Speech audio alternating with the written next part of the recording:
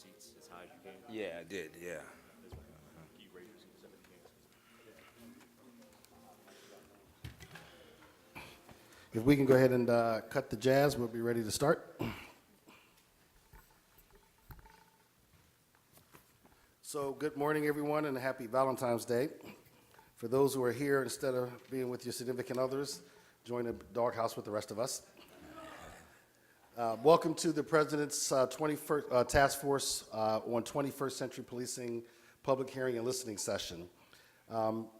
If you recall, on December 18th, President Obama assigned an executive order creating this task force on 21st century policing with some goals in which the co-chairs will talk about in a second, but basically to come up with concrete recommendations on building trust, but while doing so, how do we keep crime reduction still on a downward trajectory?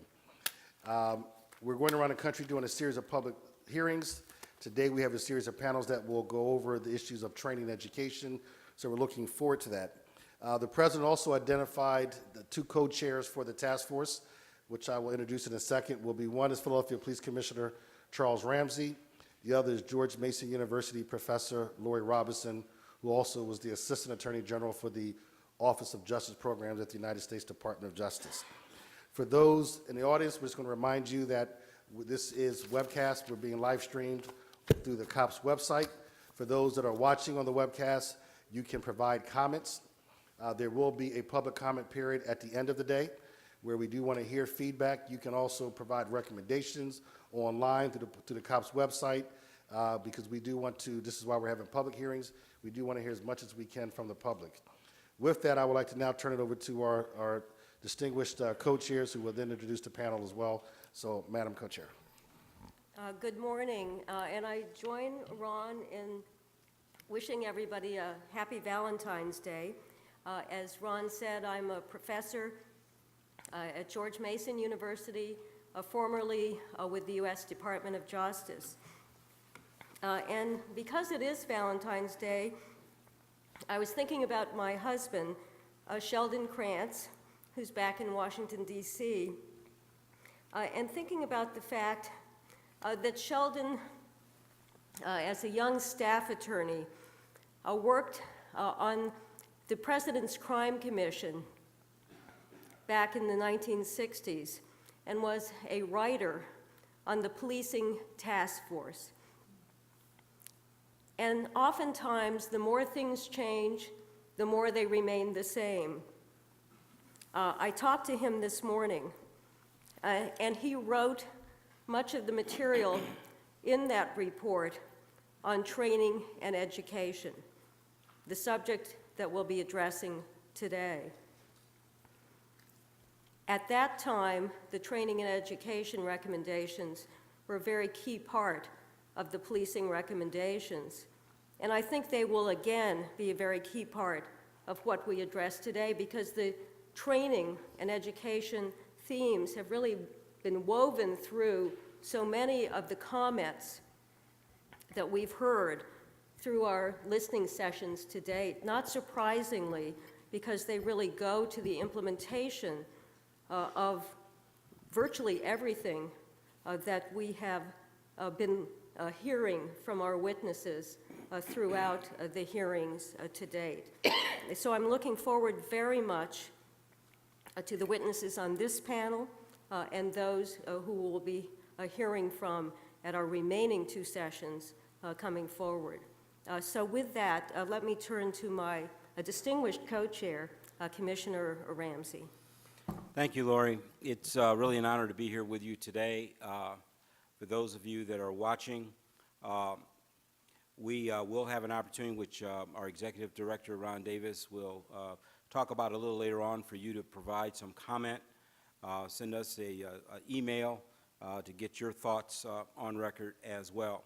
I, too, want to wish my wife a happy Valentine's Day. You know, when these dates are chosen, you're not paying attention to little things like that. Of course, you get reminded very quickly once you have to put it on your calendar and let your spouse know where you will be on a given day. But again, without support of families, I think it goes for all of us, this would be very difficult for us to do in addition to our jobs. But it's also very important that we take on the challenges that we are faced with today in policing. This session today will focus on training and education, which I think is core, is fundamental to any change that's going to take place in our profession. So it's one that I'm really looking forward to. As far as my professional career, I've been in law enforcement a very long time. I'm currently the police commissioner in Philadelphia. I have been for the past 7 years. Prior to that, I was police chief in Washington, D.C. for almost 9 years. And I began my career in Chicago. I'm a native Chicagoan. I started as an 18-year-old police cadet in 1968. I spent nearly 30 years as a member of the Chicago Police Department. So my entire adult life has been devoted to policing. This is a tremendous opportunity for all of us in the profession to take a really close look at what we're doing and how we're doing it and ways in which to improve. So thank you again for being here to provide testimony. It's now my privilege to introduce the members of the task force. We're going to start with Roberto Villaseñor. Good morning. And now, just because everyone else has mentioned, no, actually, I live here in Arizona, so I get to see my wife tonight, and I'm very happy about that. But training is the cornerstone of everything that we've been talking about. And all of the concepts and things, we can talk about tactical things, we can talk about technical things, but what we're really talking about is getting to the hearts and minds of our profession, changing how we view things, how we accomplish things, and how we do things. And you need to start that from the moment a person comes in to fill out an application. Throughout that process, and the training time in the academy and in the field, and the constant ongoing training is where we reinforce the principles and the concepts that this country says is important for its police force. So I think today is an extremely important day, and I look forward very much to receiving the panel's inputs throughout the day. So thank you. Good morning. My name is Bryan Stevenson. I'm the director of the Equal Justice Initiative, which is a human rights, civil rights organization in Montgomery, Alabama. I'm an attorney and spent most of my career representing people accused of crimes and pursuing civil justice and civil rights and criminal justice reform.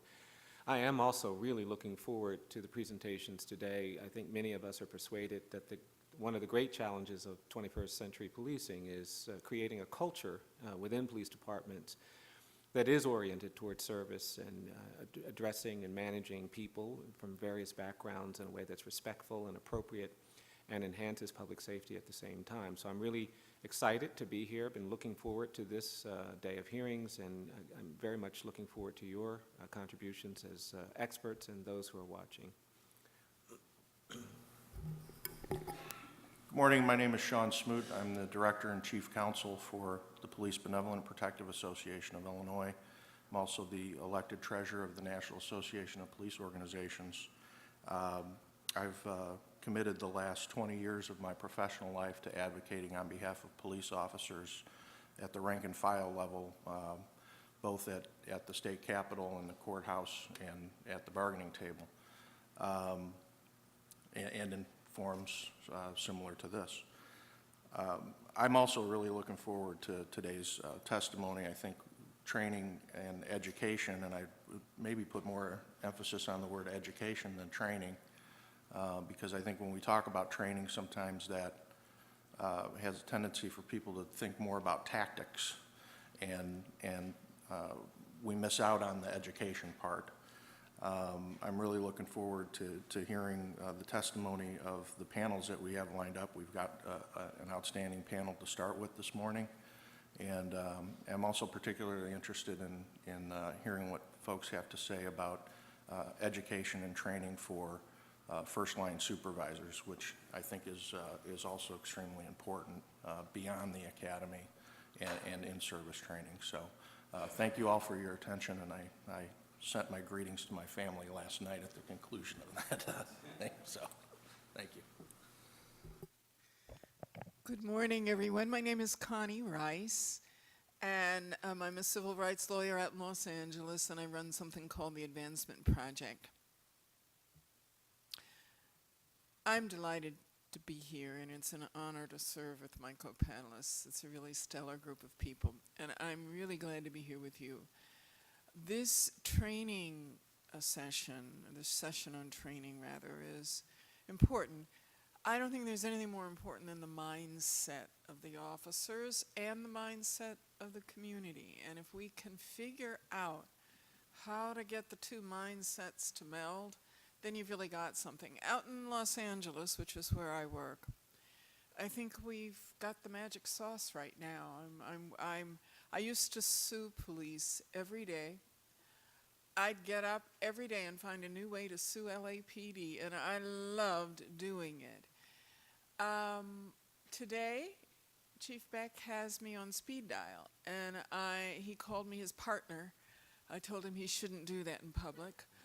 But now I work very, very closely with police, and I think it's very, very important that we figure out how to talk to our cops so they understand the community and that they don't fear the community. I've seen way too many cops who are afraid of the communities they're policing, and they're scared. The community's afraid of them.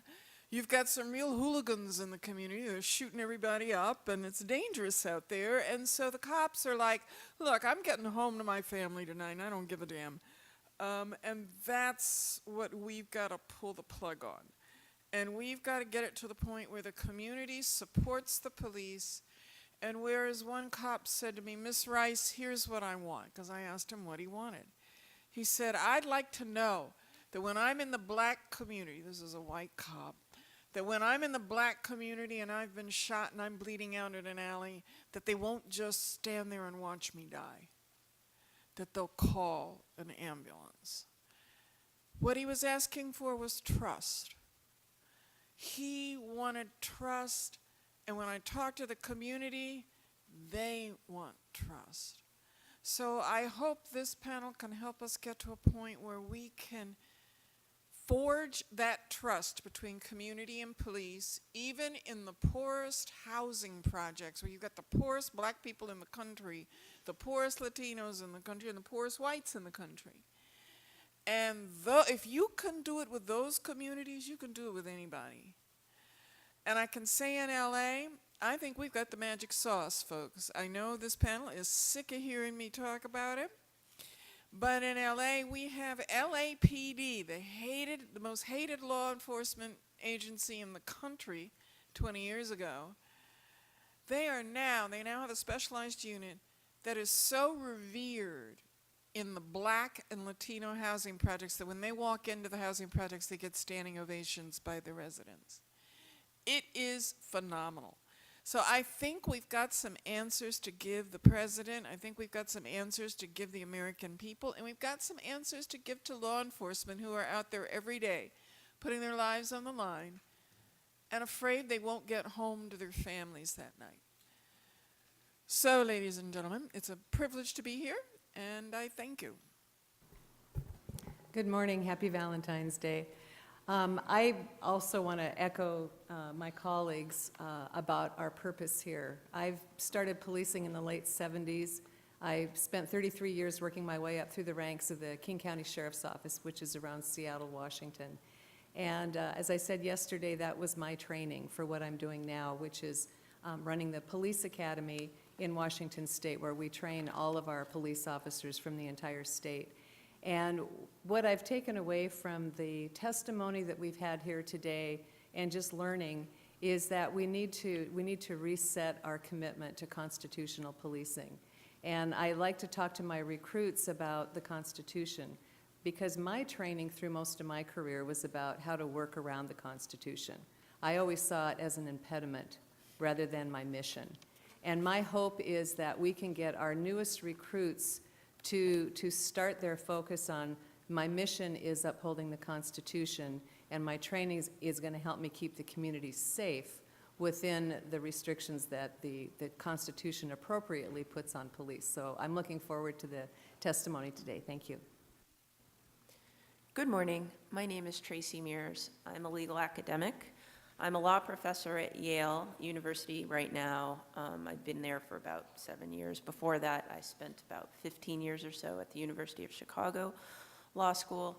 My research focuses on constitutional criminal procedure, criminal law, understanding the dynamics of crime and crime control and reduction, primarily in urban communities. The focus of my research as of late has been on procedural justice and legitimacy in policing and in challenged communities, and how to think about building trust between police and community. I'm really interested in what you all have to say today. I think the theories about what makes sense and how to get this work done are clear and have been a couple of decades in the making, but how to make it concrete on the ground is the task. I've done a little bit of that work with my colleague Tom Tyler in a few cities across the country, and I know there's much more work to be done, and you all are at the cutting edge of doing this work, and I'm really eager to hear what you have to say. Good morning. My name is Brittany Packnett. In my full-time work, I work in education. I am the executive director of Teach for America in St. Louis, which is my hometown. But I've also been very involved in activism and community work in the wake of Ferguson, which is about 12 minutes from my home. And so I am consistently looking for ways to be involved and ways to involve others such that we bring about true systemic solution and not just disruptive change. And so I'm looking forward to today's testimony and have become quite hopeful after the work that we've done together as a task force thus far, and the quality of ideas that have been brought forth so far. So I'm looking forward to solutions, specific solutions and suggestions from experts in the field. Thanks so much for being here.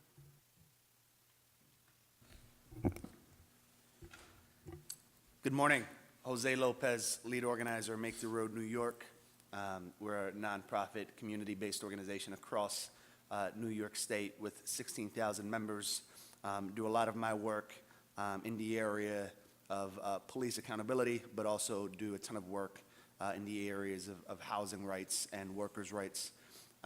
We are a member of CPR, Communities United for Police Reform, an unprecedented campaign in New York City to challenge bias-based policies and practices by the New York Police Department.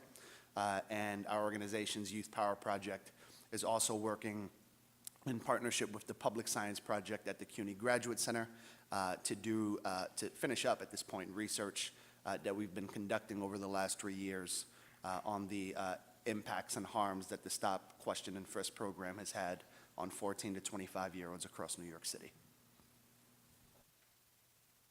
Good morning and welcome. I'm Cedric Alexander. I'm currently Public Safety Director in DeKalb County, Georgia. Also serve over the past year as National President of NOBLE, National Organization of Black Law Enforcement Executives.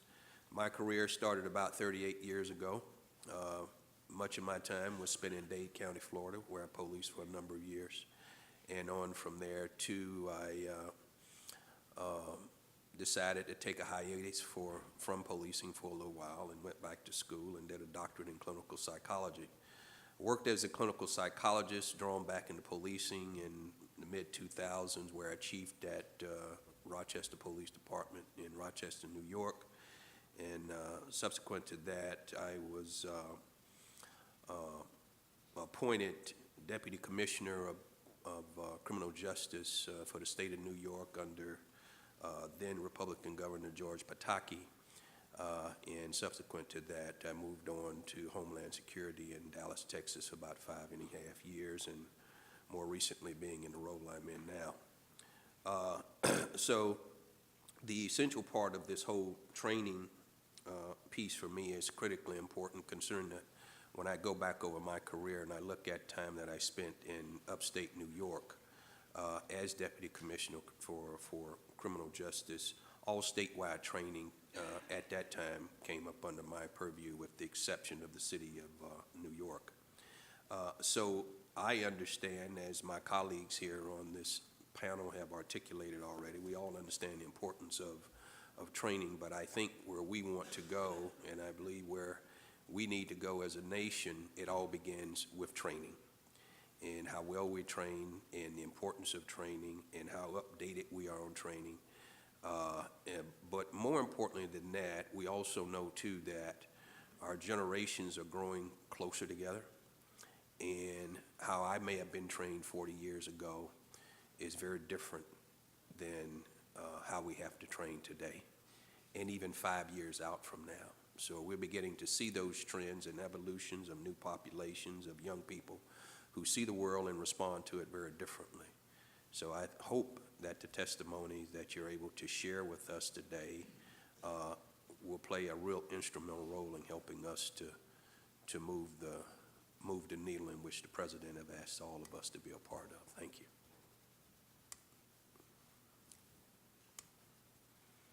So right before we get to the panel, just want to remind people again that you can leave comments online, and that we will have a public comment period following all the panel presentations. I just want to take one moment, and I'm remiss in not doing this, and acknowledging the outstanding staff that is assigned to support the task force. The COPS office, we have an outstanding team here. Want to thank them on this Valentine's Day, because some of them are already in trouble. And so I have some spouses very mad at me, but they're doing tremendous work. So thank you guys for being here. And it's an honor to serve, to support the work of the task force. So Madam Chair, I think we're ready for the first panel. Thank you so much, Ron, and certainly second your thanks to all of the support team. Our first panel is on basic recruit academy training, and we have an excellent lineup of witnesses here. Let me remind the witnesses, if I may, that we'd like you to keep your remarks to 5 minutes. If you can summarize your recommendations, that would be terrific. I also want to remind our listeners and those who are here that the full biographies are on our website, and summaries are available in the back of the room. If I were to go through their resumes, that would take up our entire time. These are very gifted and talented individuals who are here with us, so these are going to be very brief introductions. We're going to start out with Arlen Ciechanowski, who is here as the president of the International Association of Directors of Law Enforcement Standards and Training, IADLEST. Sir? Thank you, Ms. Robinson. It's Ciechanowski, but I won't hold you to that. It's only 12 letters long. I gave it my best shot. Thank you, sir. In light of recent events, the Presidential Task Force on 21st Century Policing is examining a number of high-profile issues surrounding strengthening public trust and fostering strong relationships between local law enforcement and the communities that they protect. The 21st Century Police Force will require new skills and approaches to strengthen public trust and strategies for effective crime reduction. Much of the public's perception of law enforcement has been underscored by recent events, and the national spotlight has been thrown upon deeper issues of damaged trust between citizens and the officers that they serve. As with all upheavals, these issues will bring to light new approaches for improving public trust and will require time and effort to disseminate positive changes across our nation. Depending on the outcomes of the task force and the recommendations that emerge, we would like to make you aware of our association and the impact we can have on setting national standards for law enforcement and changing or augmenting training, both for basic recruit officers as well as in-service and continued education. Changing cultures will require effective training programs for law enforcement in the 21st century. The International Association of Directors of Law Enforcement Standards and Training, IADLEST, a national entity representing all peace officer standards and training commissions, or post commissions, if you will, and is a national entity, and we have long recognized the need for federal and state partnerships in meeting America's widening law enforcement training needs. Our mission is to research, develop, and share information, ideas, and innovations that assist states in establishing effective and defensible standards for employment and training of law enforcement officers. Almost every state has a post directly tasked with creating minimum standards for employment of all law enforcement officers, minimum standards for basic training of all law enforcement officers, as well as the licensing or certification of those officers. IADLEST operates the National Law Enforcement Academy Resource Network that links every law enforcement academy in the nation together for sharing resources, training information, and best practices. IADLEST also operates the National Decertification Index or database, which is an aggregation of information that allows hiring agencies to identify officers who have had their license or certifications revoked for misconduct. Because every state post agency is tasked with setting minimum standards for the training of law enforcement officers in their state, each post has experts that develop curriculum, conduct job task analysis, and deliver training both in person and through distance learning to every law enforcement officer within their state. IADLEST is capable of establishing a national training infrastructure, utilizing existing statewide law enforcement training entities, and under our direction and in cooperation with federal partners, vital training could be rapidly identified, developed, and delivered and tested. IADLEST has done this successfully for several programs using both classroom-based instruction and, as appropriate, leveraging existing distributed and self-paced learning methodologies. With IADLEST's national reach and access to subject matter experts in every state, an immediate solution to scaling and distributing training nationwide is available, which can assure adequacy and effectiveness of all offerings, satisfaction of diverse state approval requirements, and direct access to all agencies.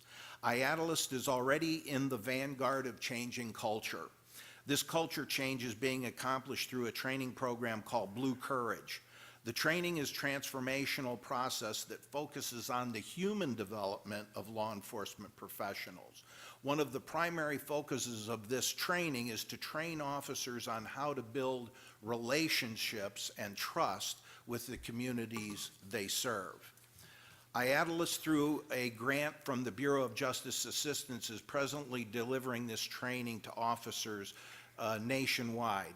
It is designed to change the culture of law enforcement by reaffirming the core values of policing and extension to help neutralize the public's current views that police have become militarized.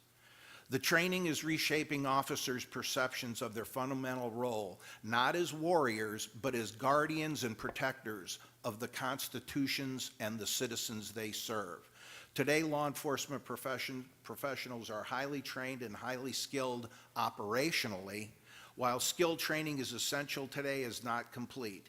The behaviors that tarnish police agencies and the badge in general are also placing officers at risk every day. It is not tactical skills that officers are lacking, but rather essential attitudes of the heart and general mindset of officers that need to be addressed.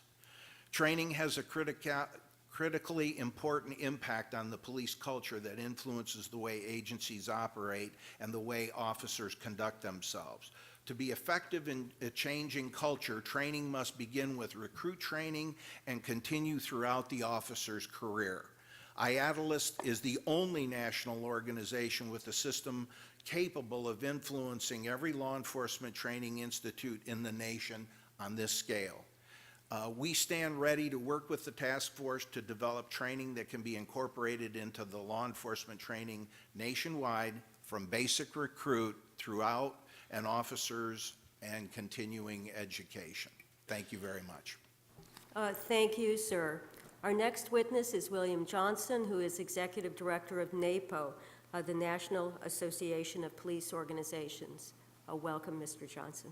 Thank you, Chairwoman Robinson. And for my comments, I'd like to focus on the involvement of the community in education for law enforcement officers. But before I start, on this Valentine's Day, thank you for the reminder. Chairwoman Robinson, I'd like to focus my comments today on the involvement of community in education for law enforcement officers. But before I start on this Valentine's Day, I would ask all of us to spare a thought for Mrs. Ramos and Mrs. Liu. Their husbands aren't coming home today on Valentine's Day. Professor Robinson, Commissioner Ramsey, and members of the task force, NAPO appreciates this opportunity to provide information to you on today's topic of training and education. At the same time, however, we are deeply concerned about the quite limited opportunities to inform this panel due to the page and time limits imposed on written oral testimony. 5 minutes time and 5 pages length is manifestly insufficient to provide guidance for a century of policing. We urge task force members to be more receptive to the institutional knowledge and experience of the line officers represented by NAPO. Unless the aspirations and legitimate concerns of the men and women who are actually doing the job are acknowledged and honored, no meaningful improvement in relations can be expected between law enforcement officers and the fellow citizens they serve. Recommendation number 1 is increase both the time and page limitations for testimony. Many of our efforts have also been hampered by the media and political leaders who continue to paint a false picture of law enforcement officers as aggressors, not responders. It is impossible as a practical matter to achieve mutual trust when officers continue to be stereotyped and demonized. In much of what passes for political dialogue, the officers are portrayed as the other, the outsider, the occupier. Individual men and women are painted with a very broad brush as brutal, racist, xenophobic. Officers do not go to work hoping to get into a fight with someone any more than persons in any other profession. But the officer has given his or her word that he or she will not allow the law to be broken or people to be victimized and is willing to use force when it becomes necessary. The use of force is a sad necessity, but necessity nonetheless. There really are people out there who'd rather kill you than get a traffic ticket. And as we have seen with 2 of our own NAPO members recently, there really are people out there who'd rather kill you than see you sitting in a patrol car. Unfortunately, officers must sometimes use force, not only to enforce the law, but to defend themselves and protect other citizens in dangerous situations. Now, the officer on the street didn't enact the law. She didn't assign herself to that precinct or beat. He didn't choose to be dispatched to that disturbance. But the officer is the one who's sent, and he or she must act if the legitimate rights of peaceful and law-abiding citizens are to be secure.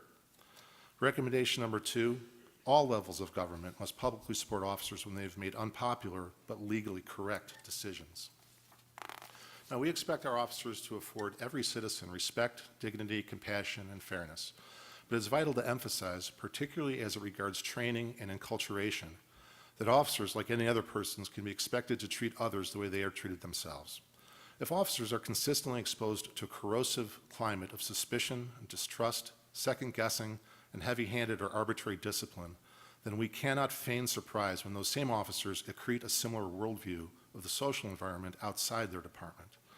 On the other hand, everyone benefits when a sense of fairness, mutual respect, and benefit of the doubt is recognized as not just being expected from officers, but being owed to them as well. Recommendation number 3, publicly support the legitimate workplace and adjudicative rights of officers. One often overlooked aspect of recruiting and hiring deserves to be pointed out.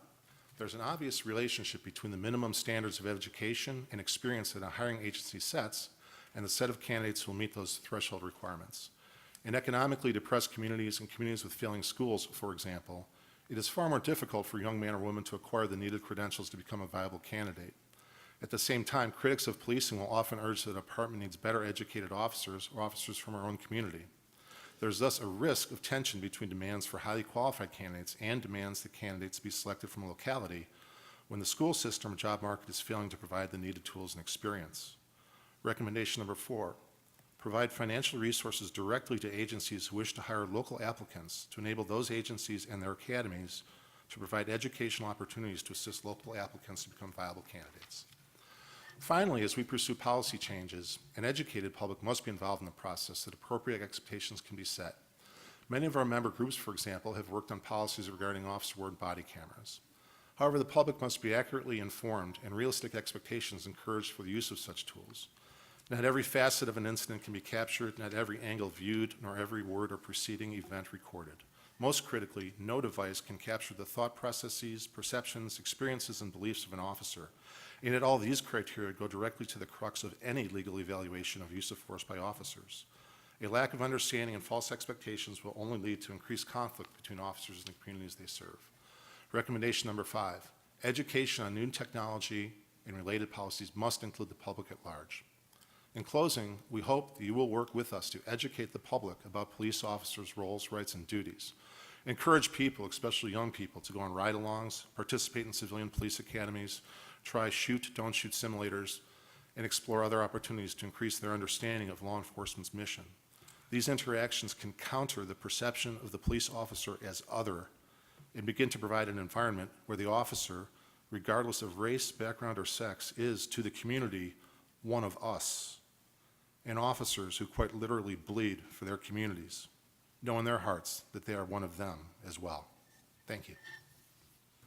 Thank you so much, Mr. Johnson. Our next witness is Benjamin Tucker. Ben Tucker is First Deputy Commissioner for the New York City Police Department, NYPD. Welcome. Thank you very much, Madam Chair, your co-chair, Chief Ramsey. It's a pleasure to see you all, panel. Thanks for the opportunity to address you this morning on this absolutely critical issue affecting our country. As you all know, given where I sit and what I do every day, these issues that we're struggling with are part of our everyday world. And we have, since I returned to the department in March of last year, been focused almost solely on how we might improve the way in which we train our police officers. And we're doing that in an environment that takes into account, lots of new oversight, a new monitor, new deputy inspector general, of course, our 5 district attorneys. All of those things are, I think, important, and we see it in the department as an opportunity as we face these challenges to think about how we can creatively enhance our interactions between our police and our communities. And my experience of almost 45 years in this business dictates and suggests that one of the key ways we can do this is through training. It can make a huge difference. Training is one of the most important issues, and it is determinative of police action. It shapes character, and it impacts the interactions with the public that form the essentials of what I consider to be constitutional policing. What we do in law enforcement is defined by how we train our officers, and this is especially important, as was mentioned already, with respect to our newest members. And certainly, the notion of mistrust with some of our communities, particularly in New York, particularly communities of color, have really, while not surprising, in light of some of the tragic incidents we've had with Mr. Garner and Mr. Gurley, but also is I think, has a brighter light shown on it in light of the senseless murders of Detectives Ramos and Liu. And so what I wanted to do today, my testimony is focus on 4 recommendations that we have that I want to put forth, and then I'll just touch on each one of them given the limited time, but and look forward to questions. So the first is to modernize and strengthen training techniques, and I'll go into those in some detail. Number 2 is to bring the community into the classroom. Number 3, provide recruits with community experiences both before they leave the academy and certainly during their immediate assignment to the field. And then, and 4th, ensure that the lessons learned in the academy are not lost in the field, which is historically been a challenge for policing across the board. Recommendation 1, I'm just going to run through and just give you a flavor for what I'm suggesting in that regard with respect to modernizing and strengthening policing techniques. So one of the things I'm taking a close look at is how we balance our lectures, in our classroom, our academic discussions in particular, with increased scenario-based training. One of the things I believe, having been an instructor at the academy and spent a lot of my time looking at and evaluating issues, after event issues through the Civilian Complaint Review Board process when I was there, but also now in the seat that I sit where I handle responsible for all of the discipline within the NYPD. It really is critical to take those real world events as they have happened and then run our recruits through those scenarios. It's going to be, I think, extremely helpful. We also want our instructors to be less about lecturing and more about facilitation to their engagement, more active engagement with students in the classroom, and also having them particularly force our recruits to engage in active involvement in the lessons. And so these facilitators are what we're going to require them to do is to guide these conversations in the classrooms and move the bar forward. We want to build on problem solving, which is something that's not unique in the profession, certainly in the last 20 years, to deal with a variety of specifically community conflict, as has already been mentioned, build on resilience, capacity of recruits to exercise sound judgment, decision-making, and discretion. We want them to be able to identify when there's a need to de-escalate in the work that they do when they encounter certain issues, particularly around emotionally disturbed persons, as an example. We also are going to be, as part of the scenario-based training, I think it's important to add a capacity for these recruits to see themselves as they are engaged in the activity and be able to assess it, their conduct and their role in the scenario exercises. And so we're using body cameras to allow us to keep track with that as we go forward. Recommendation 2, bringing the community in the classroom. Just briefly, one of the things I've done is I recommend that we get, in order to get the community engaged, set up a training advisory committee, and this training advisory committee is relatively small, 8 or 9 people, but it advises us on both the delivery and the content of training courses, helps critique some of the training that we conduct, and so forth. We also are bringing in, as part of our training, and this is connected with our field training, but it's an important notion that I want to close on, and that is the bringing in of civilian citizens who have volunteered to be what I call hosts to our new officers when they leave the academy. So this is part of this idea of having and closing the gap where when these officers arrive in their new assignments, that they have the benefit of citizens who reside in those communities, in those neighborhoods, who can help them understand the culture, help them introduce them to other members of the community so that they have some sense of what it is to be a police officer in that community. As you all know, it's very specific to the neighborhood and not necessarily one size fits all. So, and then with respect to recommendation number 3, we want to provide them, the recruits, with experiences before they get out of the academy and into the field. And so we will be sending them out into the field before their graduation for a week or 2 to spend time in their communities, to give them a sense of how they might, what's necessary to have a felt presence in the community and be able to acknowledge the citizens that they're going to be working with. And then finally,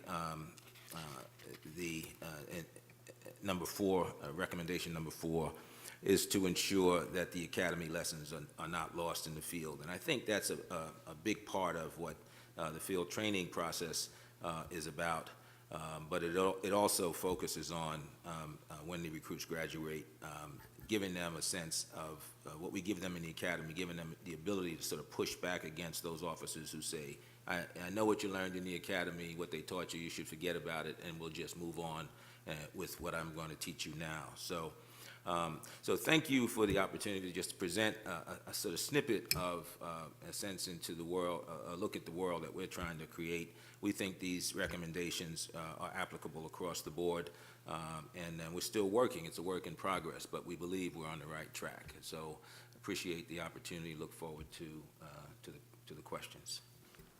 Thank you so much, Mr. Tucker. Our final witness on this panel is Dr. Stephen Winegar. He is Coordinator for Public Safety Leadership Development at the Oregon Department of Public Safety Standards and Training. Welcome. Thank you. Professor Robinson, Commissioner Ramsey, Mr. Davis, and member of the task force. I appreciate the opportunity. Thank you. I knew I was going to forget that. I appreciate the opportunity to speak with you today. I began my police career over 40 years ago and retired in 2003. Since that time, I have been involved in the training and education of police officers and police leaders. My perspective on training issues is from that of a relatively small state, Oregon. We have less than 6,000 certified officers in the entire state, and all officers are required to attend a centralized basic police academy at the Oregon Department of Public Safety Standards and Training facility in Salem, Oregon. The task of basic recruit academy training is to produce officers who can deliver services that our communities value. To accomplish this, I believe there are 4 important considerations for basic academies. First, police academies need to include training that addresses to what we refer to as the how and why aspects of the police job. Basic academy training has traditionally focused on what an officer needs to be able to do in order to perform his or her job. The knowledge of the law, police officer authority under the law, and the skills, defensive tactics, use of force that may be necessary to perform those tasks. To police society in the 21st century, we need to train our new officers on more than just what a police officer needs to be able to do. We need to train them on how best to do it and why the task is part of a police officer's role. The how includes efforts to establish the police as having a legitimate role within society, that police ought to be able to do their jobs, keep people safe, and maintain order through the proper exercise of police authority. The how relates to the processes officers use rather than just the outcomes. In order for officers to legitimately exercise their authority, they also need to understand the why of policing, that police exist to assist in providing for safe community, but to do that job requires the consent of the people. Officers need to understand the underlying tension that has influenced the relationship between the police and the people since the early days of this country, and that is the question of the appropriate balance between governmental authority and individual rights, because it plays out every day for police officers on the street. My second recommendation is that police academies cannot diminish the importance of training new officers with the knowledge and physical skills they will need. We need to continue to provide training for new officers so they have the skills they need when they face the challenges of policing today. For example, in June of last year, in the city of Troutdale, Oregon, a student brought a semi-automatic rifle and a handgun and more than 450 rounds of ammunition to a school. He shot and killed 1 student, wounded a teacher, and according to Chief Anderson of the Troutdale Police Department, there would likely have been many more casualties were it not for the 2 school resource officers who were at the school and responded in less than 30 seconds to the calls of shots fired. The officers responded as they had been trained and saved lives. The challenge for police academies today is to find that appropriate balance, though, between training those physical skills and training officers in how to best use those skills to serve their communities. My third recommendation is that police academies need to make use of research on the most effective training methodologies. We cannot rely on lecture and PowerPoint slides to train police officers. Police academies need to incorporate effective training methodologies in their training approach. Everything we do must contribute to preparing the new officer to do their job. For example, in Oregon now, over half of our time is spent on application-based training, everything from hands-on learning activities to scenarios in our scenario village. My last recommendation is that training needs to continue beyond the basic police academy. We cannot neglect the need for ongoing training of police officers. Officers need to keep their skills current in all areas. It is easy for an officer to become cynical and lose motivation when they are dealing with the same problems day after day.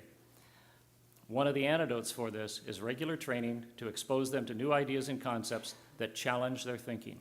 We need field training officers who understand what will be required to police in the 21st century and what they need to do to develop the officers to fill those roles. In addition, we need to ensure that supervisors, managers, and executives are ready to meet the challenges of 21st century policing. In Oregon, we've developed a unique supervisory training that encourages supervisors to think about their jobs in a different way. We also offer a leadership development program that is proving successful. The purpose of these courses is to get police leaders to think in new and different ways in approaching the challenges the police will face in the 21st century.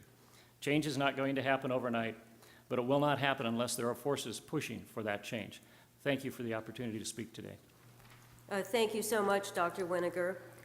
We'll now be turning to the panel for questions, and I'm going to be calling on them in the order in which they've indicated their desire to ask questions. I'll be starting with Bryan Stevenson, followed by Jose Lopez. I have two questions, and I'll direct the first one to you, Mr. Johnson. I certainly appreciate the concerns of police departments and police officers who feel really burdened by the evaluations and the challenges that have emerged over the last several months. But I'm curious, because I really am trying to get perspectives from organizations like yours on what are the priorities for trainings. I understand that we'd all like to see sort of a deeper understanding and appreciation for the challenges of policing in communities. It strikes me that that's sort of an intermediate concern because many communities feel so alienated and so fearful and distrust police so much that they're not very motivated to kind of do the ride-alongs and things that sometimes happen. I'm wondering if you have an idea or a proposal, or your organization has identified something that police officers can do to better address the distrust that sometimes exists within communities. Is there one tactic, one strategy, something that you think your organization has identified would be a helpful approach for police officers to take? And if there is something like that, how can we facilitate that in a training and educational setting? That's my first question. And then to the rest of the panel, I'd be really interested in hearing you talk about this issue of implicit bias. It's not something you raised, but it's something we've heard about. We have a unique history in this country that has been shaped by things like race and ethnicity, and there are stereotypes that people bring into any relationship. We all have it. In the policing function, it's a particularly significant issue. We're about to be a majority-minority society in many places, and I'm interested in whether you think there are training tactics that can help police officers deal with implicit bias, and how you would rate that in terms of where academies should be prioritizing training as we move forward. Thank you, Attorney Stevenson. To address your first point, I think the single biggest successful program that's out there and that we've supported, our organization has supported, and that has a proven track record is the community policing model. In the 1980s, I don't remember running into Dr. Alexander, but I may have. I was a prosecutor in Dade County, Florida, and we may have crossed paths at one point. But at that point, and in following that experience, I was probably very skeptical. I was very skeptical about the community policing model when 1992, 93, 94, when the crime bill first came out, with its kind of the assumptions that seemed to be made in the legislation and this and that. But I became a convert. I became a believer. It worked. And I think that model, and I'm proud to say our association itself, probably took the leading role amongst almost anybody else out there. At the time that the legislation first went down to defeat, we actually had our annual convention by chance in Minnesota, and Attorney General Reno came out to speak to it and help turn around the tide in Congress and get the thing passed. So if I could point to one thing that I think in practical terms, it's not academy training, but it is training for both the officers involved and for the community involved to get out there and change perceptions by meeting the other, educating each other about the other, so that we're not the other to each other anymore. Sounds like a Dr. Seuss rhyme. But your second point, how to go about doing that, I think it absolutely needs buy-in from political leadership and from community activists, from community leaders and spokespeople who are out there.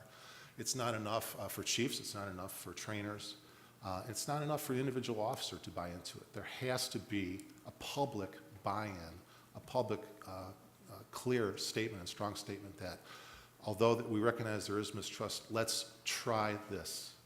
Let's give it the benefit of the doubt and see if it's going to work. Unless the first steps like that are taken into the water, we're never going to build the bridge.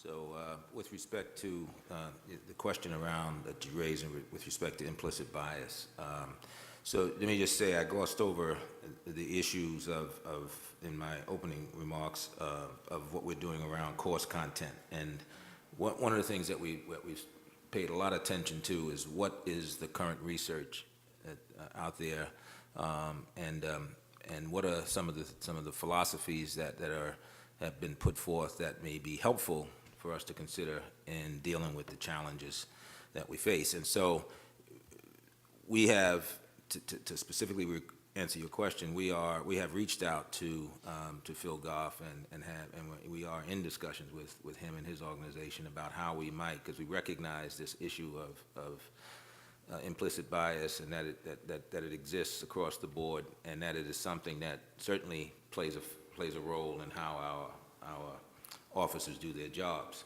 So we're moving in that direction. We're looking at procedural justice as well. You had a great brief, I think, from my colleague on Blue Courage, which we are also fully engaged in. Because my view is that and I look at these issues not as just a add-on to the training that we're doing already, but I believe that, and since I came on board, my goal is to infuse these notions of fairness and justice, and remind our officers of being careful about and at least be aware of the potential for how the biases that they have and they hold personally might influence the way in which they do their job, and they have to try and manage that in every case in their interactions with community. So we are trying to, and I'm thinking about how we might infuse these notions in every aspect of what we teach, and that's not just the academics.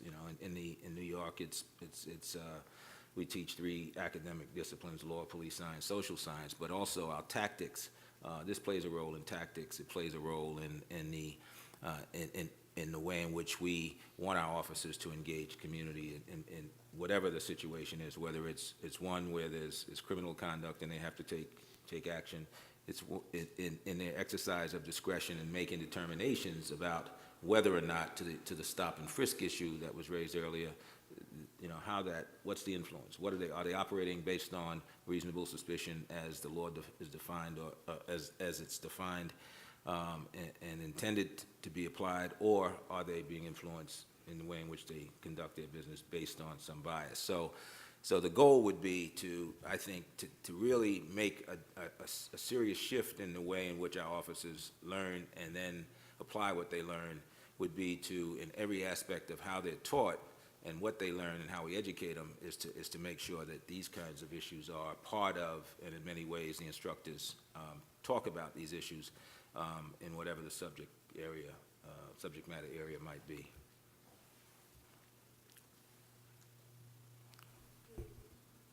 Do others on the panel wish to weigh in on that?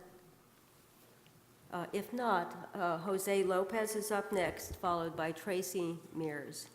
Thank you. I have a couple of questions. First for Director Arlen.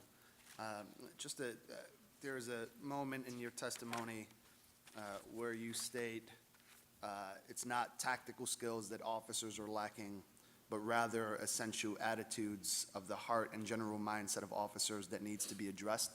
Can you unpack that for us a little bit? Sure, I'd be glad to, Mr. Lopez. What we're looking at are values. Well, first of all, we would like to see that cultural change, but the only way we can really facilitate that, I think, is through the values that officers have, trying to break down some of the biases that Mr. Stevenson had talked about. And the only way we can do that is it has to be in our basic training program. It has to be pervasive. In other words, let's try to explain it a little better. Much of the tactical skills that we possess, we train very well and have for many years. But I don't think we do a good job in that human relations area. Blue Courage, we talked about, and several of us have mentioned it, is a really nice program because it's infused throughout the basic training curriculum. Even if the recruits are dealing with vehicle stops, those trainers have been trained on those human interaction skills, cultural diversity issues, so that they can deal with it throughout the program, I guess is my answer to that, Mr. Lopez. Thank you.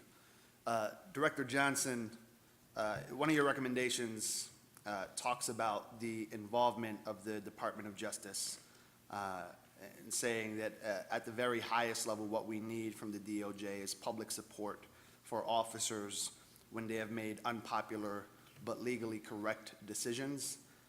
And so I guess my question there is what you think the role of the Department of Justice should be in terms of getting involved in particular cases where the majority of the country feels like whatever decision came through the first court was not the right decision or wasn't favorable or justified. That's a good question. Thank you, Mr. Lopez. I would adamantly affirm that the role of the Department of Justice is to enforce the minority view. And when the majority of the American people think something's wrong, that should not influence the decisions of the Department of Justice in the least. And that includes when the minority is one officer who's done the right thing. And it doesn't matter if people are being violent, it doesn't matter if the community is being burnt down, it doesn't matter if people are calling for his murder. If what the officer did was legal, then the very highest authorities, including the Department of Justice, the Attorney General, the President of the United States, needs to go out and explain that. We don't like it, but here's what the law is. And whether we disagree or agree with the decisions, case also doubt that they looked at it. This is their decision in accord with the law. I think the role of the Department of Justice should be. Just a follow-up question in training. So one of the things you talk about is the use of deadly force is frequently mischaracterized as shoot to kill. So can you explain the force training to me, kind of what happens? What are you talking to officers about at the moment where they may feel like they do need to pull the trigger as a last resort? Is shooting center mass a part of the training? And if so, would you classify that as or would you say that that's still,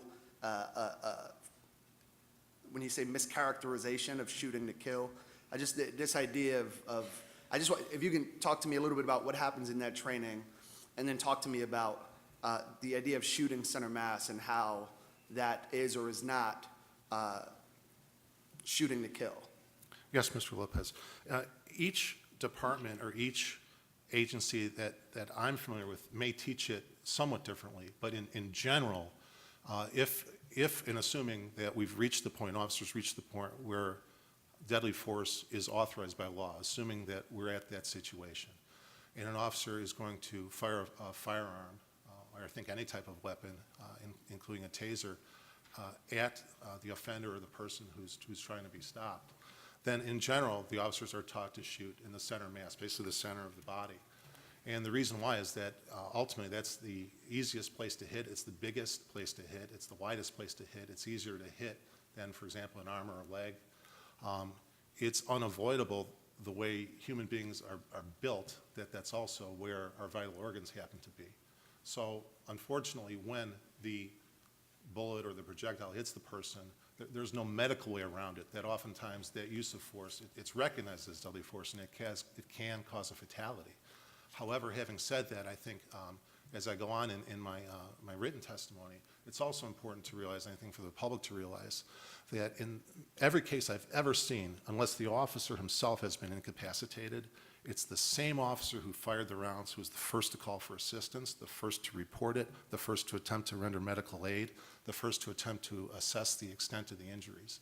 If the officers truly were going out there to kill people, that wouldn't be true. It's the officers who are out there also trying to save the person they just shot.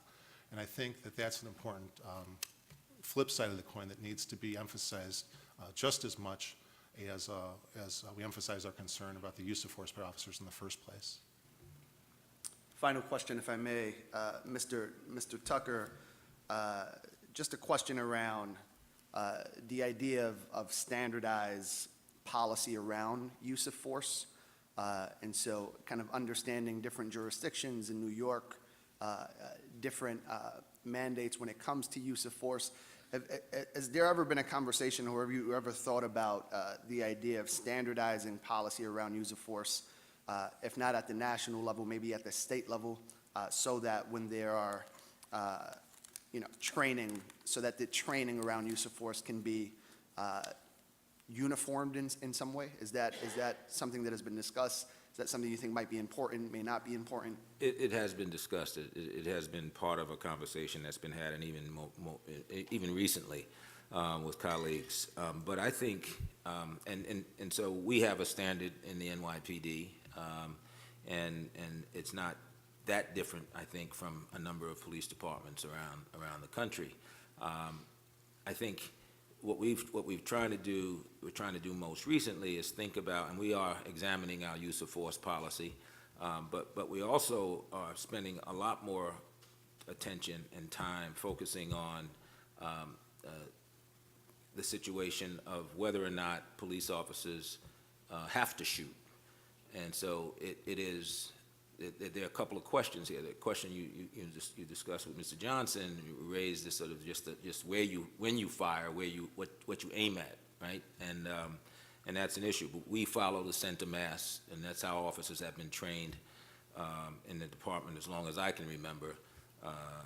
I came through the academy in NYPD in 1972, and we were trained that way. You aim center mass. The targets were designed that way.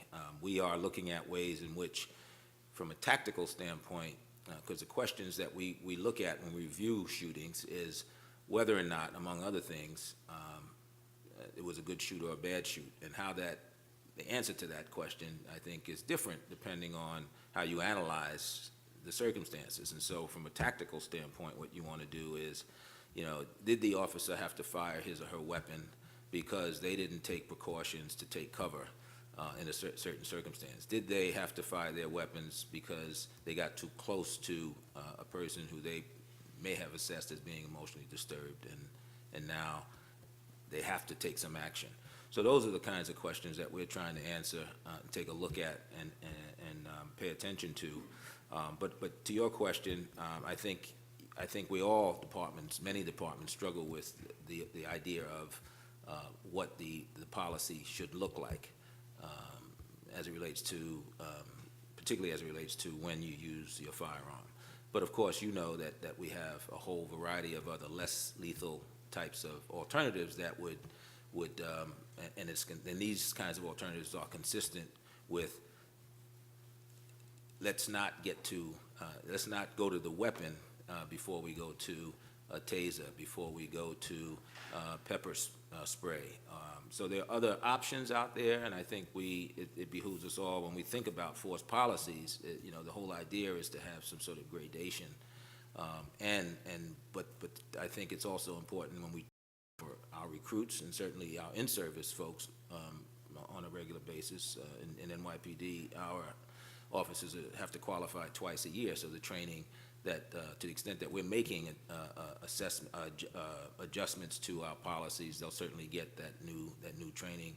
And we're also looking at shooting platforms. I mean, NYPD has been in the dark ages in terms of, I was shocked to see when I came back in March that the same stanchions that we use and the same ranges that we use up at our firearms academy were the same that I used when I came through. And so you're standing at a particular distance from the target and you're firing, on that target. And so, we're looking at now refurbishing, we're redoing the entire outdoor range, upgrading it with state-of-the-art tools, and giving officers a different, when we have the new equipment, it'll be a different training experience, which will influence and play a role in whether or not they shoot. The targets will pivot. It'll mimic, I think, more what the real world reality is for officers in the street than it does now, certainly. Our next questioner is Tracey Meares, followed by Cedric Alexander.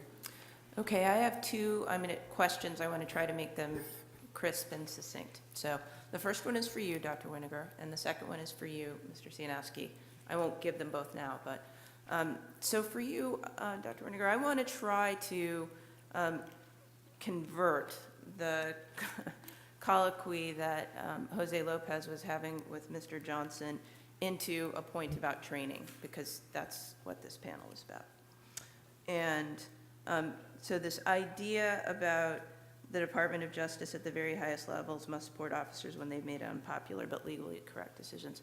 You, in your testimony, said something about having officers understand the how and why of what they're doing. And, the research that I've done on procedural justice and legitimacy explores the fact that, at least as far as the public is concerned, what's lawful may not be actually perceived by the public as procedurally just. I wondered if you would comment, react to that point that Mr. Johnson was making in terms of training and how you would actually train recruits in terms of, conceiving of their conduct merely in legal terms as opposed to conduct that's both legal and procedurally just. Thank you. The question of establishing that procedural justice and legitimacy is really at the foundation of the how of policing. And, you can do something as a police officer that's perfectly legal, and yet, as you say, the way that it's perceived by the public is, outrageous. And so one of the things that we need to do in the training is to get our students to recognize how their actions are being perceived by the community themselves. And, you talk about procedural justice, and that idea of just providing an explanation for why you're doing what you're doing is so critical. I go back to my experience as a police chief, and probably half the complaints we got against officers could have been resolved before they ever came if the officer would just have taken a few minutes and explained why they were doing what they were doing. And so, that's the kind of thing that we're trying to get our officers to recognize, that that's an important role, that to establish that relationship with the community, you have to develop that trust, and the legitimate role relies on procedural justice. Mr. Ciechanowski, my question for you actually may not quite be fair, since this is a panel on basic recruit training, but you are the only representative of IADLEST I think we're going to hear today. And you mentioned in your oral testimony, I also think it's in your written, about the role that IADLEST can play in providing a national platform, essentially for making training more uniform. I wondered if you could help me to understand the infrastructure a little bit. So yesterday, Dr. Wesley Scogan spoke about this idea of using training academies as leverage points. So not actually relying on, posts, or at least all of them, all 50, but he said something like it would be a good idea to have 12 leverage points where people could actually come together. He was mostly talking about middle-level management, and I think we're going to have a panel on that later, so that they could not only have more uniform training, but also have an opportunity to work together from different states, regions, et cetera. Could you help me understand how IADLEST could potentially support that vision? Yes, Ms. Meares. IADLEST is a very interesting organization in that, as I said in my presentation, just about every state has a post commission or peace officer standards and training. It can vary from state to state depending on the size. Where I'm from in Iowa, we do both the standards and training. In other states, there is just the post or the standards part of it, and training is done regionally around the state in different academies and that. But the one solidifying factor in that are the people that make the standards, the post directors around the state. That's what IADLEST, or the International Association of Directors of Law Enforcement Standards and Training, is really made up of.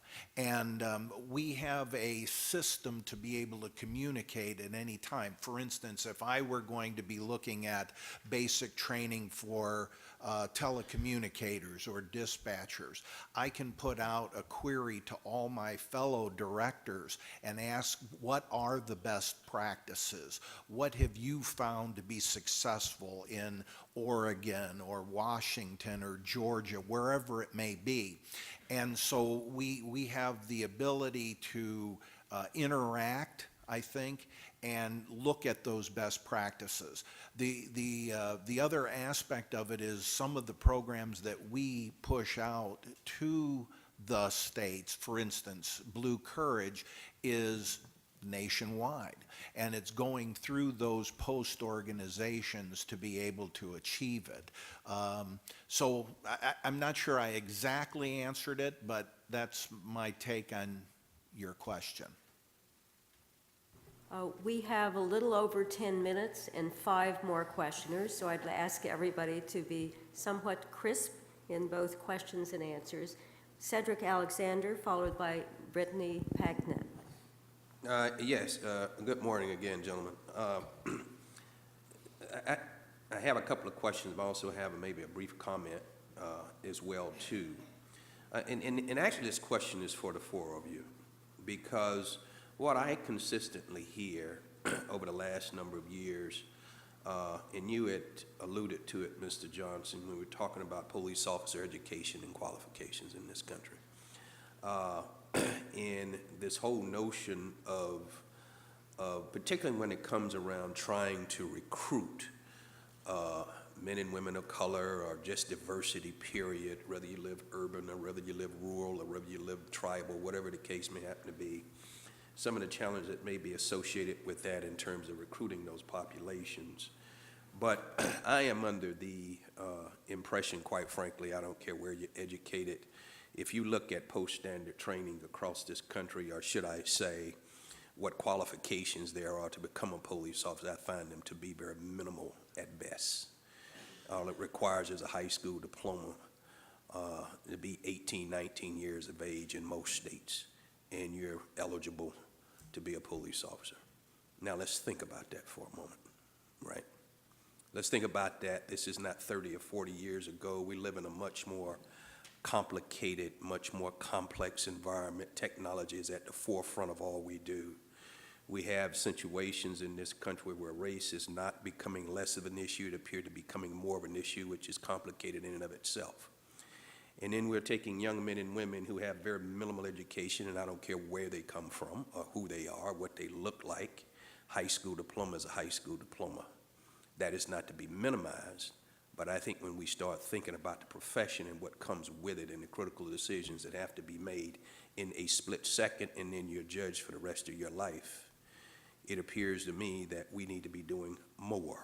Now, what does more look like doesn't necessarily mean that you have to have a college degree in physics, but what it does mean that maybe in our training academies or whatever standards we're going to set, can we do something more to help these young men and women to make decisions that are oftentimes very critical ones? Do we teach critical thinking?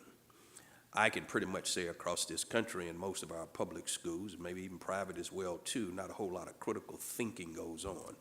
People prepare you to take a test so that you can pass it and go to the next thing. But do we need to start teaching more about how do you critically think about situations under certain conditions? But let's also not underestimate the fact too that at 18, 19, 20, 21 years of age, you still have very minimal life experience. But regardless of what the qualifications are, those young men and women are looking to you and I to train them to go out and do the job and do it well. And the other piece I want to add, and I want to hear, I'd really like to hear from each one of you. The other piece I'd like to add as well too is that, Mr. Johnson, you also alluded to the fact very early on, you only have about 5 minutes to review something that is hundreds of years old, and you're absolutely right, is that this whole issue around police and community from its inception, we cannot begin to think about, I believe, how to begin to resolve any of this unless we acknowledge and accept the fact there has been a horrific history with police departments and communities of color in this country. Now, we have made significant gains, and I have repeatedly stated that, and I'm going to repeatedly state it as well too. Significant gains have been made over the years, but a lot of work clearly still needs to be done as well too. But we cannot dismiss the fact that police departments in many parts of this country still struggle in many communities. in terms of relationships, and some of that fault is on both sides. But me being a longtime law enforcement person, understanding that the community has its perception of me or you, may have my perception of that community, but at the end of the day, who exerts the power? I do. I carry a weapon. I can take your life. Cedric, I'm gonna have to ask you to turn, we're running out of time. Yeah. sir. So the point is, and this is very critical, Mr. Davis, from the sense that when we start talking about training, this is the essential, the bottom line to it all. And this is truly why I believe we're here, because there's been a failure in training, and we have not kept up with a changing environment that has put us in a situation where young people are not thinking critically and we're not training as such. And I'd like to hear from each one of you. I think, on the one hand, I would agree with you, and I think Dr. Winegar made a point, I think, in his testimony regarding the history of the U.S., and I was fortunate to teach sometimes as a guest speaker at American University, and would often talk about these issues in terms of law enforcement and so forth, and talk about a case that happened just in the wintertime where you had one officer by himself this was a northern town where immigrants were taking over, or perceived to be taking over the jobs that the low-level whites had and this and that, and a lot of stuff came to the forefront and ended up one night coming to a head. One officer was attacked, he fired, felt by himself, turned into a giant riot. He ended up being charged with murder. And of course, we're talking about the Boston Massacre. So it's nothing new in the United States. I agree with you as far as that goes. However, I do think it's inaccurate to say that at the end of the day, an officer thinks, I have the power, I can take your life, I carry a weapon. The officer also has a bulletproof vest. The officer also is issued a radio call for help. The officer currently in many departments carries a tourniquet. So it's not 100% accurate to say, I think that officers look at that and say, I have the power to take your life. I think an officer, on the end of the day, doesn't look at the shift and go, you know what, I got 30 minutes left, they haven't killed anybody today. I think they say, and as Attorney Rice mentioned in her opening remarks, they want to get home at the end of the day. But I would disagree to say that that's something that needs to be changed. I think they have every right to get home at the end of the day, just like a steel worker or a coal miner does. Mr. Alexander, I'll address a couple of your points. One of them has to do with those minimum standards, and that's quite frankly what they are. You know, most departments, and I would say most of the states, certainly in the state I come from, can establish higher standards than those minimums. And they go back many, many years. As you know, I started about the same time you did in law enforcement. And so we're seeing a lot of departments that you need not apply unless you have a minimum of a 4-year degree. So even though those minimums still are out there, I think they're not really being adhered to, at least certainly in the states that I'm familiar with. We're starting to get very quality applicants. We have attorneys coming in, people with 4-year, 6-year degrees, and so I think that has changed. When I started in law enforcement many years ago, I think I was on a 40-man department. I was the only individual that had a 4-year degree. That is not true. That same department today requires a 4-year degree. So I think that has changed. And then you asked whether or not we teach critical thinking in the academies. And I think that we do. Many of the departments, you've heard from Oregon certainly, over 50% of their training program, and ours also, is practical application, which gives those officers that ability to look at critical thinking, making decisions, you know, in the field and not just following orders. So I think we do train it, and I think we're doing a pretty good job of it in most cases.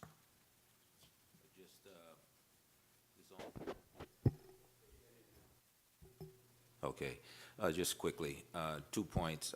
You know, in terms of the critical thinking, I think that you first take the recruits as you find them, as they come in and they've met the qualifications. In New York City, you have 60 credits to become a police officer, but we also are looking at we have a cadet program as an example, and that cadet program, we're just increasing the amount of youngsters that we can bring into that program back to what it was. So we are, and that program is about, as we do this, going down to high schools. We have a number of high schools in the city, for example, that are public law enforcement or public safety, and we are trying to create, in partnership with John Jay College of Criminal Justice, a pipeline, a career path for these, a vision for these youngsters to be able to think about. And these are all youngsters who live and reside within the 5 boroughs. So we're trying to sort of reach down at the same time as we're trying to fix, I think, our recruitment process, particularly as it impacts African Americans, because it's not working like it should. But on the critical thinking piece, I think the way in which we're focusing on scenario-based training, and also the content and the focus on fairness and all those other issues, all, I think, go to and get at the heart of what we're asking our officers to do, and that is they have to have and apply critical thinking in every respect. We have to try and hone that skill for them. Pardon me, can I take just 30 seconds? Okay, and in response specifically to your question, one of the things that we do find is that our recruits have very little knowledge of the history of policing. And so we do a class on the history of policing to inform them about that history that does exist, and how the police have been used in the past in ways that have negatively impacted certain communities. And on the critical thinking side, one of the exercises that we do, actually it's in the ethics class, is we ask the students to define justice, safety, and equality, and come up with and then in groups come up with a consensus for what those definitions are. And that's one of those things that gets in at that critical thinking piece. So. Thank you. Brittany Packnett, who will then be followed by Chief Villaseñor, who will now be our last questioner. So 3 things very quickly. One, Mr. Johnson, earlier you mentioned that often police officers, when they've had to use force, are kind of the immediate medical first responders there, making sure that the correct attention is being paid to the victim.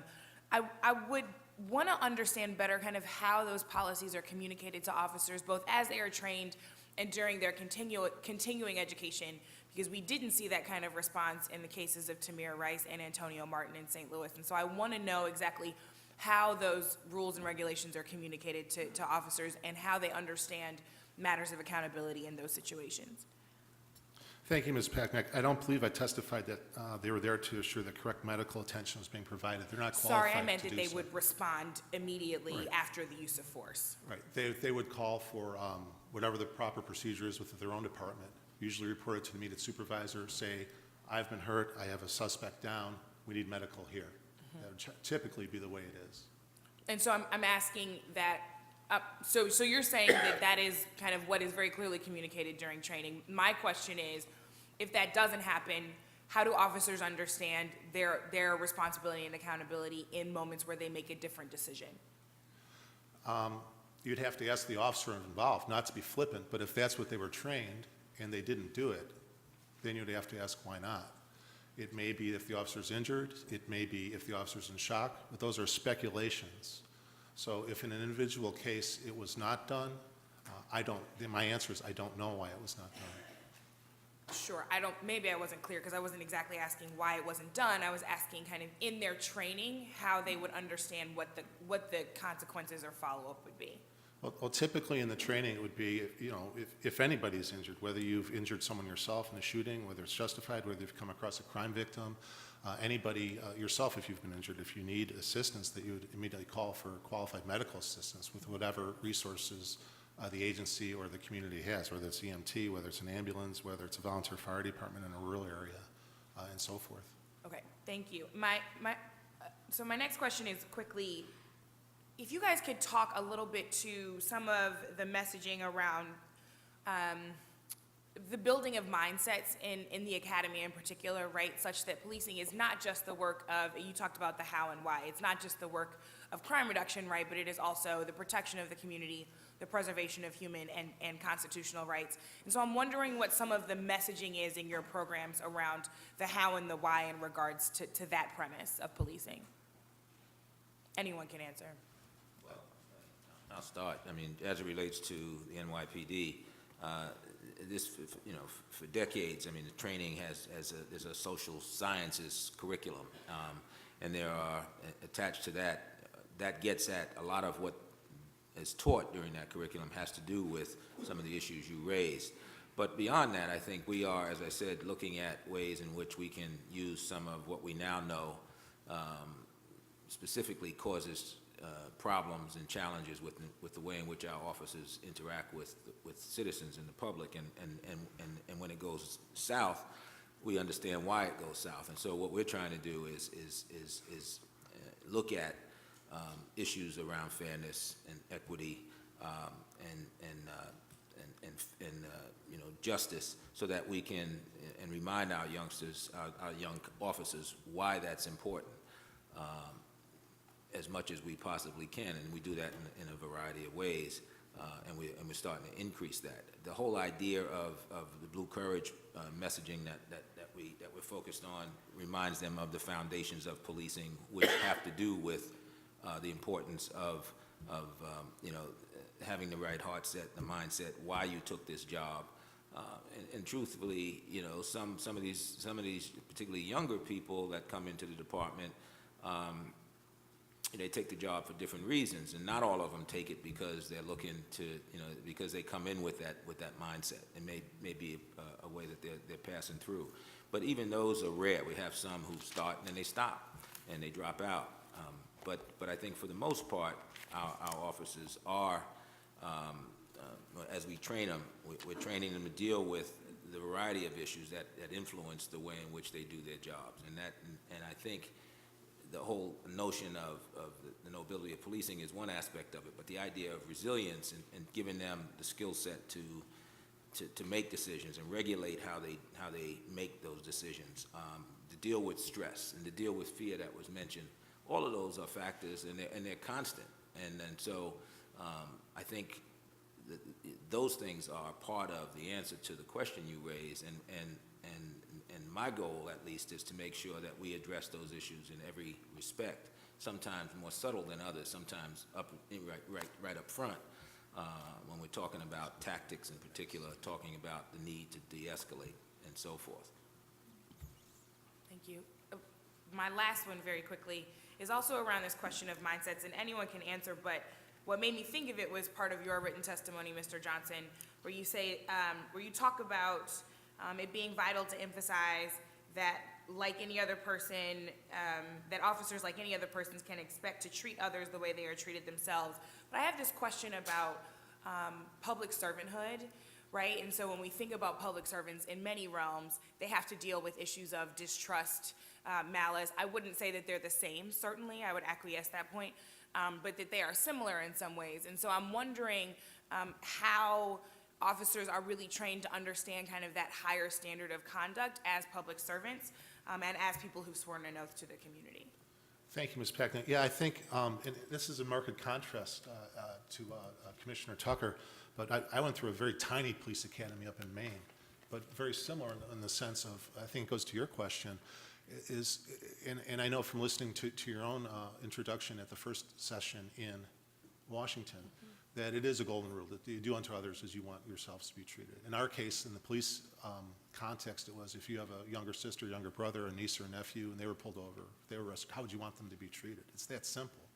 But I think as time goes on, and I'm glad to see the agenda for the February 23rd hearing for this task force, but as time goes on, the young men and women who've been graduated from the academy, and generally are pretty idealistic, and do have the proper servant's heart coming out, we throw them into an environment that is corrosive, that is filled with human misery, of sorrow, of violence, of physical danger, of having to be the one who doesn't just read about it in the paper, but has to be the one that actually notifies someone that your loved one's dead, that has to pick up the bloody body, that has to deal with it. It's not just something you saw, it's your responsibility to do something about it. And we're human beings, and the human beings change over time. And that's, I think, the danger, both in terms of poor relationships with the community, with the risk to get angry, the risk to act out, the risk of substance abuse, the risk of suicide, and so forth. So I absolutely agree with you. A servant's heart is vital. It is necessary. I think the challenge is how to maintain it in the years and the decades after one graduates from the academy. Thank you. Thank you. And our last questioner is Chief Villaseñor. Thank you. Yesterday, I gave a shout out to several of our chiefs from Arizona here, some back here also. I'd be remiss not to recognize our post director, Lyle Mann, who's in the audience, listening to what we talk about on training. I somewhat differ in I think we need to represent the community and come from the community and the life experience that we have there. And so oftentimes, I think that taking a high school graduation as the entry level is okay, but we can't rest with that. And I think that I do agree with Cedric, the age, we need to deal with that. I think 18 and 19 is way too young to be a police officer. We need some life experience there. But when I came on, there was a program called LEAP. And I guess this is the bulk of my question. And it was a program because I believe that even if we allow them in with high school education, we need to constantly evolve their education and provide that opportunity to get further formal education, but it gets very expensive, time consuming. The salary is not so much that they can afford that. But LEAP was something prior to going in, it would give you money to go to school, and for every year you worked in law enforcement, it forgave 25% of your debt. So after 4 years in law enforcement, you were debt-free on that. That program went away, and I guess I'm asking, do you see the benefit of something like that, or are you aware of any other type of program that allows us to require and to provide additional formal training for our officers? Let me just say, I think a couple of us may be products of LEAP. I got my undergraduate degree as a result of LEAP, and I came in as a police trainee. So I disagree a little bit with you with respect to the age. And so we're not bringing them in at 18 as police officers. What we're doing with the cadet program, as an example, and it was true of me as a trainee, trainees were people who took the exam and met the qualifications in every respect, but you had to be 21 in the state of New York to carry a firearm, so you couldn't be a police officer. So you end up, so I did 3 years as a trainee. I was trained to be a drug prevention specialist. I started out as a telephone switchboard operator in the precinct. But I think, and cadets is slightly different, but it is very much driven by the education. So cadets are people who are in college. We will give them a stipend. They will work part-time as they continue to get their degree. And when they finish their 4-year degree, they automatically are eligible to be appointed as a police officer. So that's why I mentioned the high school piece, because I want to go to the high schools, and if we speak to these young people, it made a difference in my life getting in. I graduated in June. I joined the police department in November, and I got my undergraduate degree, as I said, during the time that I was a trainee and a cop. My law degree right after that. They didn't pay for it, but I got it.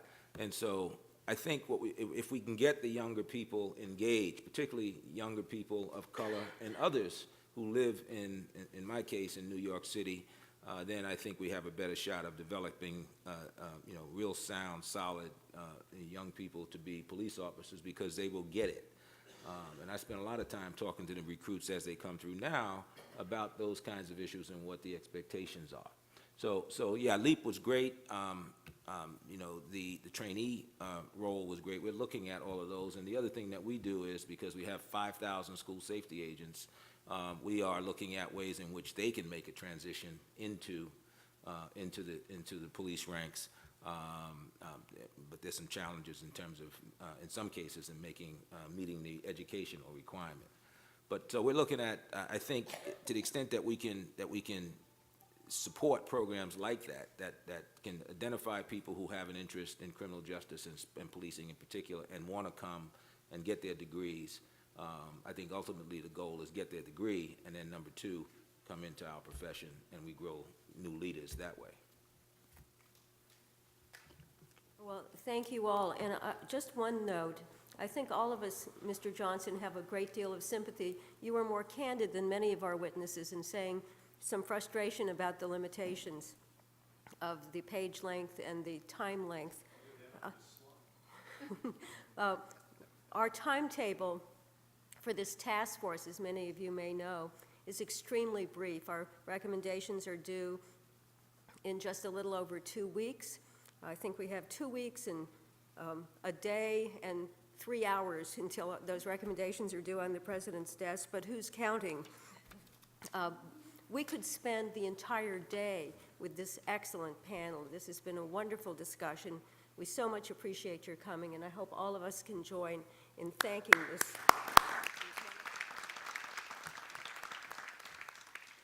We're going to take a brief 5-minute break, and then we'll return for the second panel. You sure? Yeah. Okay, I was going to say if you wanted to.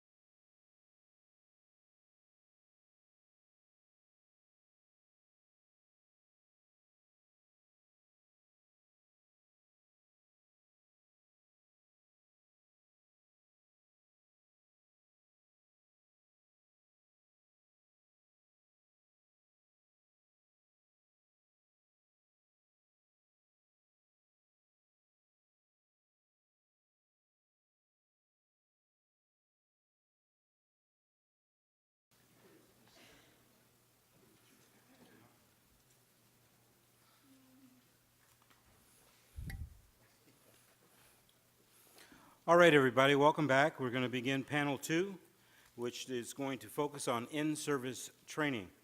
Again, a reminder, the complete biographies for our panelists can be found on the COPS website, so our introductions here will be very brief to allow for more time for both their testimony as well as questions from task force members. We're going to start this panel with Dr. Scott Decker, Professor, Arizona State University. Doctor? Thank you, Ms. Robinson, Commissioner Ramsey, Mr. Davis, and members of the task force. Thank you for the opportunity to provide testimony today. I want to start with just a brief story about a conversation I had with a young man I worked with in St. Louis for 20 years, who's a street outreach worker, or was a street outreach worker, an African-American gentleman who graduated from the university I taught at in St. Louis for 30 years, now works at a prestigious private school, lives in Florissant, Missouri, which neighbors Ferguson and is like Ferguson in a lot of ways. He's a homeowner. He's got a retirement package. And we talk almost weekly about things in my former hometown and his current hometown. And he recently told me it's his observation that blacks, middle-class blacks in St. Louis, have two options. They can either let thugs run the street, or they can cooperate with the police and support the police, knowing that that'll bring some harassment and that'll bring perhaps worse. And that was the choice that they had if they wanted to be safe in St. Louis. I'm somewhat more optimistic than he is, but of course, I don't live in his neighborhood. That, to me, is the sort of personal challenge about the tasks that you all face and the changes that we can bring together in our country. Policing provides a public value, a very expensive public value, usually the most important line item in any city budget. And we train the police, both academy and in service, to expand this public value, to make sure that it works for all. I would point your attention to a recent occurrence here in my new hometown, Phoenix. Reverend Jarrett Maupin, civil rights activist, longtime critic of the police, who I think underscores the value of working with community and bringing police and community together. Reverend Maupin went through the shoot, don't shoot exercise at the invitation of the Phoenix Police Department, and now is among the stronger advocates for what the police do and what the police face in Phoenix, and has spoken out nationally. I think this speaks to the important role that training can play. Training is an important part, critical, I would say, of fair and effective training. Academy training is at the core of creating officers who engage in fair and effective policing. And in-service training can provide a booster to those who are receptive and a correction to those whose knowledge and skills and commitment, perhaps, have weakened. In-service training is critical for law enforcement officers to keep up with a very rapidly changing world of technology, of people, and circumstances. Diversity training has to be an integral part of basic academy training as well as in service.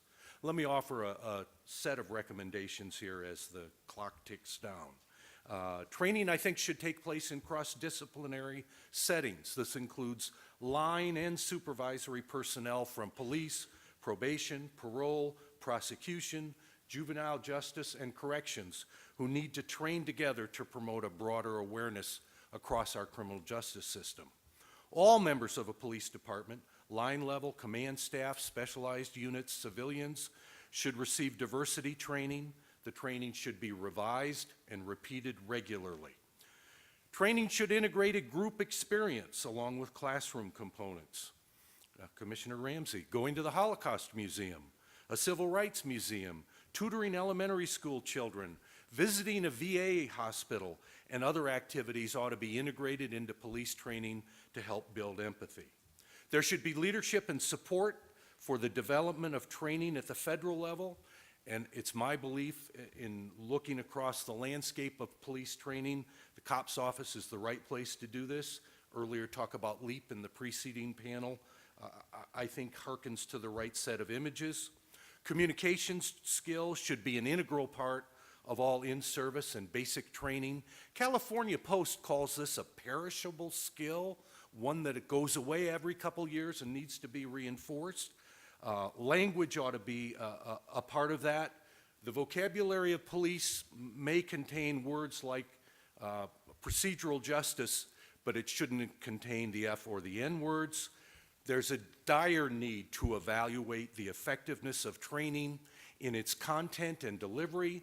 As an academic, I can tell you I'm embarrassed we haven't provided much useful information about what works and why. Integrate citizens into in-service training where possible. Web-based training, of course, is an important part of training in the 21st century. Community policing needs to be at the core of what we do when we provide in-service training. And the Commission may want to consider recommending state-level posts provide and certify CEUs, continuing education units, as is done in many other professions, such as law, medicine, and nursing. And finally, partnerships between researchers, who haven't always been the best partners, and law enforcement need to be enhanced, and researchers need to provide input in ways that's useful and that the police profession can apply, in particular about what works in training and why and for whom. Thank you. And thank you for your testimony, Doctor. Next, we'll hear from Aaron Danielson, President, Public Safety Employee Association, AFSCME, Local 803 in Fairbanks, Alaska. Mr. Danielson. Turn this on. Thank you, Ms. Robinson, and the members of the task force for hearing us today. It's an honor to be here on behalf of PSEA and AFSCME. We represent Alaska State Troopers, the State Airport Police, and about 7 different municipalities across the state of Alaska, about 800 members. I've myself been a working officer and sergeant at the Fairbanks Airport for about 7.5 years. I'm also lucky enough to serve the community that I grew up in as well, and it's a great pleasure and an honor to do so. In talking about in-service, it varies vastly across the country between our various members, not just out of Alaska, but in AFSCME members from the East Coast to the Midwest to the West Coast. Largely, it is not practiced enough for in-service training. There are funding limitations, staffing limitations. Represent many municipalities that are smaller departments that don't have the funding or the manpower to take people off the street to come out to do in-service training. It is an extremely important value. My department has practiced in-service for the last 7 years I've been there, until this last year where they canceled it due to funding. The Alaska State Troopers also have intermittent training for them, but it also costs $7,000 to fly a officer from Nome to our Sitka Training Academy. I'm sorry, not $7,000, $2,000 to do that. In addition, we have posts that only 1 or 2 troopers exist at, and it is hard to complete such in-service training. Funds are limited. We understand that municipalities, cities, and states need to put a priority on a variety of things, but I don't believe that we put enough priority on our training, our ongoing training. We spend 3.5 months in Alaska. Some cities and states spend 6 months or more training their officers, yet we don't do enough to refresh those skills. In-service training, oftentimes we go in there, especially in larger departments, appear to be more classroom-oriented rather than realistic training. And we do get into realistic training. A lot of that's for your specialized units, a CERT or SWAT team that you're going to practice on a monthly basis. But for your line officers, a lot of times it's what they learn from their fellow officers, whether it's at your briefing table, your morning briefings from your department. You just sometimes spend 15 minutes training there. Your field training officer, the other officers on the street that you are working with. And that's where you think you start to seeing divergencies in department practices, in that you don't sit down as command staff and officers, as your line sergeant like myself with my officers, and go over what we need to be practicing. Policing is changing, the communities are changing, the expectations are changing. I don't think we reinforce that often enough. It's what Dr. Decker also said, it's a perishable skill, policing. We talk about community policing as well. You go out into the communities. If you don't make contact with your community members, your business leaders, your elected officials often enough, you lose those connections. It's the same thing with our policing practices. You don't go out there and practice those enough, refresh those enough. You start to lose those. I've got only a minute and a half yet, but some recommendations I would also talk about is when we talk about realistic training, we get beyond just shoot, don't shoot type scenarios. When we do that, those are always lots of fun, but we need to practice a wide variety of use of force training, realistic use of force training. I'd also recommend that any department or this panel's recommendations include elected officials, community leaders proactively in these. We shouldn't be chasing tragedies with inviting folks to come see how we do what we do and why we do what we do. I think it's proactive to be working from the same page with our community, with our elected officials, so it isn't a surprise when a video or audio account comes out after an incident and the elected official can't answer for why this is occurring, why are police acting like this. And whether it's justified or not, they should have answers as well. Inviting the community to these training events as well, such as it sounds like we had a local community member go through use of force training, police scenario training, and how valuable that was. That should be more proactive as well. And I'll reserve my comments. Thank you for your time. Thank you very much for your testimony. Next, we will hear from Dr. Cheryl May, Director, Criminal Justice Institute and National Center for Rural Law Enforcement. Dr. May. Good morning. Commissioner Ramsey, Professor Robinson, Director Davis, distinguished members of the President's Task Force on 21st Century Policing, thank you for your valuable service on this important task force and for providing me with the opportunity to speak with you today. My name is Cheryl May. I am the Director of the Criminal Justice Institute National Center for Rural Law Enforcement in Little Rock, Arkansas. Since 1994, we have provided advanced and specialized training and educational opportunities for law enforcement professionals in agencies of all sizes in Arkansas and non-metropolitan police nationally. Our goal is to enhance the proficiency and professionalism of police through training, education, resources, and collaborative partnerships. Education and training at the academy, in-service, and leadership levels are critically and equally important in enhancing the ability of law enforcement agencies to professionally and safely meet the ever-changing and unique needs of the communities they serve and protect. Failure to train can result in higher crime rates, poor department morale, poor and inadequate services to the community, terminations, and fiscal liability for the department, city, and/or county. In-service training supplements academy training is critical in providing the non-recruit officer, deputy, supervisor, or leader the opportunity to more effectively implement new technology, best practices, and departmental policies, as well as enhance their level of proficiency and professionalism and provide opportunities for professional growth. Expanded training in effective written and verbal communication skills, cultural competence, conflict resolution, social intelligence, ethics, community policing concepts and strategies, and emerging community issues such as working with the mentally ill and others can assist non-recruit personnel in developing and sharpening skills to enhance interpersonal and professional interactions with individuals within their department and their community. Unfortunately, access to programs such as these is not mandatory and may be limited based on the priorities of the supervisor, law enforcement executive, mayor, or county quorum, which may be dictated by funding and staffing considerations. In-service and leadership training for frontline and mid-level supervisors, including field training officers, is critically important in helping to shape the culture of the department. Supervisors and field training officers are not only responsible for ensuring the services are delivered effectively, but they also set the tone for the officers and deputies that they mentor, coach, and evaluate. The role of supervisor is essential in appropriate discipline. Without fair and consistent supervision, bad habits are likely to prosper within the agency and undermine the ability of the agency to adequately and professionally serve their communities.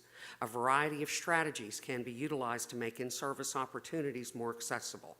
Such strategies include roll call training, webinar, a variety of online courses, traditional classroom, and blended learning approaches. Each of these approaches have their merits and limitations. While traditional classroom instruction can be more expensive to implement, the benefits of face-to-face instruction can outweigh the costs. Interacting with diverse members of the law enforcement community, having different opinions, backgrounds, and experiences, and the ability to establish a network of professional contacts with different mindsets and worldviews are two such benefits. Despite the importance of training and developing a proficient and professional police force, in more difficult economic times, the reduction or elimination of training budgets is likely. Access to training has been traditionally difficult in both good and difficult times for non-metropolitan departments. Non-metropolitan agencies, which are counties with fewer than 50,000 people that are not adjacent to or economically dependent on a large urban area, account for more than 90% of the law enforcement departments within the United States and serve 20% of the U.S. population.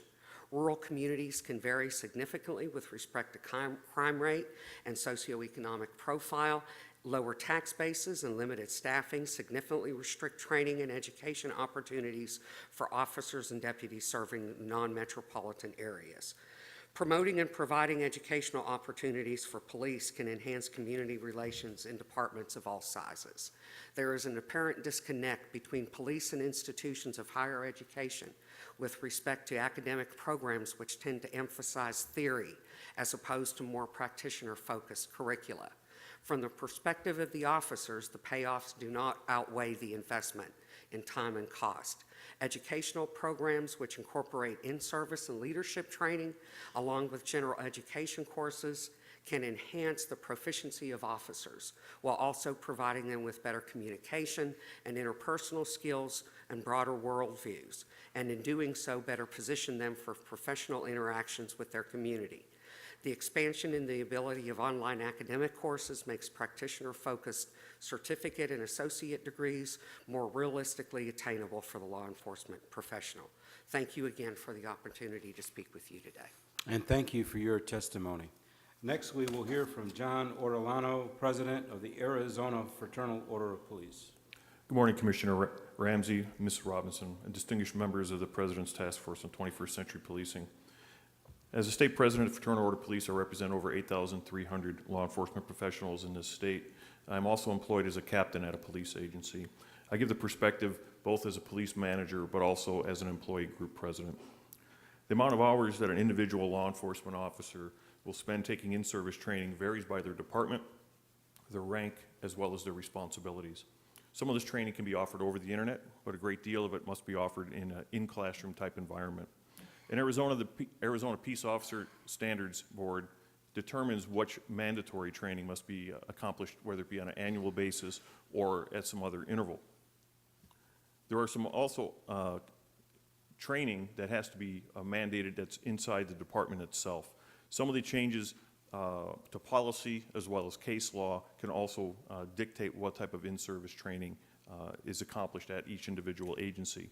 Some of the other in-service training that I've attended are tactical considerations, whether they be foot pursuits or crossfire situations, encounters with the mentally ill, human trafficking, and other items that are considered low frequency, high liability. Those include vehicle pursuits and use of deadly force.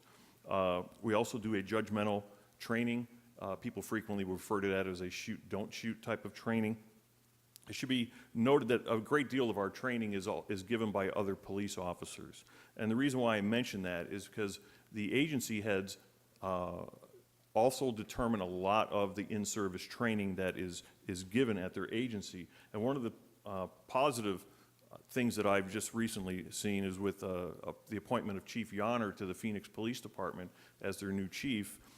He's vowed to give 40 hours of in-service training to all his sworn officers in dealing with the mentally ill. That's a very commendable thing for Chief Yonner to do. He recognized that the community required it and his officers needed that training, and therefore he's implementing it. An additional thing is police managers, they have to anticipate what impact new technology is going to have on the officers, the public, and how it affects the performance of their job. More training is needed in dealing with the general public. Absolutely, we all recognize that. There are considerations that have to be taken into account more than just providing the training itself, and some of that has been briefly touched on. A lot of it has to deal with, we have to have officers working the street to answer calls for service. We also have overtime budgets. We have a budget we have to be within. The amount of training is also can be dictated by the geographic location. It's been mentioned by other people that officers frequently have to travel great distances to attend training.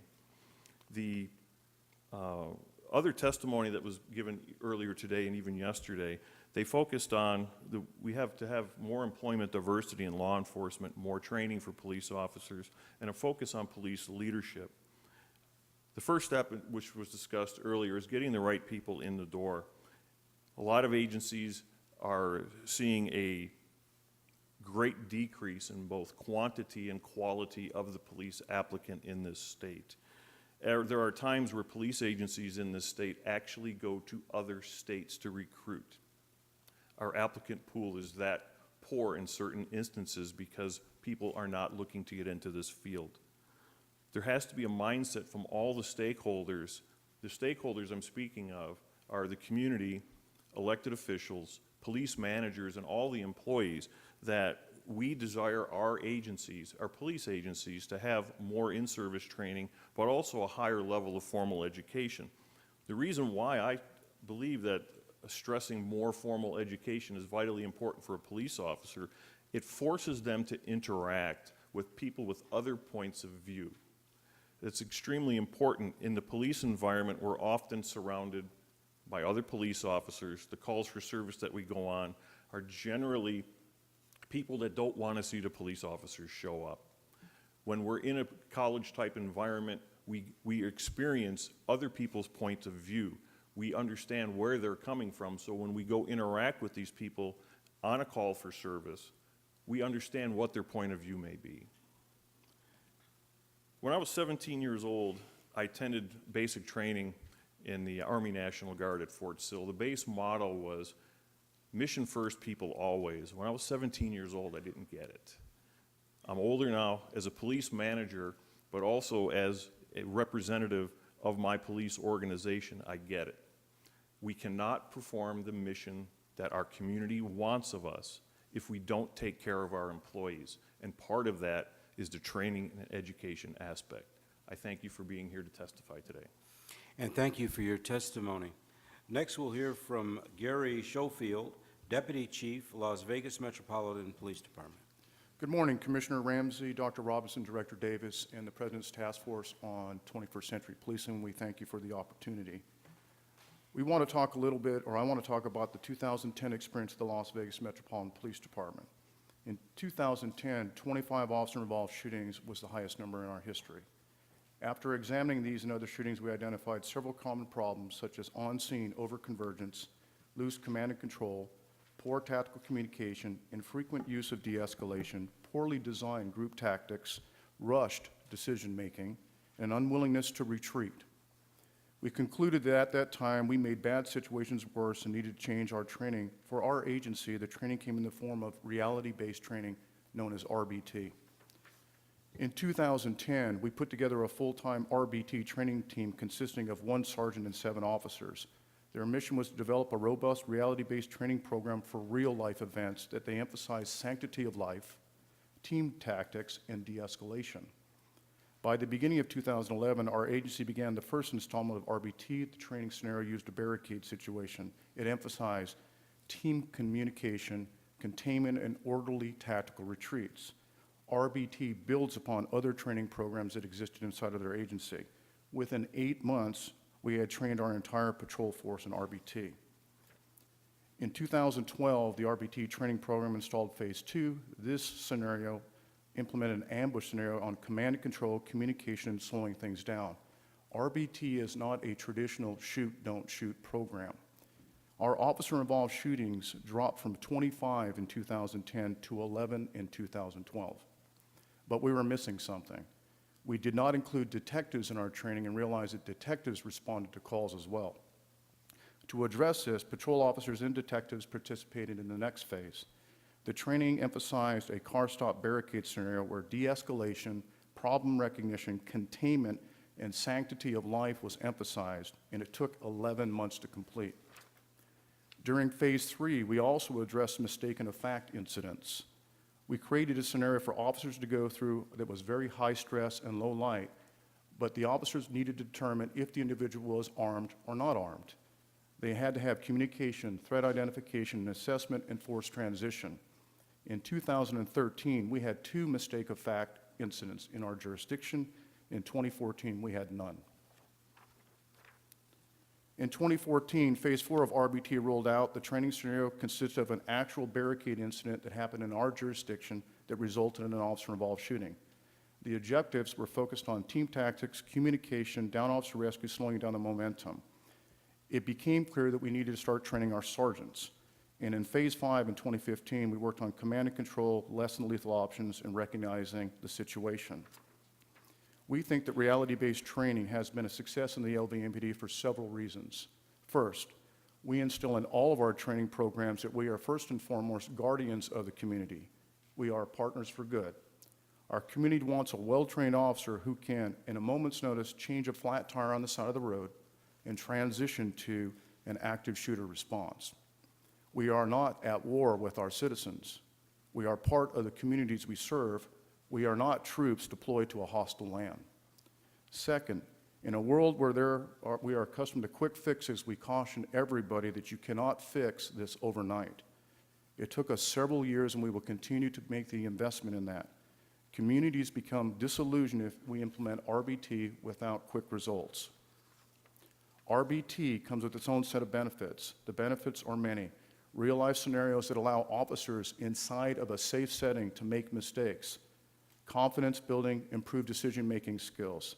But there are shortcomings. RBT is a program that's time-consuming and resource-heavy. It must be part of an overall training component coupled with critical incident review. Finally, you have to understand that we cannot discard everything that has been done in the past on officer safety issues. That is part of RBT. RBT is another vital skill set that must rise to the same level of focus that we currently have on weapons training, tactical operations, and emergency vehicle operations. Our agency has opened its doors to several other agencies to look at the program. We have submitted our recommendations that reality-based training become a national police standard. The standard includes 7 specific building blocks of RBT. Thank you for your time. Well, thank all of you for your testimony. We're now going to turn to task force members for their questions. They will be called upon in the order in which they have indicated to me that they wish to ask a question. We'll start with Sean Smoot, who will be followed by Bryan Stevenson. Good morning. Thank you all for being here. Very, very good testimony from the entire panel. I'm an attorney by trade, and in order to keep my law license, I have to receive so many continuing legal education hours a year. And doctors who are board certified have to complete so many hours of continuing medical education per year to keep their board certification. So I want to push the panel here, and what I'd like you to do is not worry about the delivery at this point, because there are different models, mobile training units, that kind of thing. But in terms of your opinions, write down the number of days a year that you believe that it would be appropriate to, or that you would like to recommend to the task force be set aside for officers to receive a full day of training. And then whatever that number is, if it's 2, 4, 6, if you could write down the topics that you think you would recommend be the mandatory training included in those days. And as soon as you're ready, whoever's ready, tell us the number of days that you would recommend and the topics that should be covered.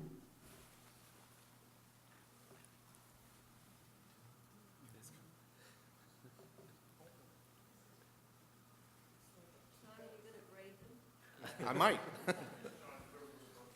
Please. That's interesting because in Nevada, I also serve as one of the Nevada Post Commissioners. And in the state of Nevada, it's about 720 hours for the basic academy. And currently, because of the demands in our state, it's very rural in nature. A lot of people don't remember that. We just reduced as a commission, despite us being on the board, from 24 hours to 12 hours of mandatory training. And the reason that occurred is the rural jurisdictions cannot retain their officers, and they cannot afford to send people to training away from it. An area like Elko or White Pine County has maybe 7 deputies, and that's it. But if I was to live in a fantasy world that you're sort of describing, I would have 30 days of training a year. And the reason I would have 30 days of training a year is because we do this in another area in my region on a constant basis that a lot of people don't pay attention to. In Las Vegas, we house the largest number of reality-based training programs of the U.S. military. We have Red Flag, Silver Flag Alpha. There's exercises going on out there, and they will take units, including young U.S. Air Force security police units, out of the field for almost a month to train them. And I went out there and took a look at what they're currently training because I served in the military, and I served in the Air Force as a young cop. Significantly different than what I was taught when I was working at a nuke base up in North Dakota. They were spending a lot of time on cultural competency, how to interact with villagers in Afghanistan, Iraq, understanding those types of things. And it was taking 30 days for them to get through that training, to include their weapons training and their vehicle training and everything else. But we do that on a constant basis at a national level for our forces. We should be thinking about the same type of level of training to include constitutional law, community policing, and then, of course, tactics. Thank you for your service. I guess I'll go And for next. your answer. I listed a minimum of 10 days. Some of the issues I have down here in no particular order just popped into my head were use of force issues, community interactions, addressing people that are mentally ill, scenario-based live fire exercises, tactical driving, defensive tactics, case law and legal issues, and also, because I'm in Arizona, human trafficking.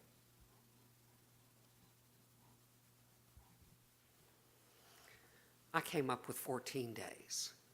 Included in my list were communications. I think the better a law enforcement officer is able to communicate with the individuals they're interacting with, the less chance there's going to be any kind of issues.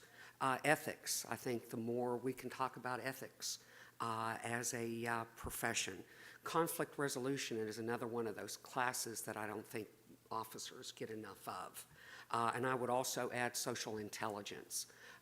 It gets a little touchy-feely, and sometimes we don't like to go there, but it deals with the idea of being able to become aware as to why you feel and be able to empathize with others.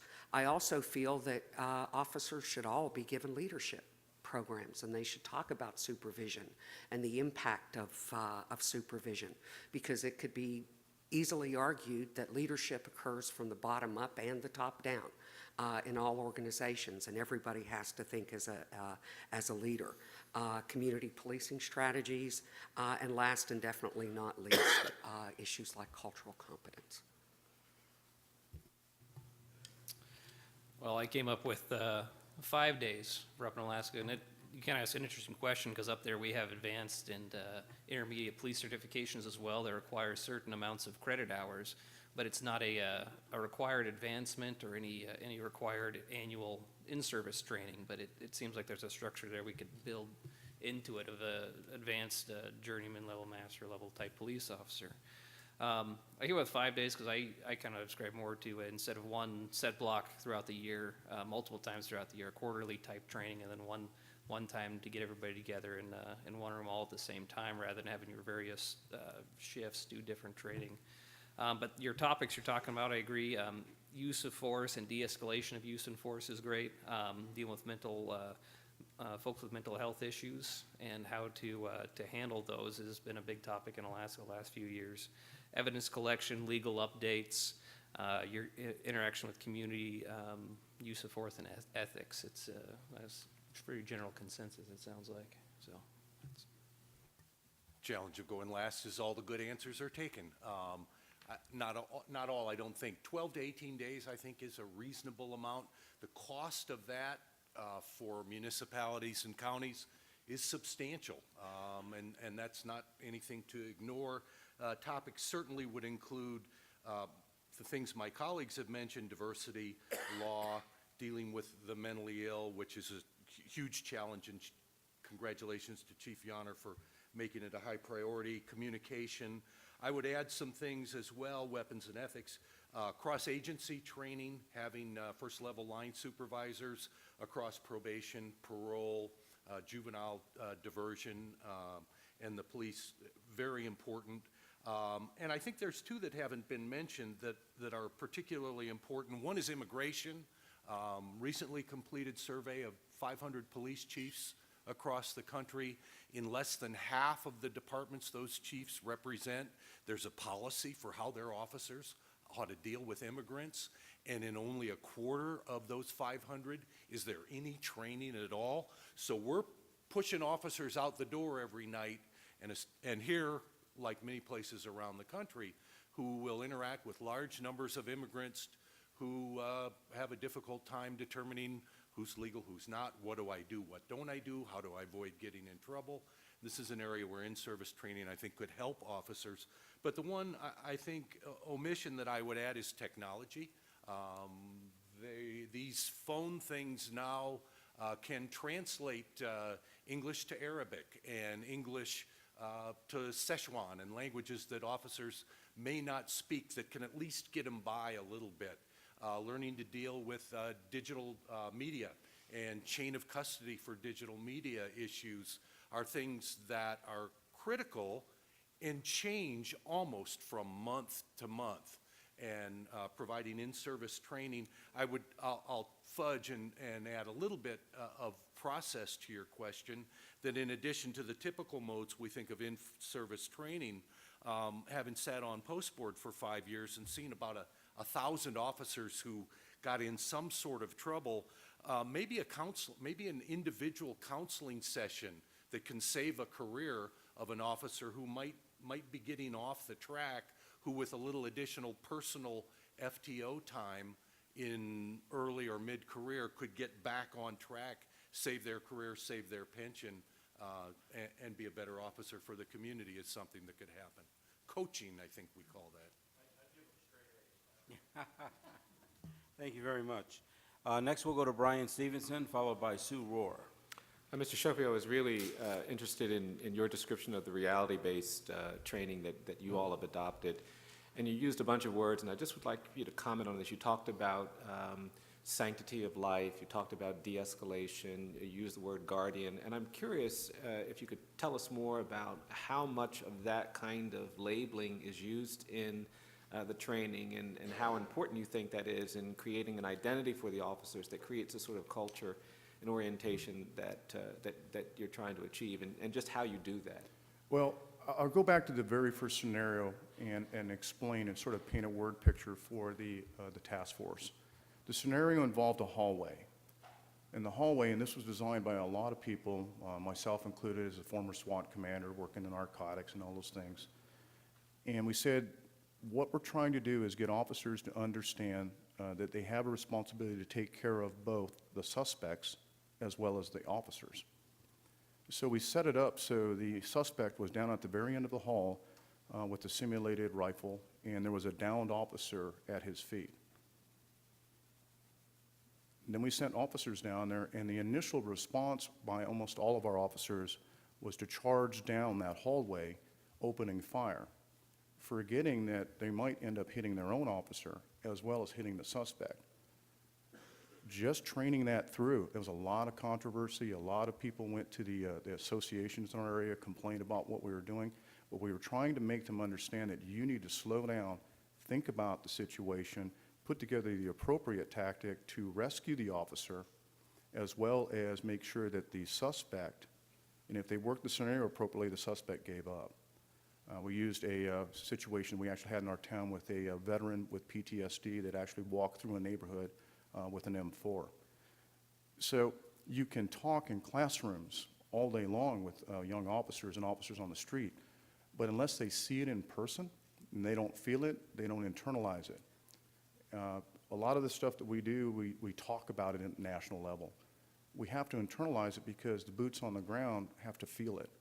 And as much as they wanted to walk down that hallway and open fire and do all those things that have been done in the past, they had to understand that we wanted them to slow down, think about the response, and think about their actions in the community as well. Thank you very much. Sue Rahr, followed by Brittany Packnett. Chief Schofield, I have a couple questions, and I have to address my own biases. I'm a huge admirer of Doug Gillespie, and I want to acknowledge his courageous leadership in bringing Las Vegas Metro to where they are. There's a couple things you said that I think are pretty extraordinary, and it reflects the unusual ability of Las Vegas Metro to self-reflect and evaluate. I wanted to ask you to go into a little more detail about your training on tactical retreat. I think it's a lesson that many of us need to adopt. And I'm also, please address what kind of pushback you got when you initially introduced that training. Thank you, Sheriff. I remember you as the sheriff. The tactical retreat portion, again, we relied on a lot of people within our agency to talk about it. Unfortunately, we, like every other agency, have had officers killed in the line of duty. Last year, we recently had some pretty horrific incidents that occurred to us. What we try to make officers understand that it is not, they're trained to go forward. We had worked hard with the LAPD and LASD and myself on a task force on MACTAC, which is a Mumbai-style response. That is a different situation than an individual that's inside barricaded and it's no longer a critical incident. We trained in our training over and over again to make sure that the MACTAC response was connected to the RBT training, was connected to the Advanced Officer Skills training, was connected to the firearms trainings and tactics training, and the EVOC training, as well as the academy and all the things that we do. You've got to have that all at the table. So I'll give you an example of how that worked. Unfortunately, we had two sovereign citizens last year walk up and execute two of our officers as they were having lunch. God rest their souls. The response by the officers and the sergeants on that was quick and decisive. They pinned down the two suspects inside of a Walmart. We have released that video to the nation. People can watch it. But what is little known behind the scenes was that sergeant that was running that had recently become a sergeant in only a couple months. He had gone through all the training, and he realized that once the individuals were pinned down, there was no reason to go forward and to pull his officers back and contain them, and then allow different resources to come in.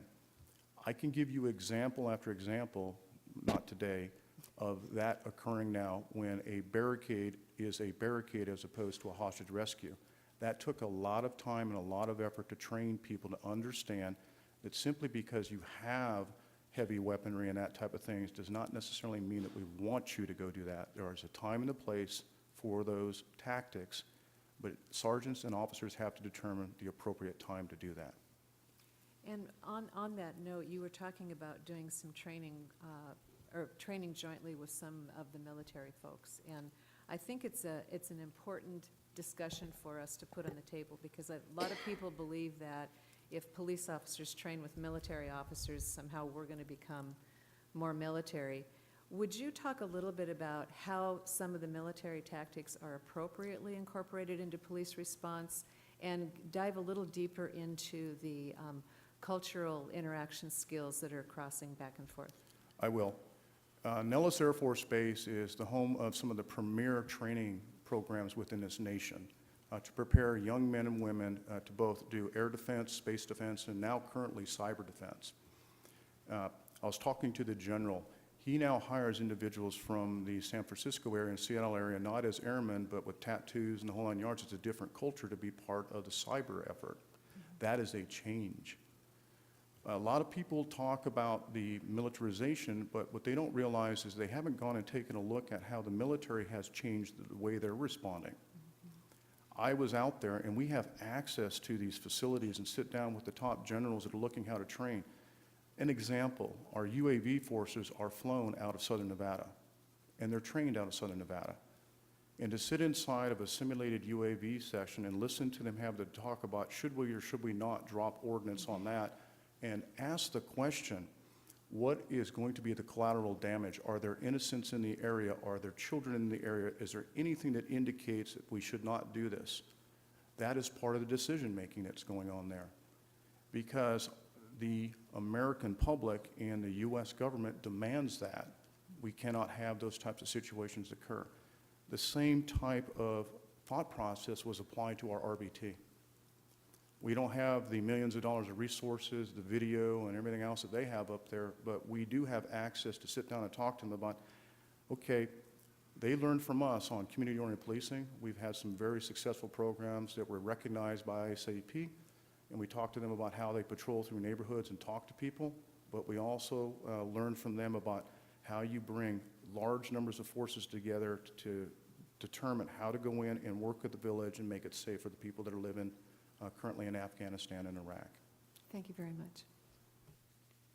Next, we'll hear from Brittany Packnett, followed by Connie Rice.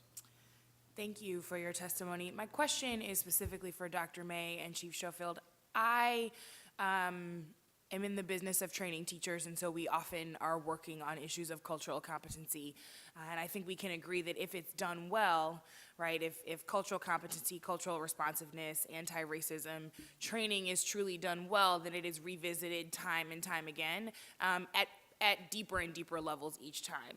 And so kind of in the vein of Mr. Smoot's question, if money and time were no object, what would you want to see that kind of cultural competency training look like in a little bit of greater detail? And how often would you require or mandate officers come back around to that training?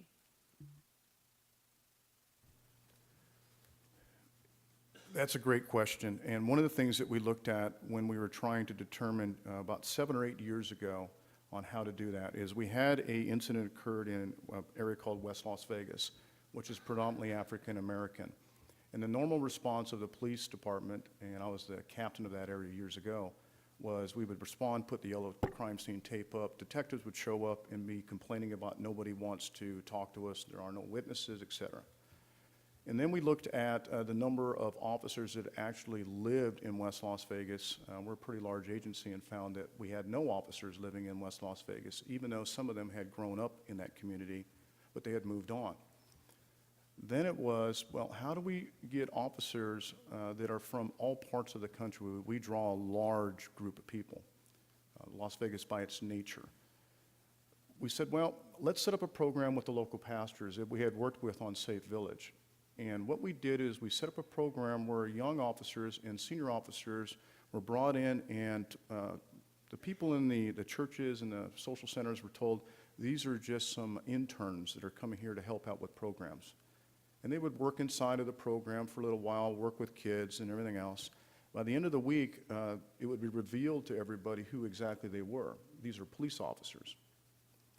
And then, of course, that was a different response. Well, wait a minute, there's not like normal cops that we've seen. But as a result of that, some of those officers adopted some families that are in need within the West Las Vegas community, and we've expanded that type of thing. It's getting people to understand where each other's coming from. We always hear this, well, I can walk in your shoes, and that's incorrect. I cannot walk in your shoes. I was born in Okinawa, Japan. My mom's Japanese. I'm half Asian. You can't walk in my shoes any more than I can walk in your shoes, and talk about that. But you can get an understanding of why. That also resulted in another program that returns ex-offenders to the streets by a pastor named John Ponder. And what we do there is we have police officers come in there where we talk to offenders that are coming out of state prisons and county jails and say, look, this is what we want to do to make you successful. And we have a weekly, I just got another one on the mail, graduation of these folks, and hardened convicts come up and give hugs to cops. In my almost 30 years of doing this, I'd never thought I'd see that. But it works because we broke down the barriers and we were brave enough to walk in and admit we had made some mistakes, and those mistakes were what we were going to use to learn. I still remember my first meeting with the pastors in West Las Vegas when I told them, hey, I'm from Las Vegas Metro, and we have been lying to you for almost 20 years that I've been here. Stunned silence, African-American ministers. I said, it's not deliberately. We told you that we could fix your problems and all those things, but we can't. We can help you, we can assist you, but we can't raise the kids. We don't educate your children, but we're here to help. And that type of relationship was developed. Ms. Packnett helped us make sure that, and that continues to this day, and now it's part of our culture, and it won't go away. Yes, ma'am. Thank you very much for your question. Officers in Arkansas are required to take a racial profiling class every year. And so basically what we've done is we've provided an online training program for them. But what we've also done is that in our advanced supervision, we do a school called the School of Law Enforcement Supervision. And there are several elements within that School of Law Enforcement Supervision that focus particularly on cultural competence. We obviously believe that, you know, the more an officer is exposed to issues like this and exposed to having opportunities to be able to be around the table and discuss those issues with individuals who are unlike them, the greater chance that they're going to be more understanding of diversity and how important it is. Thank you very much. Connie Rice, followed by Jose Lopez. Thank you, Mr. Chairman. It may help if I turned my mic on. And thank you to the panel for your testimony. Just a real quick message. For those of you who've been complaining about me closing my eyes, I have Meares disease, so please don't bother Ron about that. There's nothing he can do to keep me from closing my eyes. And I apologize. To the panel, the best cop I have ever worked with, and he's now the chief, probably wouldn't have been allowed in if the traditional tests had been used, because he has severe dyslexia and he doesn't test well at all. And I was wondering, you know, he is so fantastic. His interhuman IQ is off the scales. He gets along with every community. He's this white guy who gets along with the black community better than black officers. He gets along better with Chinese communities, better than Chinese officers. I mean, he's just spectacular when it comes to that intrahuman IQ. And it's a lesson for all of us in who's good with whom. You know, we think a black officer's got to be better. Maybe not. With black communities, maybe not. You never know. So, are you aware of efforts or tests or thinking or strategizing to reach extraordinary candidates, the rare extraordinary candidates who can really be the future leaders of your department, but that your current testing would miss? Are there efforts to find alternative ways to evaluate people's skills and their qualities for being a police leader? Maybe you're not. Maybe you just say, no, we're not. I'll speak to that too a little bit. I did a research paper on police promotional systems, and there's a lot of research out there about how to promote people, and there's a lot of unique ways. The traditional way of promoting at a lot of agencies is still just a written test. And everybody knows that there are some great test takers who can just regurgitate information on a multiple choice test. Other people are horrible at that. However, they have great interpersonal skills. If you get to have an oral board with them, you get to see the true candidate as opposed to just a Scantron sheet on who they are. I do know that the IACP did a lot of work for assessment centers and promotional type exams, and they also go around the country and do training on that. Some agencies adopt some of the recommendations from IACP. Other organizations say, hey, that was great training, we're going to keep doing what we do because we're smarter than you. There's a lot of big egos in law enforcement. Everybody knows that. And part of that can be changed through continuing education for police leaders. And to that point, a lot of the issues in police agencies are brought up through the ranks, and often there is a gap where the information from the frontline officers or first-line supervisors doesn't make it all the way to the chief executive of that agency, because there are a lot of people in the agency that don't want to let the chief know that they dropped the ball. And they don't want to offer alternatives to testing because they don't want to have the courage to confront the chief or whoever it is that's making the decision for an alternative testing process. I've been a very vocal advocate at my place of employment that I believe that there should be a complete overhaul of the promotional systems. And I feel that my efforts have always went on deaf ears. And I wish that they would get some of the higher level of education that I've been exposed to perhaps see things from a different point of view. I'll speak to that real quickly.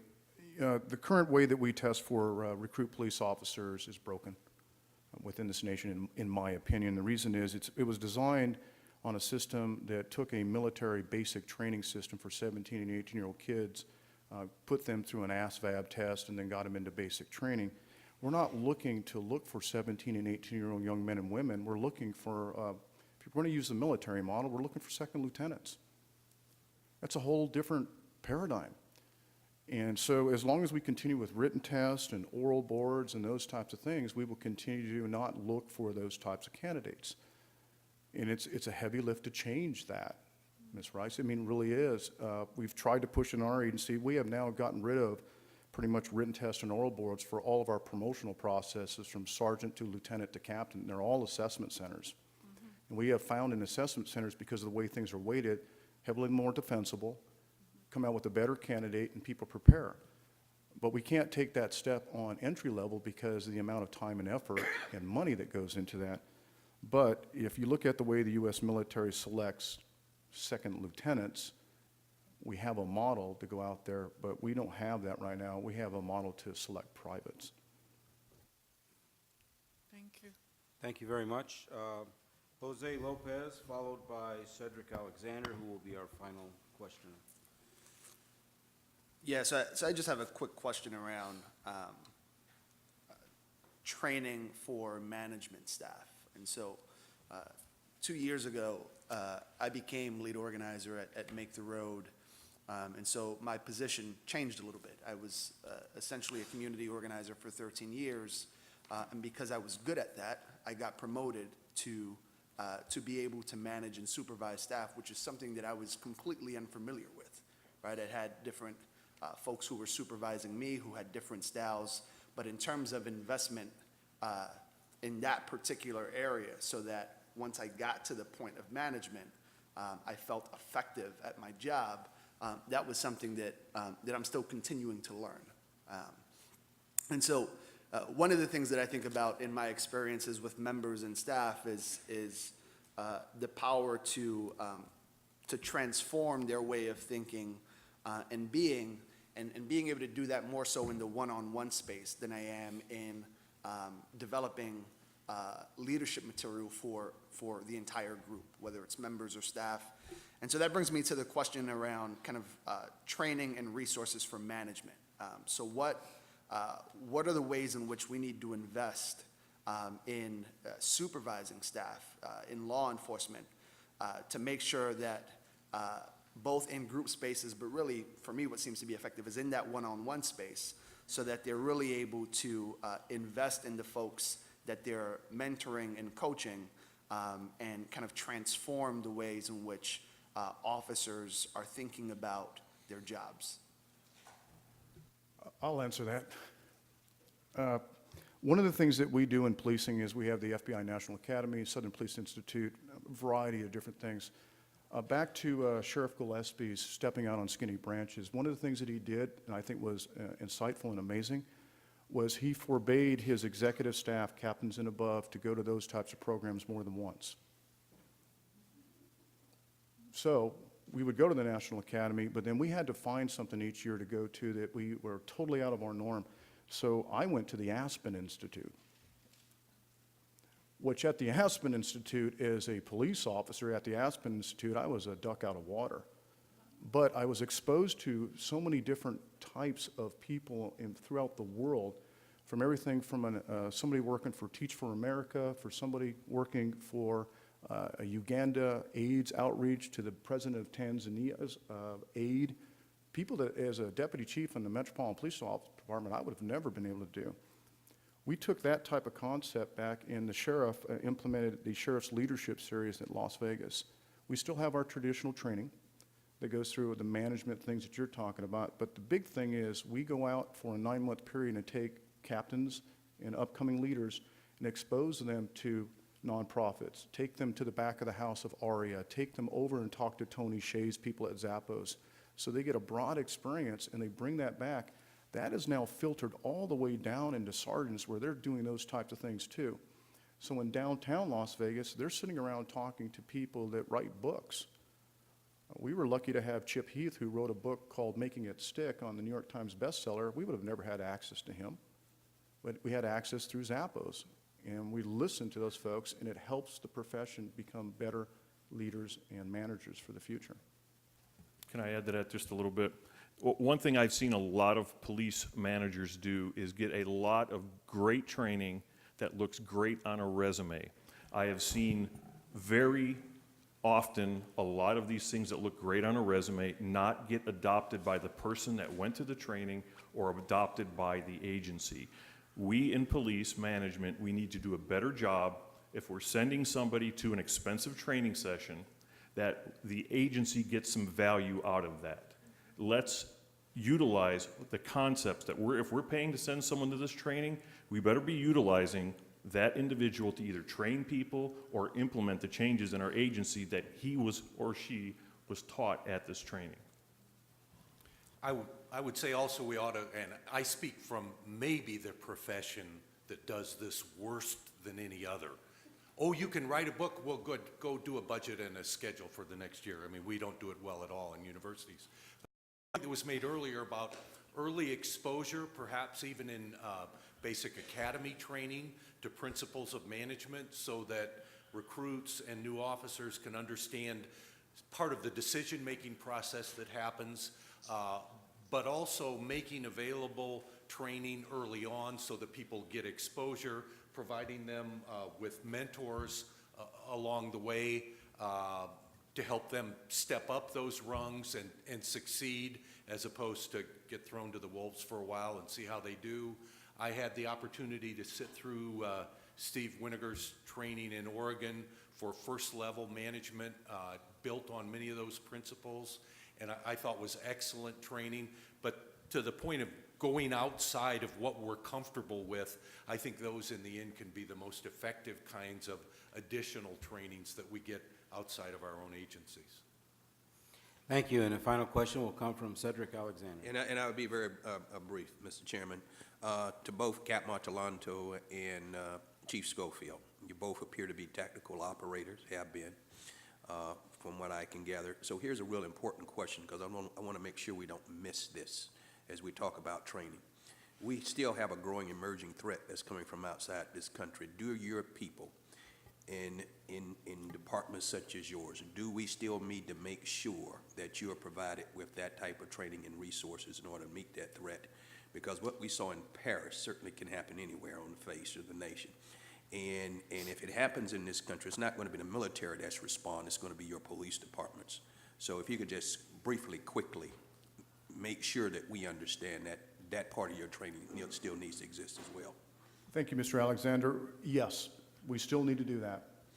That was part of my testimony about we have to be able to change the tire on the side of the road. We have to be able to active shooter response quickly. And we still have to have operators on the agency that are not just SWAT operators. That's going to be a first-line officer that's responding to that. You know, one of the problems that we have sometimes with tools and toys is if you go and pick up the average police magazine, that's what it's filled with, the latest tactical stuff that's out there. The mindset behind that is how do I make sure that our officers are prepared for the Las Vegas Boulevard to respond, or the airport or anywhere in that community quickly and put down that type of threat and then transition quickly back into community policing. That is a skill set that has to be taught and developed, and it has to start in the academy with an understanding of what we're trying to do, which is be guardians of the community, not an imposing army that's come in there, because we go home at the end of the night and we live in the same communities that we guard. Mr. Alexander, to build on what Chief Schofield talked about here, the average patrol officer does not have the adequate tools and equipment to deal with an active shooter type threat with multiple assailants like took place in Paris.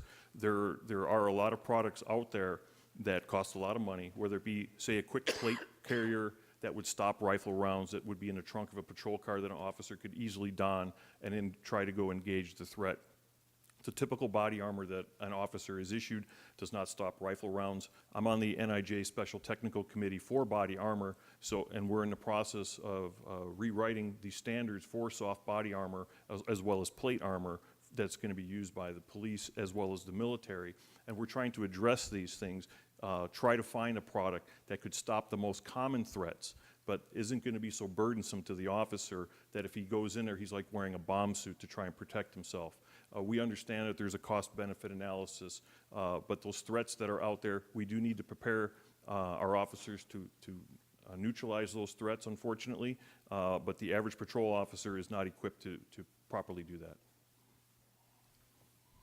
Okay, well, thank you all very much. This has been a very interesting panel. Please join me in thanking all of them for their testimony.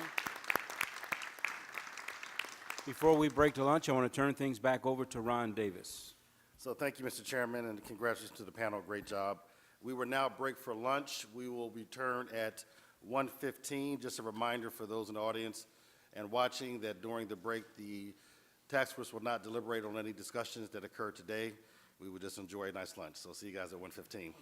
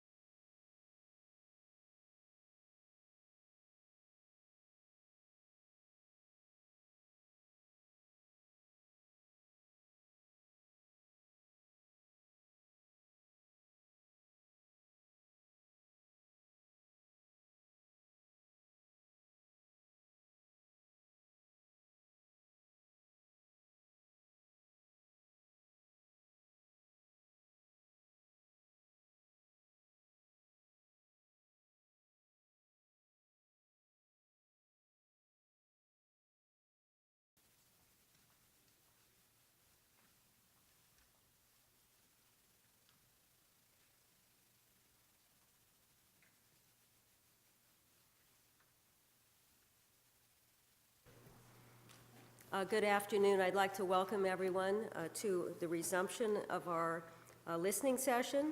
And we're ready for panel 3, which is supervisory leadership and management training. I want to remind everyone that the full bios of our witnesses are available on the COPS website. So we'll just have very brief identifications of our witnesses. And we're going to begin with our first witness, Ed Flynn, who is the chief of the Milwaukee Police Department. Chief Flynn. Good afternoon. Did you hit your button there? Good afternoon. Thank you very much for inviting me to participate in this. Thank you particularly for inviting me to Phoenix. It's 4 degrees in Milwaukee right now. So thank you very much. I'm not going to try to recite my testimony or race through its conclusions. I know you've seen it, and there'll be a Q&A where we can explore more specifically some of the things about which we will be discussing. But I'd like to make a couple of points early on. First and foremost, it's an honor to be here now. The context for that remark is that I remember the President's Commission on Law Enforcement and the Administration of Justice. I was a young officer when it was all published, and I remember that I was a beneficiary of its recommendations. Although I was already a college graduate, the law enforcement education program that was part of the Law Enforcement Assistance Administration basically paid for a generation of police officers to get their bachelor's degrees, and in my case, get a master's degree from John Jay College. And I'll tell you that master's degree was in some ways a saving grace for me, because I had decided in all my idealism to become a police officer in a challenged urban jurisdiction, Jersey City, where I thought I was going to be a good liberal arts graduate and everybody would understand me and like me as I did good in the poor, devastated communities, and found myself the object of more than a little derision and sometimes outright hatred. One of the books I was exposed to at John Jay was Niederhofer's study on police cynicism, and the first line of the book was, officers quickly learn that they are Rorschach tests in uniform. They're walking inkblot tests. And they are viewed not through their own actions, but because of what they represent in both historical terms and community terms, and that, it's very hard for officers to overcome the fact that citizens bring to an encounter with the police officer their entire history, plus the history of whatever affiliation group they belong to. Going to graduate school helped me contextualize the experience I was going through. And I gradually came to learn that although this is a physically dangerous job, but the emotional hazards were greater than the physical ones. And that essentially, as I would come to read books by Kenneth Kerr Muir, or books by Wilson, or books by Wesley on violence and the police, I began to understand what was happening to me. That I could come into that profession with all the goodwill in the world, but if you spend your life pretty much racing from terrible social circumstance to family violence to every kind of human degradation or human evil, it affects you. And the nature of 911 policing was that's all we did was race from emergency to emergency, seeing the worst of people and the people at their worst. Now I mention that because the generation of coppers that got their bachelor's degrees and master's degrees became the senior commanders and chiefs of the community policing movement. And that the next major federal intervention, 25 years later, was about community-based policing. And I was already a chief then of a very diverse community of 40,000 people characterized by high rates of poverty and crime. The emergence of community police strategies and problem-solving tactics was an essential way to restore communities not just to social health, but I began to learn that police departments could be the most significant agency of local community development of anything the city had. Because before people would locate industry or business in my small challenged community near Boston, they wanted their investment to be safe. They wanted their employees to be safe. They wanted their properties to be safe. Safety was an essential component of making areas and neighborhoods amenable to economic development and the positive impact that could have on the lives of the residents. But I say that because that federal investment in education in the 70s produced 20 years later some seminal changes in policing. Well, now we find ourselves facing some challenges now. And there's an opportunity now, I think, for the right federal investments in training and education, which I know the Q&A question afterwards will be about, that'll recognize the true nature of policing, that we're the social agency of first resort for the poor, that much of our mandate isn't crime fighting, although no one else can do it, but economic and community and social development. Most of our calls for service are in our poorest, most challenged neighborhoods. And as we try to decide what to do with the recommendations of this task force, keep in mind that with 20,000 different jurisdictions, one size will never fit all. But our target group has got to be those cities, whether they're 40,000 or 600,000, that are challenged by high rates of poverty and that is connected with communities characterized by people of color, people of other ethnic backgrounds, and people of other cultures. That's the heart of the challenge of American policing right now. It's a privilege to have that challenge, but we must recognize that that's where the challenge is most significant, and our recommendations probably by definition cannot apply to everyone. Thank you so much, Chief Flynn. Our next speaker is Kimberly Jacobs. She's the chief in Columbus, Ohio. Ms. Robinson, Commissioner Ramsey, Mr. Davis, and members of the task force, I'm honored to have the opportunity to discuss a topic of great importance with you and the audience. The majority of my testimony will discuss recommendations that I believe will help educate our police supervisors and leaders to make wise decisions that result in building trust in our communities and increasing the delivery of community-minded policing. I believe that we can be more creative in finding training, funding it, and sharing it. Access to high-quality training that builds competence, builds confidence. Training that includes coaching builds credibility. And training that builds character, builds community-minded compassion. Number one, chiefs have a duty to implement model training policies or standards that have been created by law enforcement and academic professionals with best practices in mind. Chiefs who value outside review and oversight of policies can seek accreditation or follow IACP model policies. Number two, chiefs must insist on leadership training that informs police supervisors on current issues and practices, explains how to critically and objectively examine investigations of police actions, about early intervention systems to identify problem officers, and how to reduce errors through close call reporting systems. Number three, all training courses offered internally by police agencies must explicitly emphasize how the material being taught aligns with the agency's values and how it will impact the community. For instance, when training on police pursuits, we discuss our respect for life and the dangers the pursuit presents to our citizens who may be engaged in either vehicular or pedestrian travel.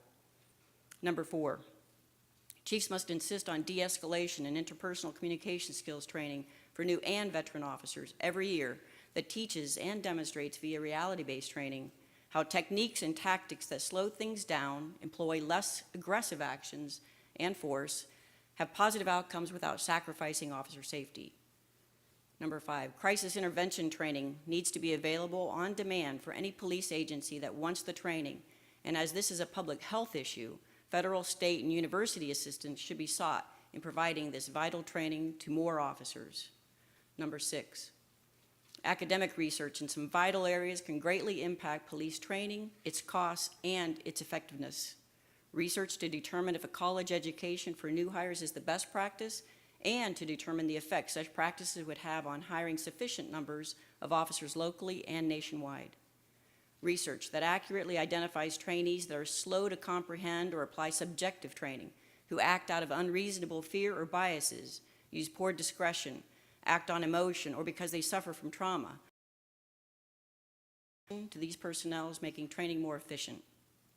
Also, research on new training methods such as the Suspect Threat Assessment and Response Training, or START, must be further explored as perhaps a viable new approach to instruct officers when the constitutional use of force may be appropriate and how to apply it. It is time to seek a national best practice that clearly identifies the ideal way to train officers to that standard. Tuition reimbursement for higher education will ideally be a part of all police agency budgets so officers have access to college and the benefits of that experience. And promotion to progressively higher ranks should include requirements for certain educational degrees. Number eight, establish a national resource, much like Angie's List or the Better Business Bureau, which provides police leaders a catalog of training programs offered throughout the country. This catalog will improve access to highly rated courses near their communities and superior instructors that effectively impart new knowledge for police personnel and leaders. Number 9, mentoring programs like the Major City Chiefs Police Executive Leadership Institute must be expanded and supported through public or private funding, grants which would help chiefs from all sized agencies. Additionally, new police leaders can learn from experts in our field and share their perspective and experience through programs such as the BJA Executive Sessions on Leadership. Mayors will be better served with chiefs that have participated in or have educated themselves with such mentoring programs. Number 10, grants from funding sources such as the DOJ or state agencies should be obtainable to cover the cost to send police supervisors to high-quality leadership schools, including to non-traditional trainers who can teach leaders on topics such as interpersonal communications, creativity, leading change, organizational improvement, cultural competency, and customer service. And number 11, a lack of knowledge or fear of the police can be overcome with community outreach programs. A Citizen Police Academy, which most progressive agencies offer, is but one very successful education program, though it does require an investment of time from the attendees. Chiefs need to make this training and other educational outreach programs more accessible. Thank you for this opportunity to share my recommendations with this task force, and there are more details about my recommendations in my written testimony. Thank you. Thank you so much, Chief. Our next speaker is Sandra Hutchens, who is the sheriff in Orange County, California. Welcome. Thank you. Good afternoon. It's my pleasure to be with all of you today on behalf of Major County Sheriff's Association. I currently serve as the Vice President of the Major County Sheriffs and have been in law enforcement for 37 years. The past 7 as Sheriff of Orange County, California. Today's listening session on training and education is of vital importance, and I thank you all again for allowing me to be part of this discussion.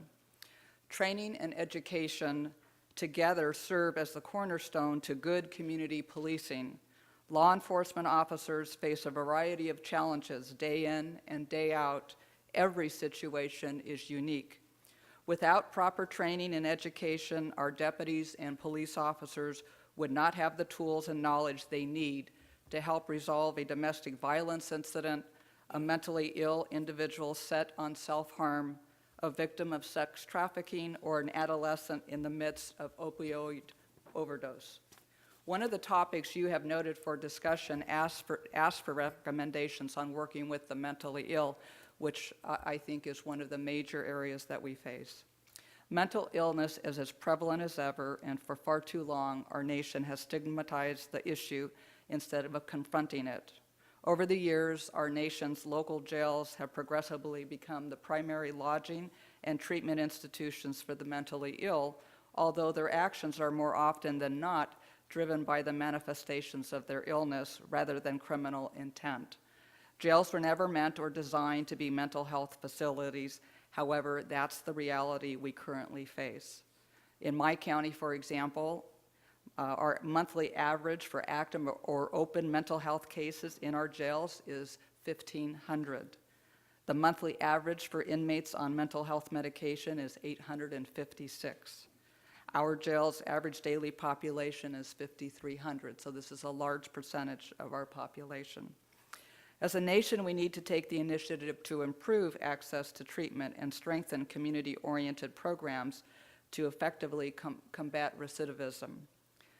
Specifically, I'll mention the Mentally Ill Offender Treatment Crime Reduction Act that was signed into law under President George W. Bush in 2004, and since 2006 has provided 321 grants to fund innovative and critical initiatives such as mental health courts for adults and juveniles, training for law enforcement officers, and diversion programs.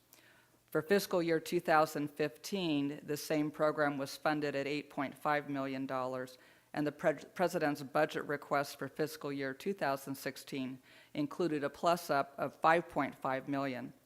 As my colleague Sheriff Rich Stanek from Hennepin County, Minnesota recommended to you at the first listening session, sheriffs need stable and consistent funding for programs and initiatives designed to assist state and local law enforcement. Changes from year to year can disrupt our community initiatives, training, and counseling services, all needed to ensure an effective, reliable, and responsive police force. Special attention should be paid to community-based diversion programs.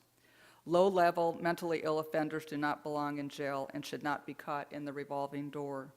With the help of community-based diversion initiatives, law enforcement officials, prosecutors, and courts can effectively reduce recidivism and save lives.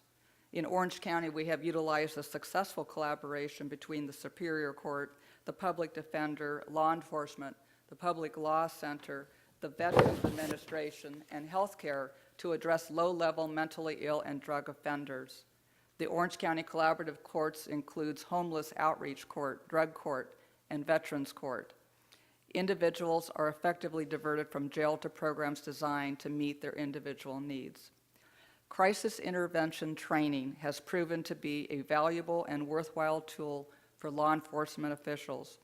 Designed to improve the outcomes of police interactions for those suffering from mental illness, crisis intervention training calls upon law enforcement agencies, mental health providers, and community support networks to collaborate and work together towards recognizing mental illness, providing the right resources, and fostering sustainable change. In far too many organizations, including those in the law enforcement community, training is severely reduced or eliminated when budgets are tight. When those decisions are made, sheriffs and chiefs prioritize certification training, such as firearms qualification, for the few dollars that remain. As a result, training and educational opportunities for supervisors, managers, and the executive staff are put on hold until money is available. Yet frequently, it is the failure to train and supervise that form the basis for bad outcomes and lawsuits arising from critical incidents. Thank you very much. Thank you, Sheriff. Our next witness is John Layton, who is the sheriff in Marion County, Indiana. Welcome. Thank you. Thank you very much. Good afternoon, everyone. I am John Layton. I am the sheriff of, yes, sir, it's on. I'm the sheriff of Marion County, Indianapolis, Indiana, and it's my distinct honor to be with you here today. There, it's working. I want to start off by thanking the task force for holding this listening session. These forums are critical in helping provide the public with insight and experience and the experiences of the prospective sheriffs from across your nation. I'm speaking here today on behalf of the National Sheriff's Association. National Sheriff's Association represents the more than 3,000 elected sheriffs nationwide. As you may recall from previous testimony, sheriffs are the only democratically elected law enforcement leaders in the country. And each sheriff serves for that reason as the chief law enforcement officer in his or her respective county or parish. Sheriffs are directly accountable to the communities that they serve, and as such, give a unique perspective on the needs of those very communities. Education is key for every sheriff's office. We begin educating our deputies at the academy and continue that education throughout their careers. But sheriffs themselves are not exempt from education and continuing such. And we participate in a range of seminars, workshops, training, and conferences to continually enhance our abilities to be effective leaders. The cornerstone of that education is the National Sheriff's Institute, which was developed in the early 1970s as the foundation for its first-term sheriffs and has continued to change in response to needs of those sheriffs and the communities they serve. The NSI was first developed with federal funding through a partnership between the National Sheriff's Association and the University of Southern California in 1993. It has been housed in the National Institute of Corrections in Aurora, Colorado, co-sponsored by National Sheriff's Association and the NIC. Concepts at NSI are taught in the context of their relationship to effective leadership and the sheriff's ability to achieve his or her leadership direction. Over a week-long intensive course, very intensive, I can attest to that. First-term sheriffs examine topics such as the sheriff as leader, ethics, the external environment and the office of sheriff, leading change, defining your leadership direction. Each topic is explored in depth to address direct and practical changes a sheriff may face at home, and discussion is led by the NIC staff, NSA staff, and expert instructors. For example, the module on the external environment and the office of sheriff, in that particular module, first-time sheriffs explore public partnerships, identification of critical stakeholders, steps to establish partnerships with those stakeholders, relationships with the media, and the partnerships between the sheriff's office and the funding authority. Each of these discussions is critical in helping a first-time sheriff understand the enormous responsibilities he or she has to their community. The NSI graduates all over the country will tell you that this module and others uniquely prepare them to serve their communities better. Excuse me. From better media relations to reducing budgetary constraints, NSI has proven an invaluable resource to our nation's sheriffs. On a personal basis, for this sheriff, the NSI was invaluable in preparing me as a freshman sheriff. Workshops, exchanging of ideas, professional instruction, and an in-depth study of historical successes of the sheriffs who have gone before me were paramount in my accomplishments so far. During NSI, for example, I personally networked with sheriffs who either ran or had utilized a sheriff's ranch in their county or their state. For those not familiar with the concept, a sheriff ranch is a facility that fosters youth mentoring and interaction in an outdoor camp situation. In the training, we discussed many helpful ideas concerning fundraising, organizing a volunteer corps, and even the pitfalls that one might come up against in developing a sheriff's ranch. I was able to document and build those ideas and begin the process of developing a sheriff's ranch in Indiana. I now am the chairman of the Indiana Sheriff's Ranch Committee, and it will become a reality in just a few months, as we're about to close on a 250-acre wooded complex that will be dedicated to the youth of Indiana. In addition to the education offered to first-time sheriffs at the NSI, the National Sheriff's Association provides all sheriffs with the opportunity to participate in seminars and workshops annually at its conferences. At our 2014 conference in Fort Worth last June, NSA offered more than 100 seminars on topics ranging from active shooter training to inmate communication technology, to reducing the line of duty deaths, and further keeping our seniors safe. My time today does not allow me to go in depth on any of our topics. We have an exhaustive list of the areas in which education and training is ongoing for every sheriff and every sheriff's office. However, I hope that this very small sampling of topics helps this task force to remember the vast knowledge that we must equip each sheriff and deputy with to protect him or her on the street. Sheriffs in the law enforcement community as a whole rely on our training to ensure that we are prepared for any of the thousands of unique calls for service we receive each and every day.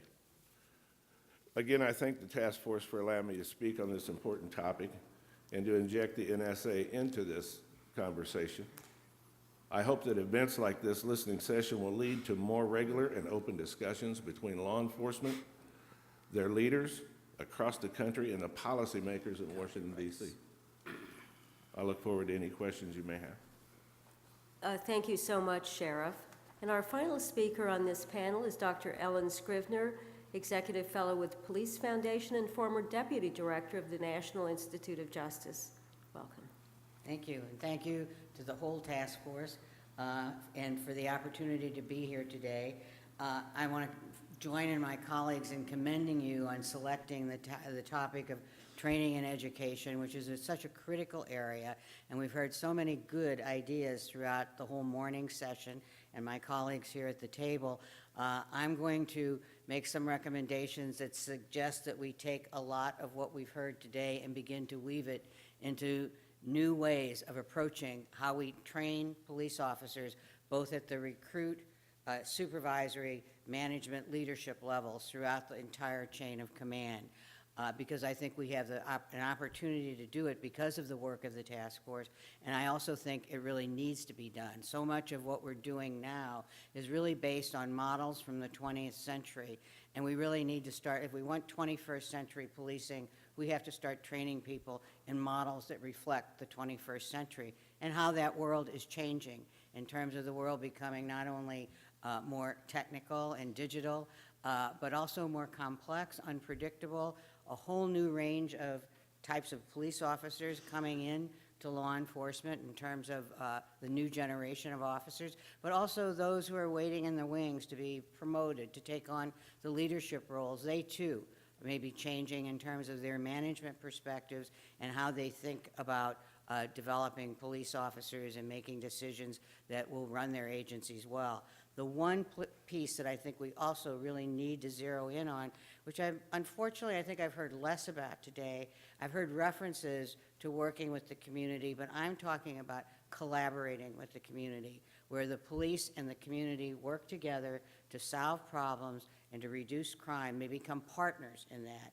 And in many instances, this will be difficult because there's a lot of mutual distrust. In some areas, I think Ed Flynn referred to absolute hatred at times.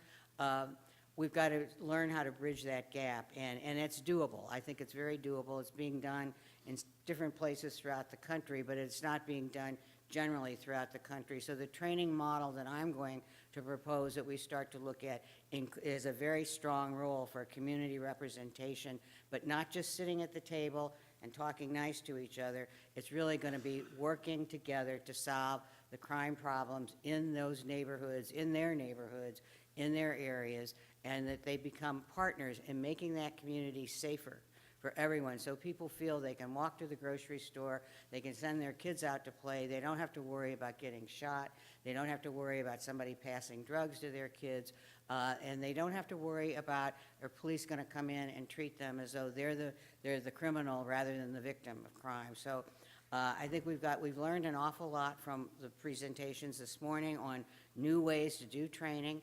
We've got a lot of good programs out there, but truthfully, many of them, as I said, are based on 20th century models, kind of the talking heads, classroom type formats.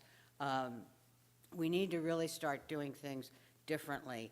And some may argue with me on that and say, well, we have all these good programs and they're working. And that may very well be true for some of these programs, particularly I'm talking in the executive development or management development area. That may well be true, but I think we need to ask the question, if they're working so well, why are we having some of the problems that we've had? So we really need to kind of take a look and kind of create new transformations, and I think the task force has this opportunity to really create a new day for training and education.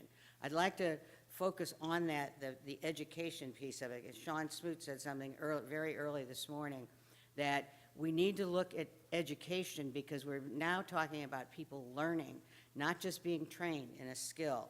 Learning how to collaborate with your community is very different than being trained to shoot a gun or to prepare a budget. So we really need to start looking at how we can change the mindsets of people who are doing training as well as people who are seeking training and development, and start thinking more about education and learning. So based on that background, I've got some recommendations that I would like to make. One is, again, focus on the learning rather than training, since learning to collaborate with the community is very different than some of the other things we've talked about. Number two, I would like to review the training models that we've heard about today, some of them very creative.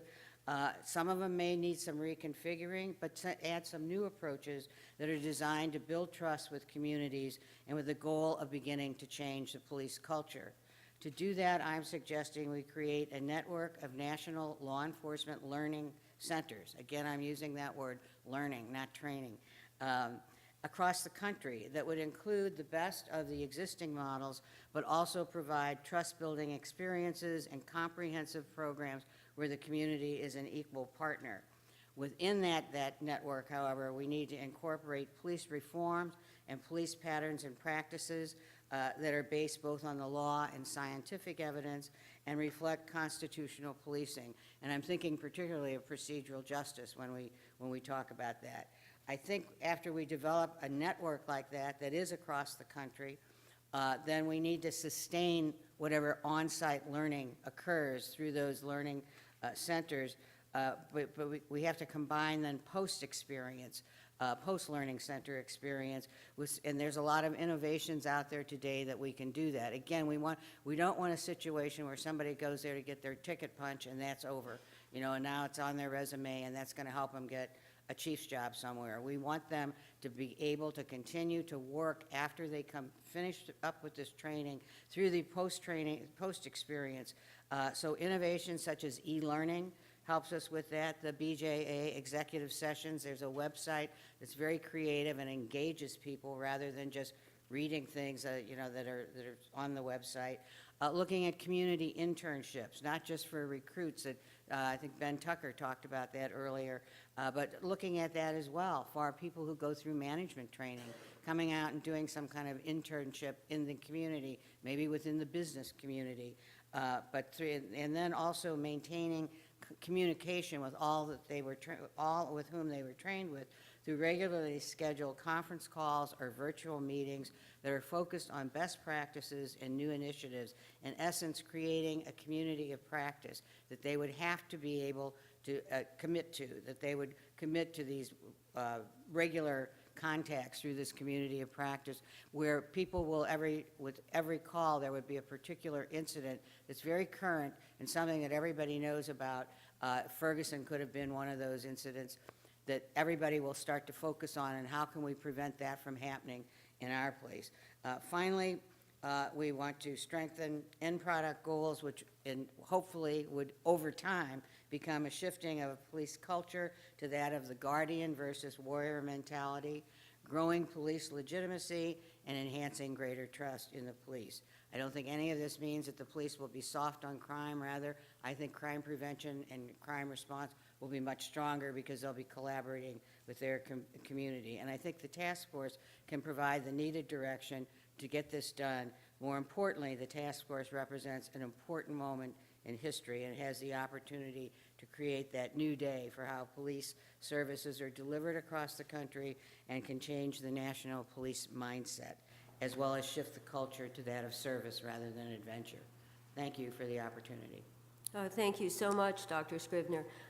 We're now going to turn to the task force for their questions. We're starting with Tracey Meares, who will be followed by Sean Smoot.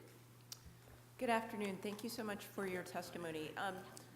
I don't know if all of you were here earlier today, but one of the things that is interesting to me is the sort of consonance of everyone's comments about the substance of the kinds of things that need to be taught. So we've heard procedural justice a lot, leadership, values-based training. In fact, there's going to be a later panel today where we really get into the substance. What I'm interested in hearing you all talk about, and I think this question is for you, Chief Flynn, and for you, Dr. Scrivener, is more of a structural issue rather than a substantive one when it comes to management training. So yesterday, Dr. Scogan talked about this idea of having these 12 nodes of leverage, or it was something like that, about making sure that people come together in certain ways, maybe not unlike the NSI. And Dr. Scrivener, in your testimony, you mentioned these national law enforcement learning networks. I'm curious to hear you just give a little bit more content of what that looks like. It sounded like it was a clearinghouse, but maybe it was actually a place where people were to come and get the learning. So if you could say something about that.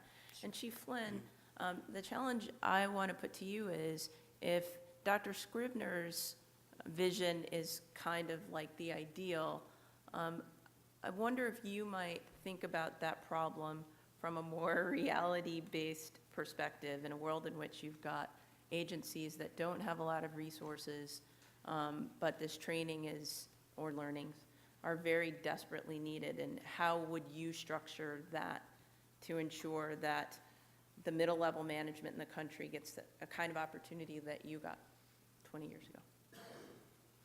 Okay, do you have a preference for who goes first? I do not. Okay, do you want me to go first, Ed?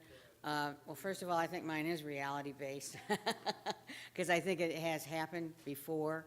There was a network of community policing institutes across the country that lost out in the budget wars many years ago.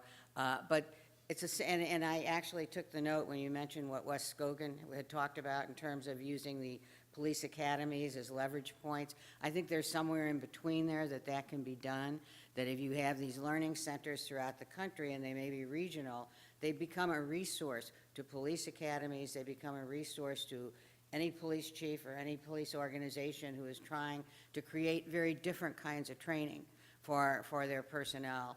And so they, in terms of the structure, maybe it's 2 states per learning center. I mean, a lot would, obviously it would take some federal funding to do that, but I think there's enough concern right now that we could take advantage of that to really begin to make some changes. My biggest concern is we do not want to come out with a series of 2-hour courses that includes important things like implicit bias, community policing, a cultural competency, de-escalation of mentally ill issues. We don't want just a group of specific classes. You can have the best instructors and the best curriculum in those classes, but unless it's woven together into some way that has a common goal of really making change in the police mindset, change in the culture, and bringing the community in to help you do that, I think you're just going to have more of the same. And why do we want more of the same? So my sense is I think it is reality-based, and that we can take a lot of the kinds of things that we've heard here today and that you've heard in prior sessions, and really start to put that together, that this becomes like a forum for ideas for how to begin to put that together into this network. 2 things. Starting with senior managers, it's my experience, both in terms of the people I've sent to school and the schools I've gone to, that I think we all know this inherently.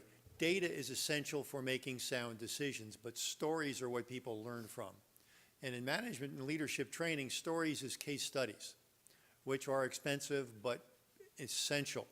Now, my folks have gotten a lot of value from the PERF program at the SMIP. The value of that program is it's a case study method in which colleagues learn from each other, as well as what it is they're dissecting, engage their brains, and think like senior level managers. But backtracking from that, I think we have an obligation to develop organizations in which leadership is a core value of the organization. What do I mean? Historically, 20th century training, police officers were trained to be order-following privates. This was a remnant of the professional school of policing from the 30s and 40s, when being organized was a big reform.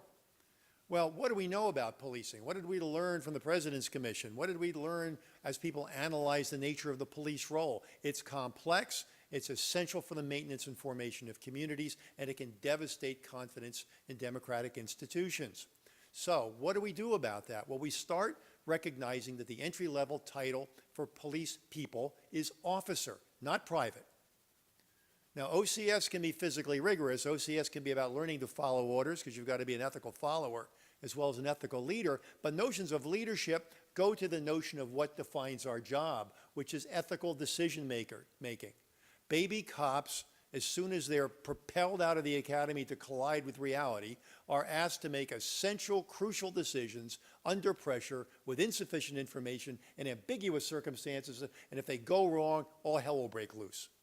Now, that's not what a private does, okay? That's what an officer does.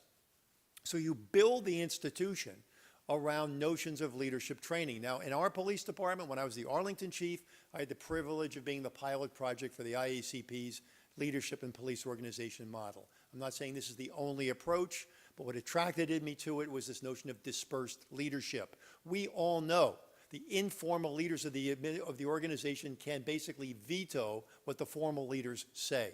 Who are they? Where are they located? How do we inform their judgment? And if we start building leadership-based organizations, we are recognizing the reality of police work, which is decision-making. And what do we ask police to do today?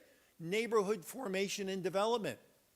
Now, we all like to say it takes a neighborhood to raise a child, but in our central cities, maybe of our neighborhoods are failing, our villages are failing. You know, Milwaukee was the only city in the country to both get a White House Building Neighborhood Capacity Grant and a Byrne Criminal Justice Innovation Grant. We're using both to basically do nation building at home, which is getting neighborhoods to learn to advocate for themselves. LPO was part of the leverage to get our officers in a mindset to do that. Then we developed a code of conduct, which said if we're going to discipline you, it's going to be for disciplining who are violating a value, not getting a rule bollocksed up in your mind. What is our mission? Our mission is to create neighborhoods capable of sustaining civic life. That's our articulated mission. That's why people in a free society tolerate the police power, and this is why we control crime and reduce violence and try to reduce levels of fear, is so people can pursue the American dream safely in a neighborhood. What I'm driving at is as we recognize the complexity of the police role and its centrality to confidence in democratic institutions and its necessity to develop viable neighborhoods that can advocate for themselves, that can create some base level of social capital, so there's some base level of informal social control, the police are the levers to do that. But to do that, we've got to develop them consciously as leaders so that by the time they're ready for the case study method as senior leaders, they have come from an organization that has been developing that aspect of their competence from the very beginning. You can hang, and I mean this in a good sense, not a pejorative sense, on that basis. When you realize our function and why we are doing what we do, fair and impartial policing training makes sense. Crisis intervention training makes sense. Community, we have a partnership with Local Initiative Support Corporation. We're developing a training program specifically for officers to do community development work, because that's why they fight crime. That's why they deal with disorder. That's why they're the social agency of first resort. So what I would ask is that as we move forward into making recommendations for what police basic training, management training looks like, recognize how important ethical decision-making it is, and recognize that that is absolutely dependent on officers thinking of themselves as community leaders, peer leaders, and ultimately formal leaders. Thank you. Our next question is Sean Smoot, followed by Brittany Packnett. Thank you, Madam Chair. I'd first like to thank the panel for their testimony. It's been really good so far, and appreciate you all making the trip and coming to talk to us.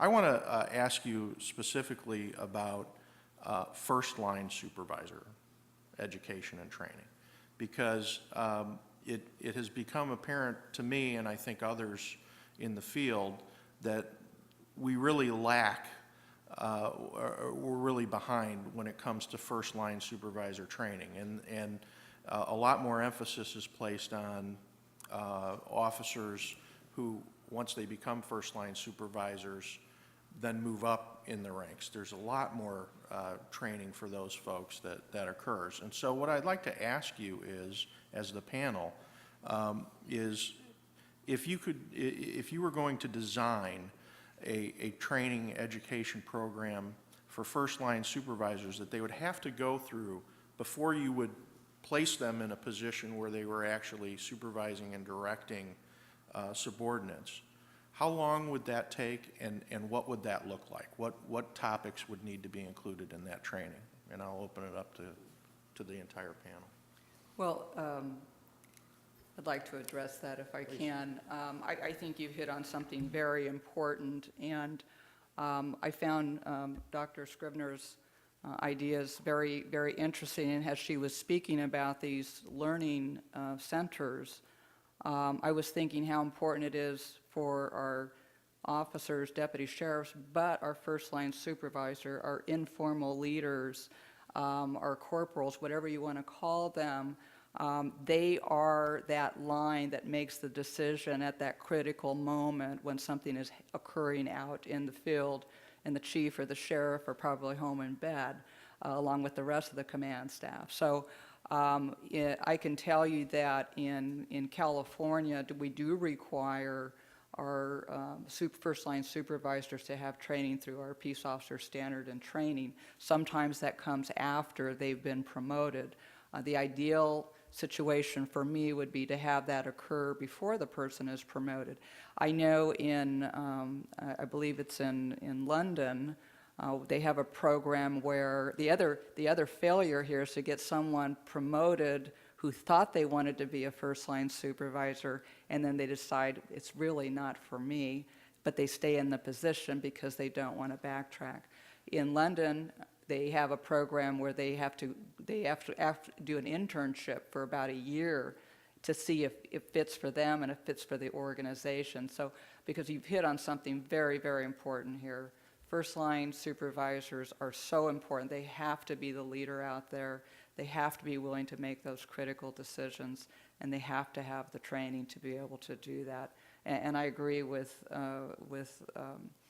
Chief Flynn that it is so important to have leadership at all levels of your organization. We are not the military, the quasi-military organization that I started with. That wasn't a good idea then. It won't work at all now because it's too specialized. There's too many decisions to be made. And if they're going to wait till someone shows up to make that decision for them, things will already have gone wrong. Let me turn then to Brittany Packnett, followed by, Chief Jacobs. I was just going to comment on that. First of all, one of the things that I think if we're going to ask before they get promoted is, first of all, what's your motivation? And analyze exactly why they want to get into that formal leadership role, because sometimes it's just a race. And we have to understand what they are going into that level of supervision for. Ask them what their motivation is, what they're planning to do, what their expectations are for that particular type of role, and understand that it's no longer an 8-hour-a-day job. You've taken on 24-hour responsibility for those personnel that you will lead, and try to get into their head a little bit and share some of the experiences that they might do. We have a very long mentoring program that we're building up, and we find out really fast if they're motivated for the right reasons, and that is to take the first level of supervision, which is the most important level of supervision, and make sure that they are motivating people to do the hard work that must be done out on the street. I have a response to that as well. I think you raise a really important point, and I do a lot of work in police reform, and so often what I find are departments that have a 40-hour sergeant school. In my judgment, that is totally inadequate. That you're setting people up to fail, really, or to end up doing, kind of taking shortcuts simply because they've never really had the opportunity to pursue a lot of different ways of problem solving. I don't know the exact right number, but what I would say, it's not a one-shot deal. You don't go to school and then that's it. You get your initial training. Maybe you come back in 6 months and you get more training, and at that time you are able to talk a lot about the problems that you're having. Maybe it's 3 months. I'm not suggesting that I know the right time frame here, but the point is that they come back over the course of the year a couple of times, and during that time also they have some mentoring and coaching from other supervisors, that you begin to look at a package of interventions to really start to develop that first-line supervisor in ways that they will become very successful as they move up the ladder. Thank you. Our next questioner is Brittany Packnett, followed by Connie Rice. Thank you so much for your testimony. 2 quick questions, the first for Chief Flynn and the second for Dr. Scrivener. Chief Flynn, I was able to listen to the This American Life piece that covered your work and covered the work in Milwaukee recently, and you stated something, no pun intended, when you were talking about your intentions around venturing to Milwaukee and having that be the place where you wanted to continue doing your work, about it being the place where a lot of the solutions for 21st century policing could be found, could be seen, given the size and scope of the region, given the deep history and reality of segregation and racial divides, that the kind of solutions we needed to see for 21st century policing could happen in a place like that. So my question, as it regards kind of training in particular of management, is what kind of major reforms need to occur in training, and also just in the mindset of officers such that that kind of vision can actually be carried out? Thank you. I think your question very much relates to Sean's question as well, and that is, do we continue to emphasize this artificial divide between the officers on the front end of the organization and their supervisors? And one of the sad things about policing is, for understandable reasons, back in the 1900s, we adopted military forms of rank structure. And once we created sergeants, it meant we had commissioned officers and non-commissioned officers. But that is not the reality of policing. Policing is done unsupervised. The entire organization ends up responding to the decision somebody with nothing on their sleeve or collar made in a crisis situation in a neighborhood in which the circumstances could break very badly, but that circumstance was made without review and without advice. What is the function of supervision in that environment? Our first-line supervisors aren't coming out of West Point to tell a bunch of snotty 19-year-olds what to do. They're often supervising people older than them who don't want to be formal supervisors but are smart leaders. When the sergeant is called to that scene, what are they really being asked for? Tell us to do the right thing, or make us do something we don't want to, but we can't quite make the decision ourselves, or show up and make sure T's are crossed and I's are dotted. But they're not just giving orders to people who are following them. And what I'm driving at is the organizational connection between leader and follower is an intrinsic developmental process that you're developing your sergeants and lieutenants in the police academy. Because again, as I indicated before, the entire organization and the community turn on that decision made by somebody without supervision, which means it's based not just on their training and their knowledge of law, it's based on their values. And has the organization give them permission to go outside the rules if the values are still being adhered to? But this is an extraordinary situation. The essence of the job is the ethical and responsible use of discretion in crisis. The law doesn't apply to 90% of what we do. Therefore, we're trying to develop thoughtful decision makers, and the relationship to supervision is certainly with lieutenants and sergeants as much a negotiation as it is following orders. They are colleagues in the solving of these community problems. And yes, some of my guys and gals are knuckleheads, and they've got to get yelled at and disciplined. But the majority of them are out there trying to solve community problems for which there are no simple solutions. We all know that, right? People call 911 because there's nothing else to call. So what I ask, when you think about training in the big picture for American policing, cut the false divide that here's supervisors and here's coppers. It's a continuum. And we've got to be thinking about developing those people all the way through, and the extra training is for just different types of decisions they'll be making, rather than this notion that they're just strict order givers. Can I ask a quick follow-up question? Because this notion of values that you talk about, I think, is extremely important.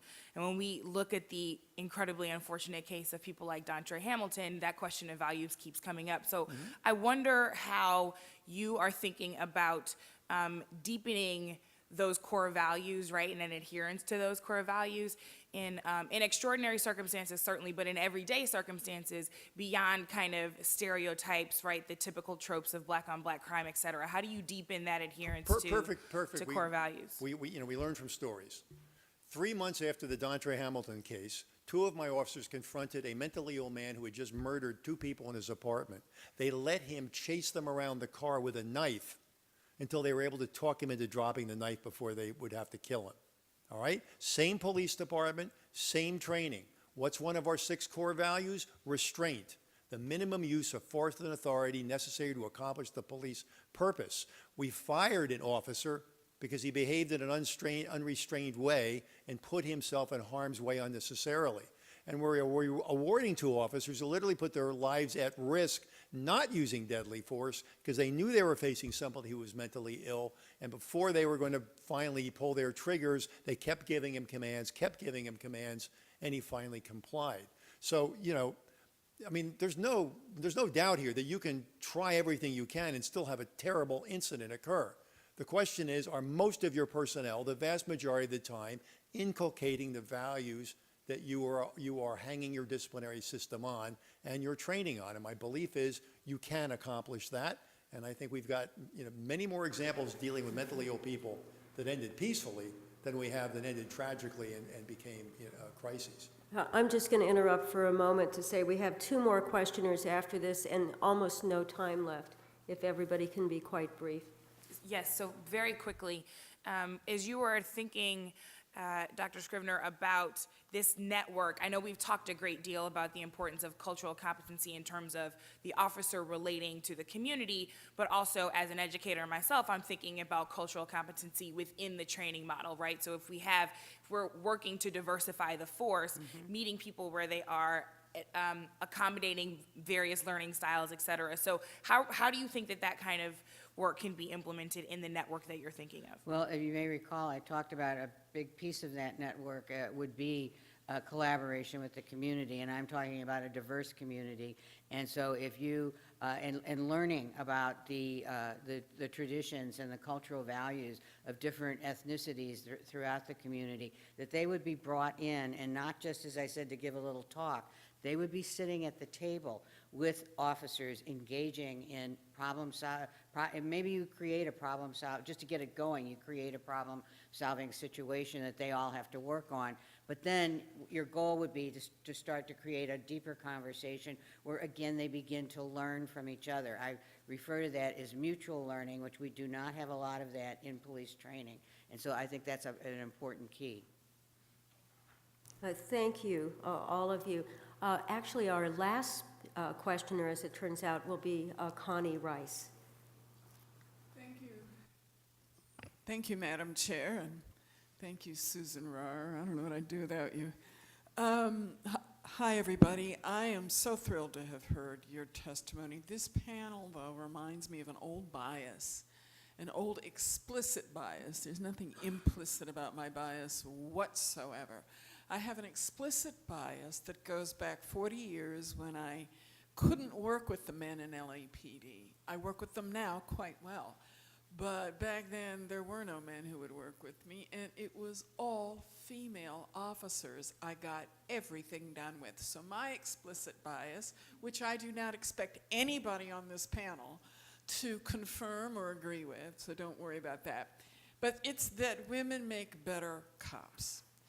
And that's saying that when you have the brilliance of Chief Flynn. Chief, I would love to work with you because you finished my sentences. You were just brilliant.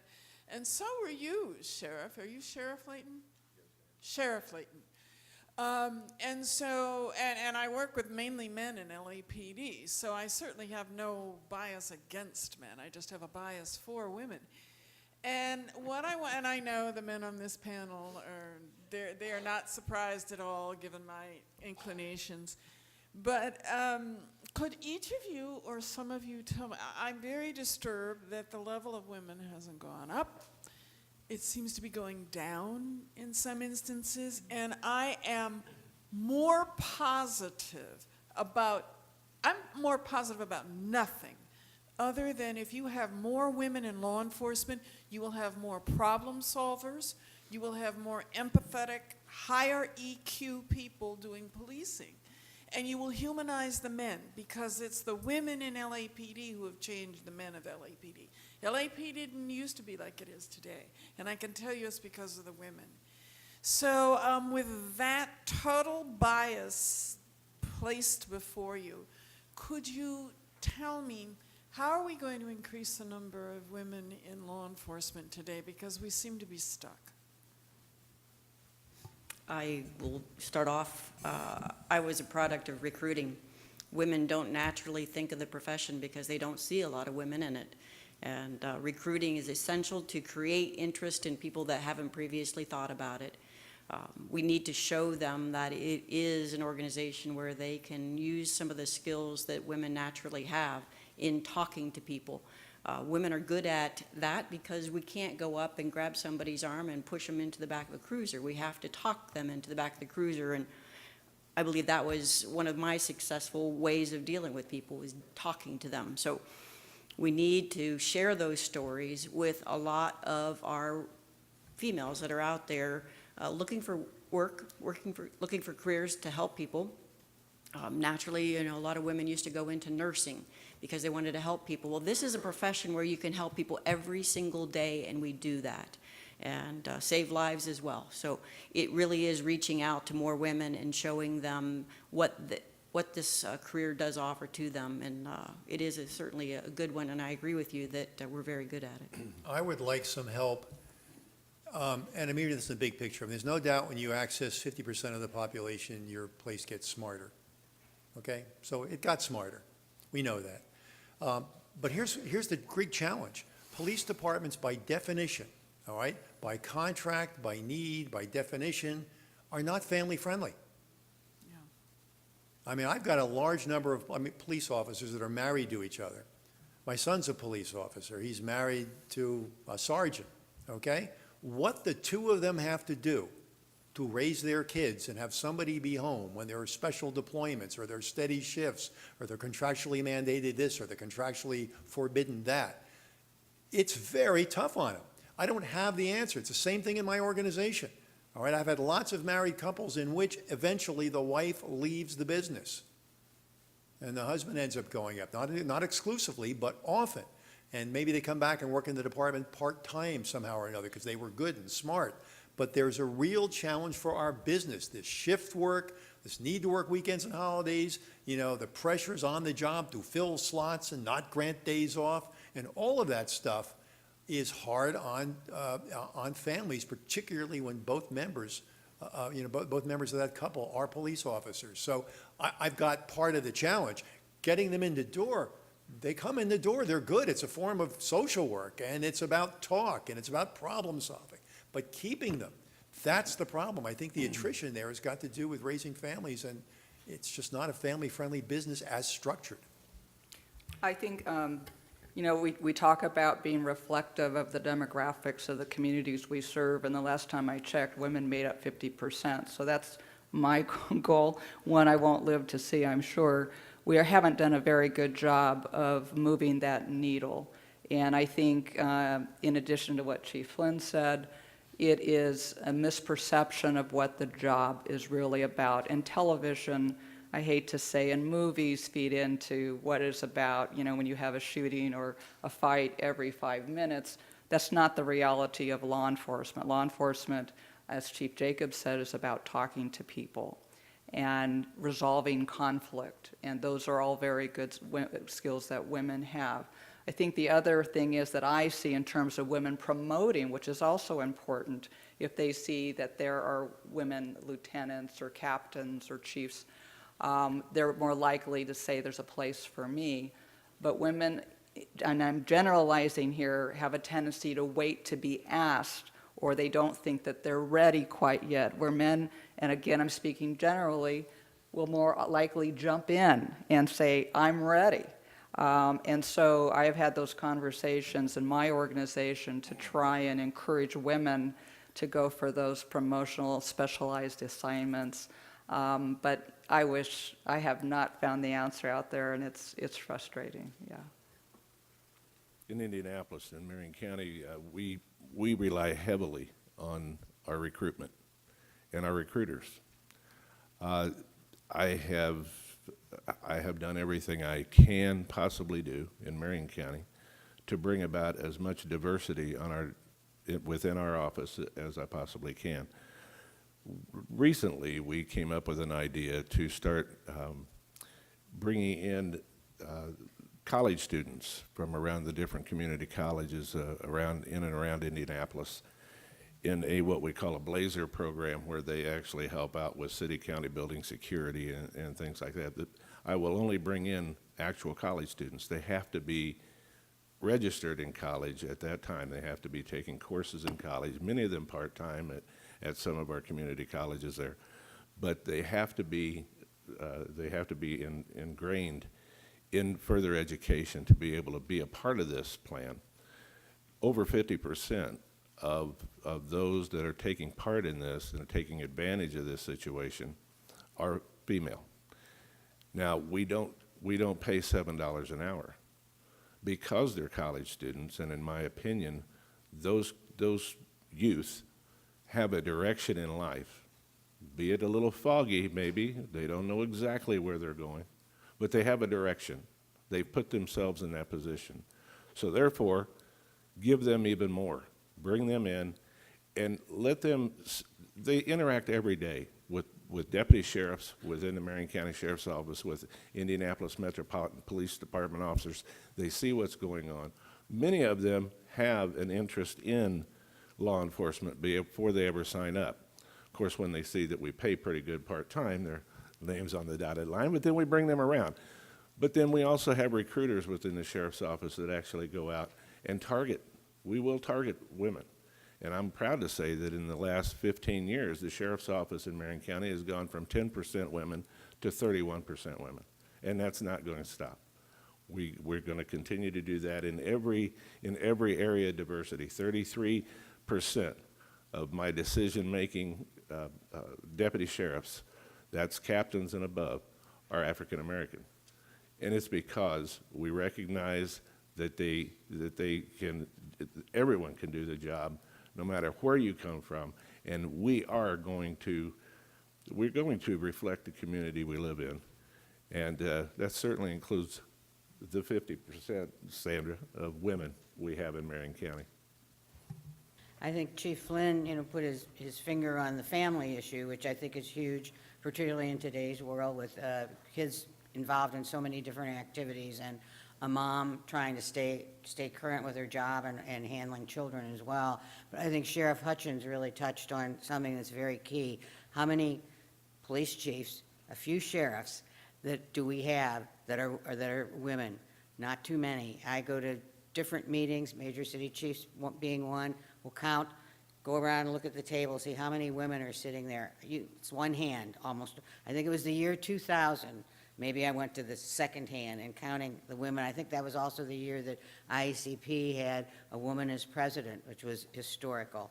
So we don't, if in today's world with women having a lot of opportunities, if you look at law enforcement, even if you're interested in it and you think you'd really do a good job, or you think, where am I going to go? Am I going to be a private or a police officer all my life? Maybe I'll make sergeant, maybe a little bit above, but can I really be in the top position? I think when they look around, they may question, it's not going to happen. So that's a particular area that I think we really need to focus on. Thank you all. This has been a terrific panel. Let's thank them collectively.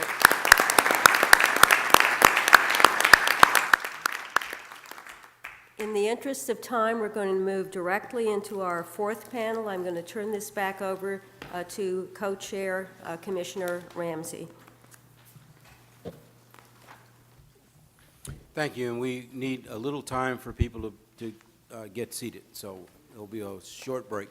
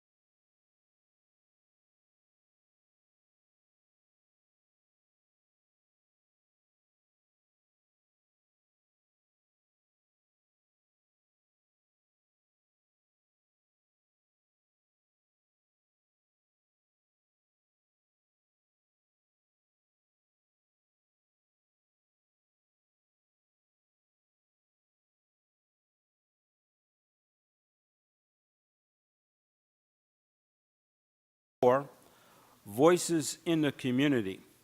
Again, a reminder for those of you that are watching the proceedings here, complete biographies can be found on the COPS website. Again, we will not be reading a complete bio. The introductions will be rather brief. So let's begin. First, we have Allie Bones, MSW, Chief Executive Officer, Arizona Coalition to End Sexual and Domestic Violence. Ms. Bones. Thank you. Good afternoon, and welcome to Arizona. It is our Statehood Day as well as Valentine's Day, so happy Statehood Day to all of you. I'm very honored to be here today to talk to you about issues of domestic and sexual violence. These are such significant issues that affect our law enforcement community, and something that I feel like I could have talked all day about, but they told me I had 5 minutes, so I will try to be brief. Domestic violence, we know, is the #1 call for service in many jurisdictions, often the #1 violent call, second usually only to burglary. It is the most dangerous call many times that law enforcement respond to, and involves a high number of repeat calls, also similar to burglary. And it's something I thought of this morning when I was thinking about my remarks and what I would share with you all. I did a review of 911 calls, listening to dispatch and what they were dealing with, and they dealt with a lot of calls for beer runs to Circle K. And the thing that I thought of was that nobody questions Circle K's why they continue to keep beer in coolers, not locked up, why they don't move their stores, why they don't change their behaviors, their habits, change their entire business model, because they're consistently and repeatedly robbed by people trying to get free beer. But yet, victims of domestic violence are often questioned and judged because of the actions that they take. And we know that law enforcement officers all across the country, from different studies that have been done and surveys, that they have very negative attitudes towards victims of domestic violence, particularly when they have to return on a repeat basis. We know that there are so many things that law enforcement can do to lower rates of domestic violence. It is a very serious crime, and one that we know, if was taken seriously, would lead victims to having greater participation with law enforcement in the criminal justice process. One thing that I think is very important is a campaign that was started by the End Violence Against Women International group called Start by Believing. Arizona was the first state to adopt the Start by Believing campaign in the country. Many cities and law enforcement agencies across the state have adopted the campaign, and it includes powerful training and messages that reminds officers to start from a place of believing victims of domestic and sexual violence. Attitudes and judgment about victims of domestic and sexual violence often cloud officers' responses to victims and can have an impact long-term on victims' involvement in the criminal justice process, as I said, which leads to accountability and a belief that law enforcement will respond appropriately. Another thing that law enforcement could learn more about around domestic violence is the impact of trauma, and that people in trauma don't often look how we think they should. They don't often act the way they think we should, and we don't often think of victims of domestic and sexual violence as being trauma victims. So understanding better how victims of domestic and sexual violence are victims of trauma, and how this might impact their responses and how they appear when officers arrive on the scene, is incredibly important. Another issue is understanding of the power and control dynamics and the use of coercive controlling tactics that batterers often use. Law enforcement is very much rooted in looking at an incident and recording that incident and focusing on what's happened at that exact time. And one thing that we know is that abuse often happens over time. It's a pattern of behaviors over time intended to have power and control over another person. And so understanding those power and control dynamics and the use of coercive control is very important. Also is the issue of orders of protection. There's often so much in the media around orders of protection and how enforceable are they. We often hear they're only a piece of paper. And as advocates, we basically say that orders of protection are as much of a piece of paper as they are enforceable. If they are enforced and it is seen that law enforcement will enforce them to the full extent of the law, then they do carry more weight. So it is incredibly important that officers understand the power that they have in stopping stalking behaviors and controlling behaviors and violent actions through the enforcement of orders of protection. Finally, I also, around orders of protection, wanted to just quickly mention the enforcement of gun restrictions on orders of protection is incredibly important. We know that this is such a lethal time for victims of domestic violence when they might be leaving a relationship or get an order of protection, and that's having guns removed is very important. And finally, law enforcement's awareness of victim services that are available in the community. There are such great opportunities for partnerships and for law enforcement to know who the experts in the community that are there that can help support them in working with victims. So thank you very much again for having me. And thank you very much for your testimony. Next, we'll hear from Ronaldo Fowler, Staff Advocate, Arizona Center for Disability Law. Mr. Fowler? Thank you. Good afternoon. My name is Ronaldo Fowler. I'm a senior staff advocate with the Arizona Center for Disability Law for 30 years now. I would like to thank President Obama for convening the task force and for asking the panel here today to present testimony on behalf of the Arizona Center for Disability Law and the National Disability Rights Network. The Arizona Center for Disability Law is a federally designated protection and advocacy for the state of Arizona. The protection and advocacy systems throughout the United States assures that the human rights, civil rights of persons with disabilities are protected.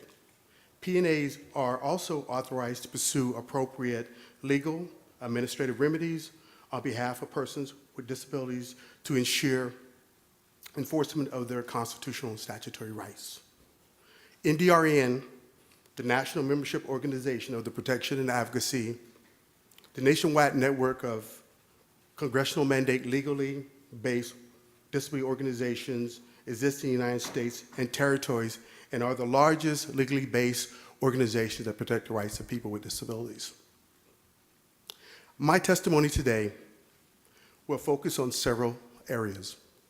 Number one, the interaction of law enforcement relating to students with special needs in the educational system.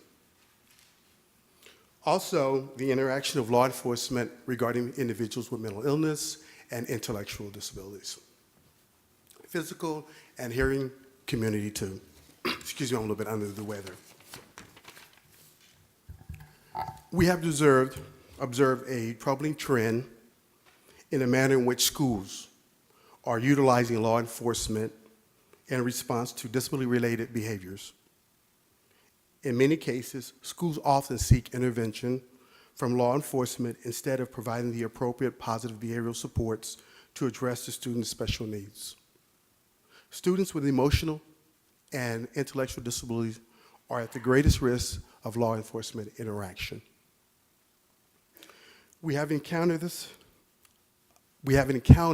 law enforcement interaction with students as young as 8 years old.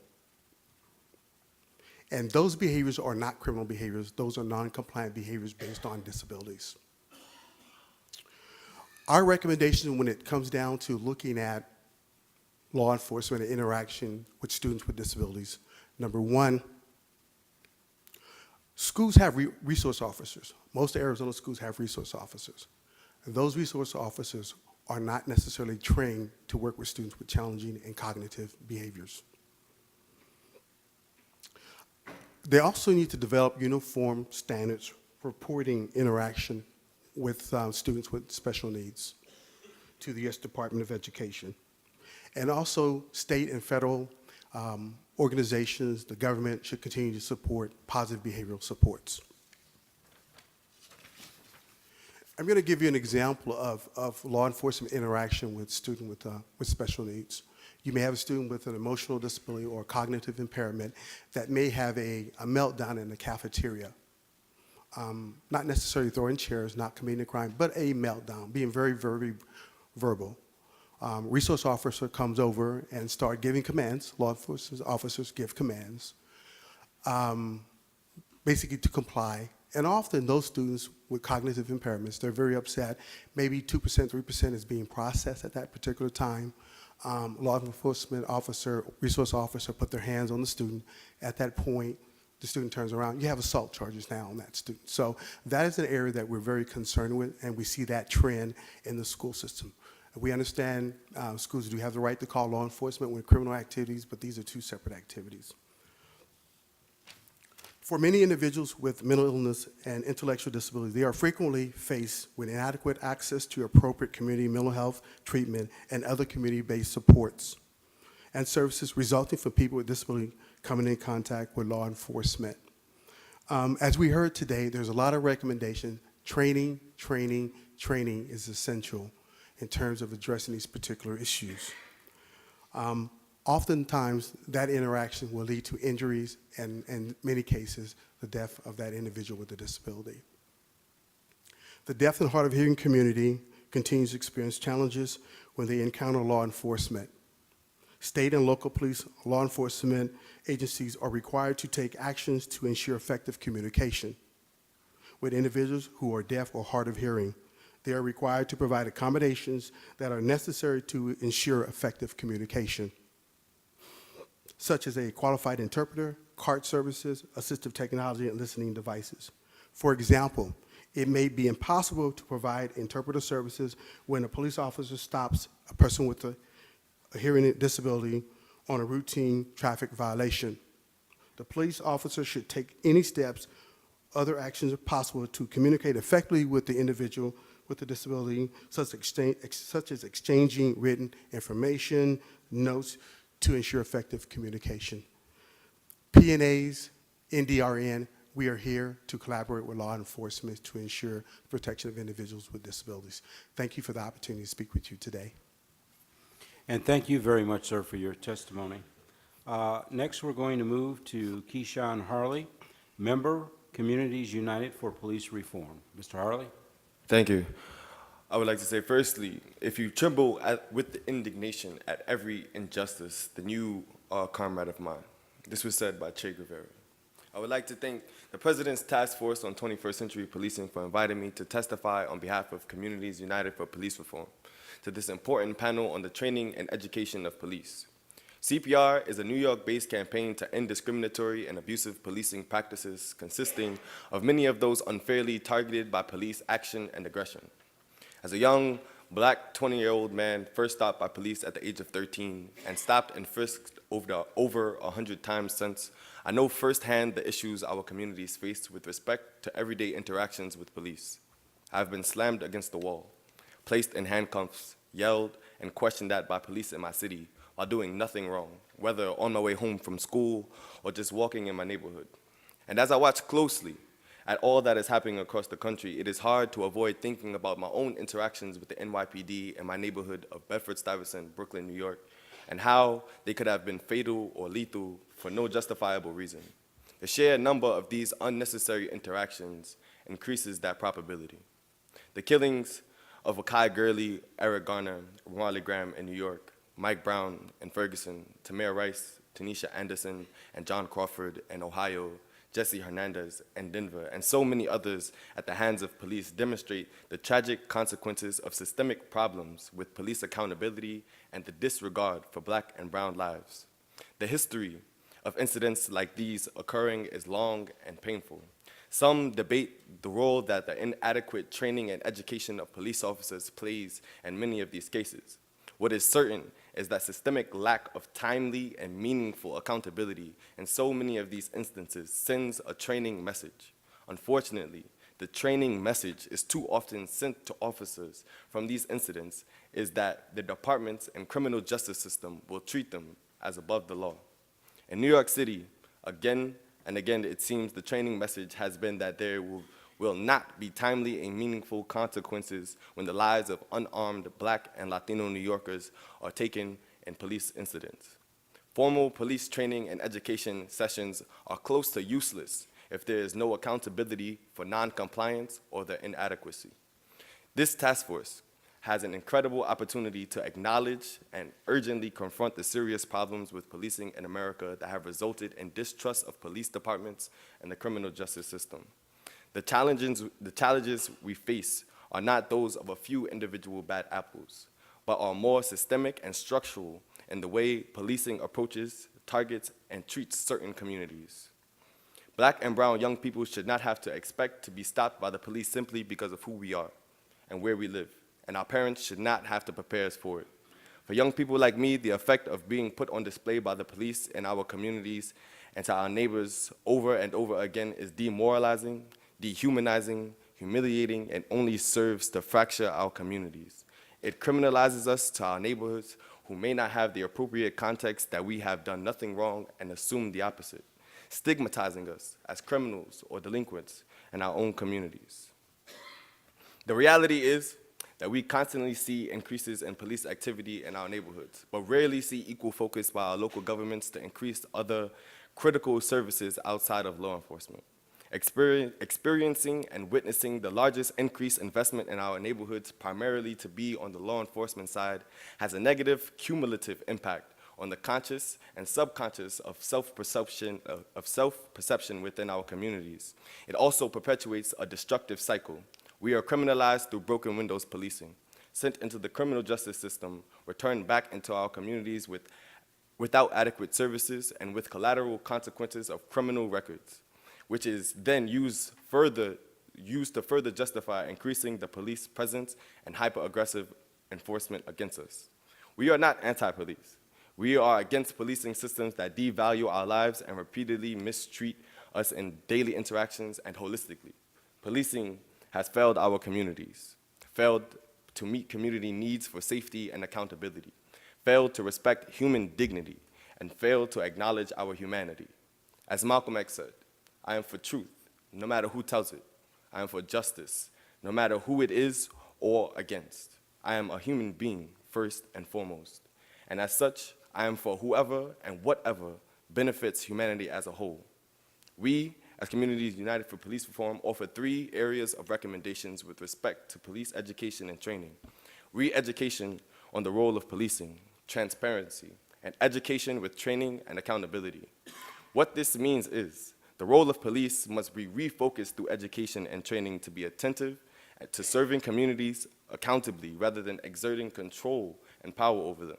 It is critical that such re-education be implemented at all levels, from the officer on patrol all the way up to the police commissioners.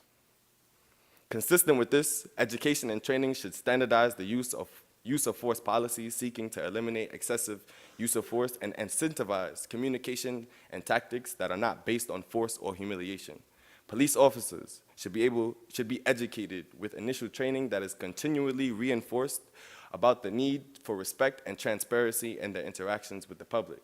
Federal funds for local police departments must come with stronger requirements for reporting on use of force, particularly excessive and deadly, and the disclosure of disciplinary action taken against officers. Accountability must contain real consequences because the costs to civilians are too often severe harm, including the loss of liberty and death. Thank you. And thank you for your testimony.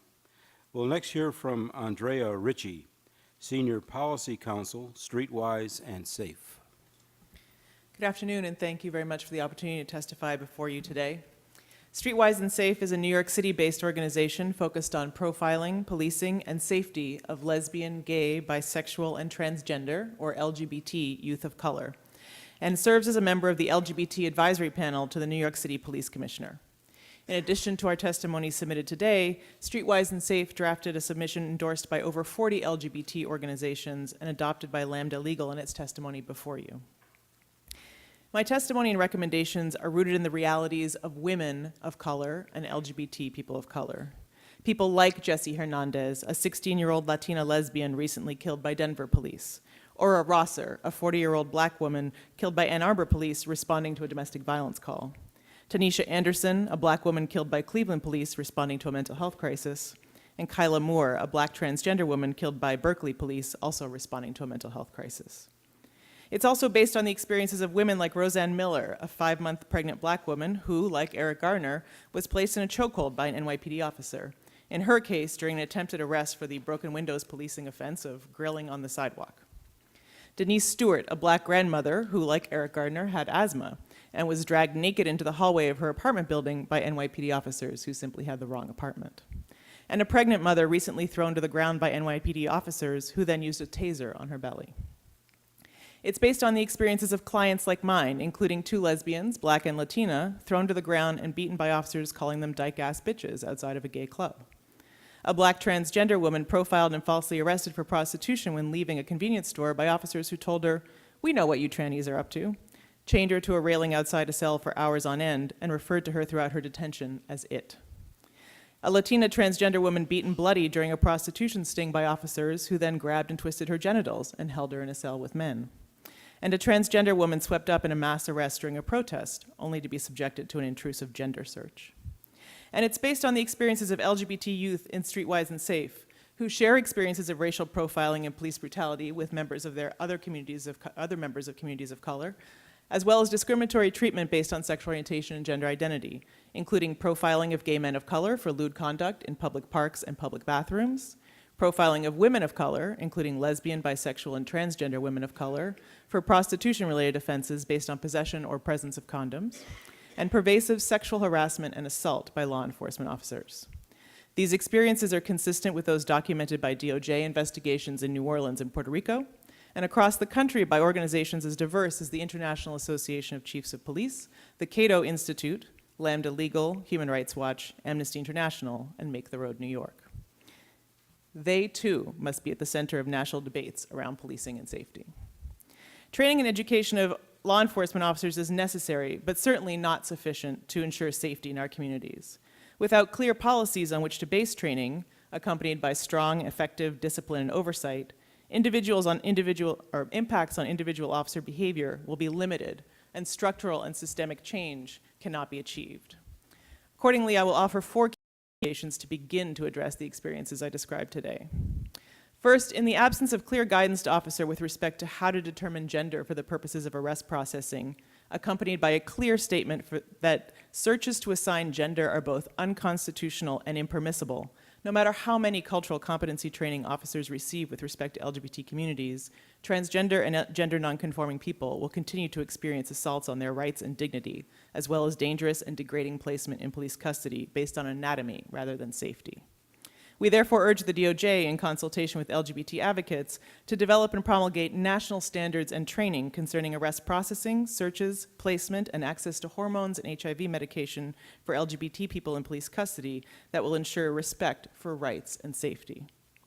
As part of a team of transgender advocates and LGBT organizations who drafted and negotiated comprehensive changes to the NYPD Patrol Guide, which have served as a model to departments across the country, Streetwise and Safe has seen firsthand how the involvement of members of LGBT communities, and particularly transgender people, is essential to developing policies and trainings to protect the rights of LGBT people who come into contact with the police. Second, as the IACP concludes, without clear policies prohibiting sexual harassment and assault of members of the public by police officers, it will continue to take place with impunity. We therefore urge the DOJ to develop and promulgate, in consultation with advocates for women and LGBT communities, modern policies and training to address sexual harassment and assault by law enforcement agents, consistent with the recommendations of the IACP. Additionally, the DOJ should aggressively pursue enforcement of existing PREA standards for police lockups. Third, sensitivity training and cultural competency must be founded on strong and enforceable anti-discrimination provisions. Accordingly, local law enforcement agencies should be required to adopt and effectively implement anti-profiling policies consistent with the DOJ's guidance for federal law enforcement agencies. Moreover, we urge the department to close the significant loopholes left open by the guidance, which enable profiling affecting Muslim, Arab, Sikh, South Asian, and immigrant women and LGBT people. Finally, to ensure that condoms are never used as a tool of profiling to the detriment of public health and safety, the DOJ should, consistent with the recommendation of the Presidential Advisory Commission on HIV/AIDS, issue and publicize guidance and model training to law enforcement agencies condemning reliance on the mere possession or presence of condoms as evidence of intent to engage in criminal activity. As evidenced by the use of a prohibited chokehold against Eric Garner and Roseanne Miller, even the existence of clear policies and trainings will not ensure safety or prevent rights violations. In order to ensure meaningful reduction of police profiling, brutality, and violations of constitutional rights, there must be effective civilian oversight of police departments and disciplinary procedures that ensure that training is accompanied by compliance. Thank you once again, distinguished task force members, for the opportunity to testify before you today, and I look forward to your questions. And thank you for your testimony. Next, we will hear from Linda Sarsour, Director, Arab American Association of New York. My name is Linda Sarsour, and I'm honored to submit this testimony for the record on behalf of the National Network for Arab American Communities. Yes, I'm also the executive director of the Arab American Association of New York. The National Network, which was established in 2004, currently has 23 member organizations in 11 states. Our member organizations are grassroots nonprofits located in the most highly concentrated Arab American communities in the country. Since 9/11, NAC has been at the forefront of public discourse, policy campaigns, and grassroots organizing to address grave civil and human rights violations against Arab Americans and American Muslims. I commend President Obama on his leadership to bring the critical issue of policing to the forefront of public discourse and amongst our government representatives. We at the National Network believe in the values of that our nation proclaims: inclusion, plurality, and diversity. We continue to be committed to upholding the civil and human rights of all Americans. The Arab American and American Muslim communities continue to face one of the most hostile civic environments since 9/11. It has almost been 14 years since the tragic events of 9/11, and unfortunately, Arab Americans, South Asians, Muslim Americans, and those perceived to be Muslim continue to be impacted by post-9/11 policies. Anti-Arab sentiment and Islamophobia have been on the rise and increased dramatically this past year. Hate crimes against Muslims and those perceived have rose significantly. During the summer of 2014, according to the NYPD's Deputy Chief Michael Osgood, hate crimes against Muslims increased by 143%. We urge federal government and law enforcement agencies to take increased measures to prevent, address, and combat hate crimes in the United States. When one community feels unsafe, we are all unsafe. Since the tragic events of 9/11, we have witnessed a fixation by some in our government with radicalization and extremism of Muslim Americans. While it has been nearly 5 years since the Matthew Shepard and James Byrd Jr. Hate Crimes Prevention Act was signed in 2009, strengthening existing legal protections, hate crimes, and hate groups continue to be a serious threat facing our country. An issue plaguing and deeply impacting Arab Americans and American Muslim communities across the country is racial and religious profile by local, state, and federal law enforcement. We have learned through investigative reports, FOIA requests, and lawsuits that agencies target communities by religion and national origin. For instance, we learned from the Associated Press that the NYPD engages in unwarranted surveillance of American Muslim communities in the Northeast. They continue to spy on every aspect of Muslim daily life: cafes, mosques, bookstores, community centers, and Muslim student associations. NYPD has gone as far as attempting to infiltrate my organization's board of directors, the Arab American Association of New York. Unwarranted surveillance, racial and religious profiling clearly violates the constitutional rights of these communities. Surveillance chills free speech and creates unnecessary fear, alienation, and isolation. The actions by members of law enforcement can perpetuate biased perceptions of community members through discriminatory policing. Discriminatory police practices diminish trust of law enforcement by targeted communities, including during times when assistance is needed when faced with hate crimes or in cases of domestic violence. Another issue of concern for the Arab American and American Muslim communities relates to pseudo-experts on Islam and Muslims training law enforcement about our communities. These so-called experts have been used to spread misinformation about American Muslims, falsely portraying Muslims as intrinsic threats or fifth columns within our homeland. Moreover, within the context of training and Fox documentaries, which are in fact anti-Muslim propaganda, such as the Third Jihad, have been shown to law enforcement officials, thus solidify the framework advanced by pseudo-experts to paint loyal Americans as having a secret plan to fundamentally undermine the American way of life. Such training shaped law enforcement perceptions of Arab Americans and American Muslims, which translates into the misuse of tax dollars and manpower hours of law enforcement, as well as the overextended use of surveillance. I have had the privilege in the past to train probationary FBI agents on how to interact with American Muslims in a religiously sensitive manner. Law enforcement agencies and officers need practical information to make lawful interactions between them and our communities comfortable and effective. Our recommendations include consult with civil rights advocacy and community-based organizations regarding trainers that pertain to community outreach and education. In particular, do not invite trainers who have been deemed members of hate groups or have obvious biases towards any communities. Law enforcement should allow members of the community at large to train law enforcement agencies or do presentations. There should be guidelines set for all trainers or thresholds that must be met. The vetting process must be clear to all parties. Create a mechanism for advocates, faith-based leaders, community leaders, and academics to provide input on training curriculum. The more communities feel included and invested in the curriculum, the more trust this builds amongst communities.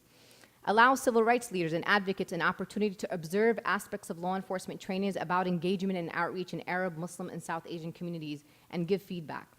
The Department of Justice should create a civilian review board to give feedback when police departments accrue a significant number of complaints that are systemic or egregious in nature. The review board would consist of community stakeholders and/or advocates that can provide suggestions on what the DOJ mandates on those departments so they can be compliant with civil rights. We are at a critical juncture in law enforcement and community relations in American society at this time. Training is only one part of reforming policing in our communities. It is an important first step, but we must first end policies that target specific communities and ensure that we engage in fair policing that focuses on criminals and not entire communities.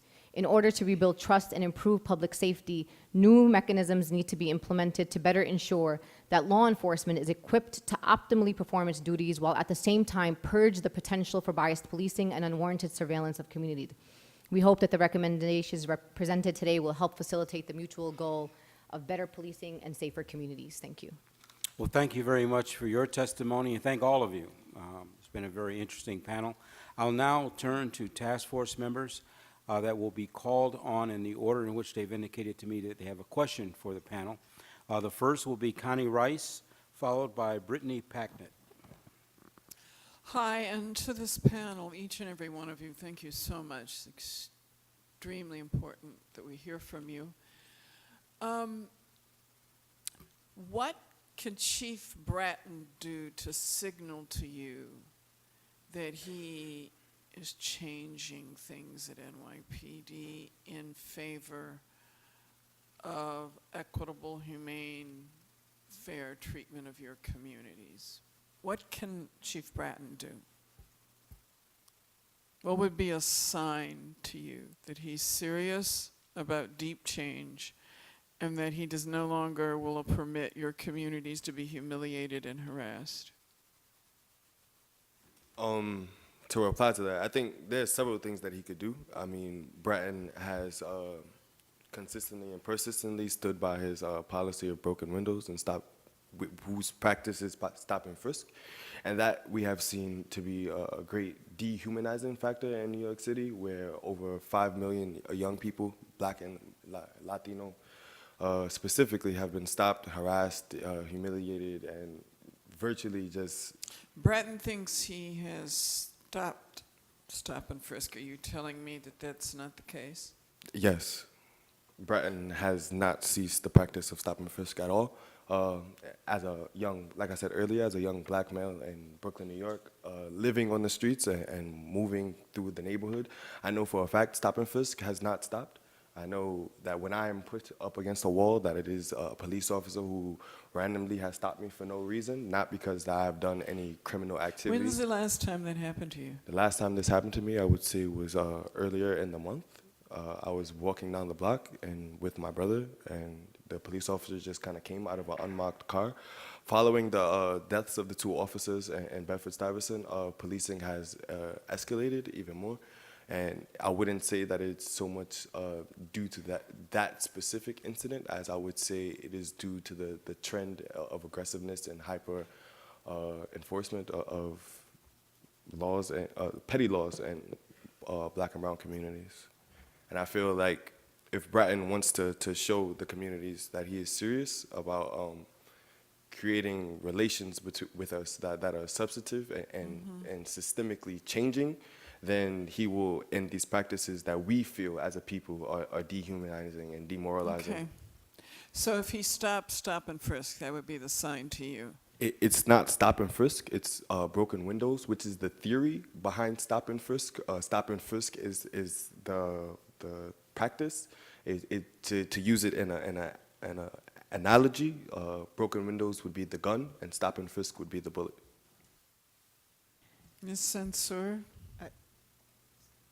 So for me, I'm going to speak from a different context. I think Commissioner Bratton has a lot to do when it comes to building relationships with American Muslim communities. And as you know, in the current kind of global context that we're working in and thinking about extremism, we need to make sure that the police departments are not focusing simply on, quote, Muslim extremism, because what we do is we miss the boat, as we've seen recently in Chapel Hill, where we are missing the boats on what I understand to be the real threat in this country is the profile is an angry angry white male is what we should be also focusing on. So one thing that Commissioner Bratton could do, and there was a lot of celebration about this closing of the demographics unit, AKA the zone assessment unit, which was tasked under the Kelly administration to map Muslim communities.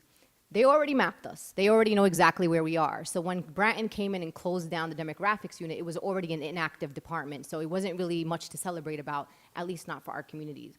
One thing that he could do, well, the first thing we believe is just end surveillance of Muslims and follow leads is what we're asking for. So we're not saying end surveillance, just follow the leads when they are available or. But the other thing is, during the Kelly administration, there was an analyst who wrote a report called Radicalization in the West, the Homegrown Threat. And it's a public document online, it's 99 pages, that basically describes normal things that Muslims do as potential red flags for terrorism. So if a young man stops smoking, if he stops wearing, quote, hip-hop clothing, looking at terror hotspots, taxi depots, hookah shops, and Muslim bookstores, this is what this document. So we believe it was a prescriptive policy document that the NYPD followed in how they surveilled Muslim communities. It would be tremendous for Commissioner Bratton to publicly stand and say, this document was not made under my administration, and we denounce it as the New York Police Department. I think it's a very easy ask of him. What we haven't moved far with Commissioner Bratton because his administration continues to say, you're suing us, we're in multiple lawsuits. They need to remember that there are 800,000 Muslims in New York City. And while yes, there are lawsuits, 3 lawsuits in fact, that those lawsuits cannot hold us hostage to information and the demands that the Muslim community wants. All we want is to be treated fairly, and we want to be part of the process. As we invited Commissioner Kelly through the front door of our mosques, we gave platform for NYPD to speak to our community directly. They were coming in through the back door, and our community does not trust law enforcement, and I don't think they still trust law enforcement. And for me, I think that is a true public safety issue if you have one community who does not trust working with their local police department. And if I might add from the perspective of women of color and LGBT people of color, that I completely support what Kishan was saying about ending and stepping away from broken windows policing, which explicitly in the theory names youth of color, homeless people, people who are or are believed to be engaged in the sex trades, and poor people as threats and signs of disorder.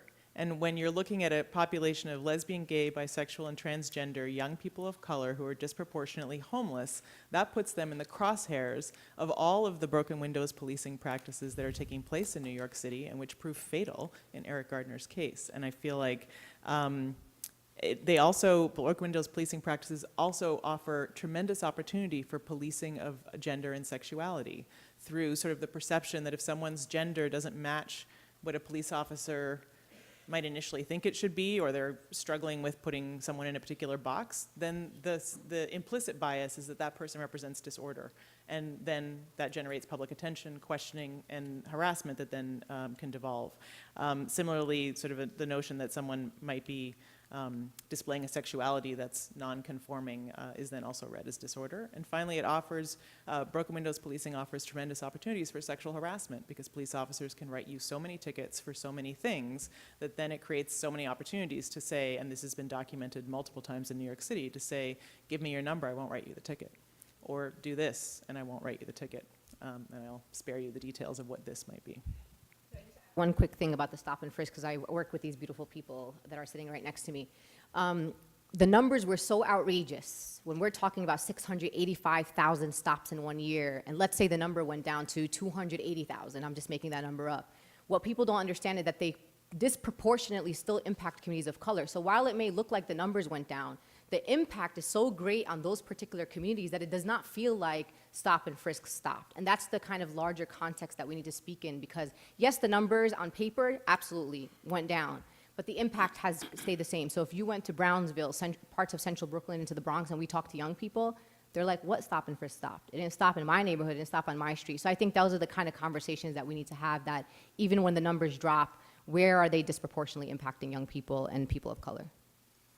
Thank you. Brittany Packnett, followed by Roberto Villaseñor. So I really want to thank you for your honest and courageous testimony, all of you today.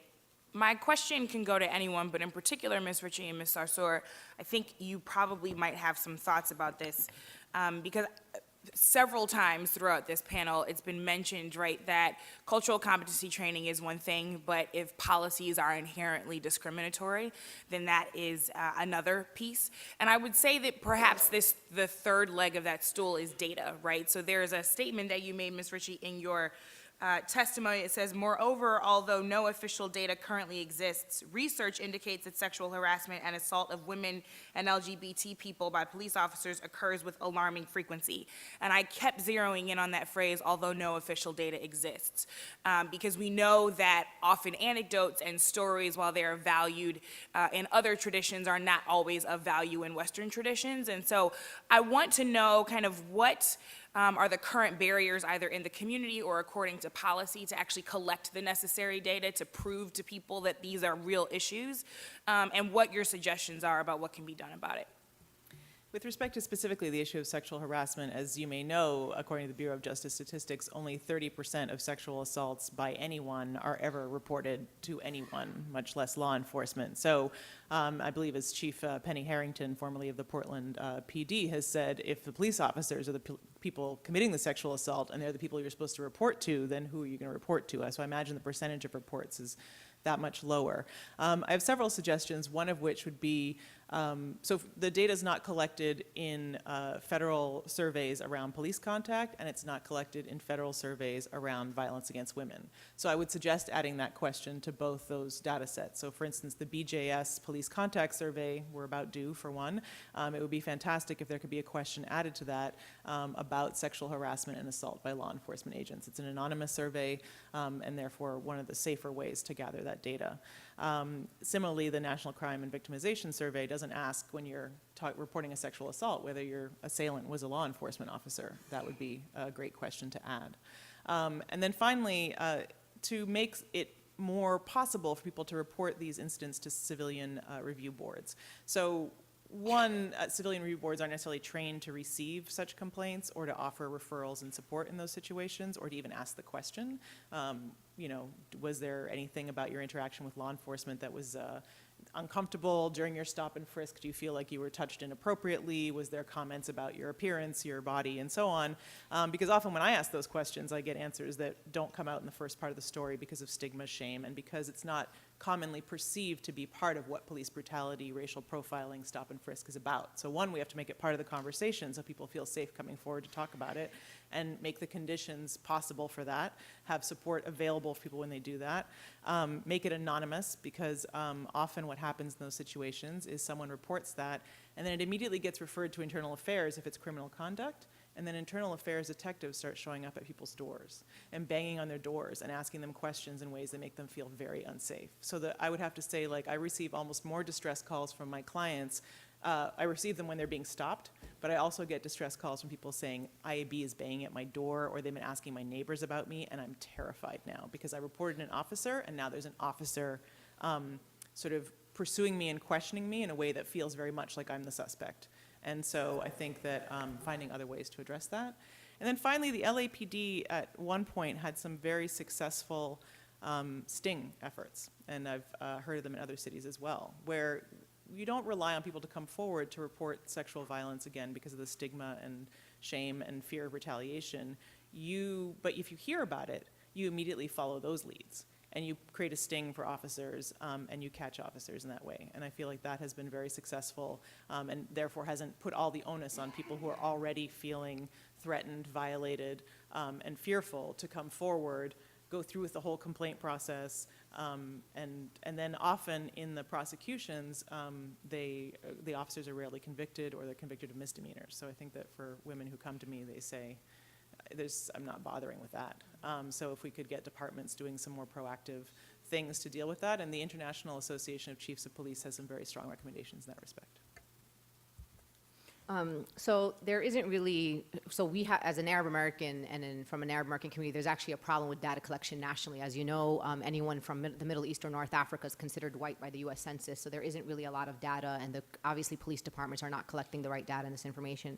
The only data we have is basically the data that comes out of mapping Muslim communities, which folks could, see from the secret documents leaked by the NYPD. So if you want to know where Muslim communities are, where we eat dinner, the NYPD has that available. And also the policies that are in place. The DOJ guidelines just recently got revised and added things like national origin and religion. I mean, the fact that we were running on anti-profiling guidelines that didn't protect religion and national origin, for me, was something unfathomable, including with having to add that to the Community Safety Act in New York City, which is a citywide legislation where it allows, we were able to expand the categories to include national origin and religion.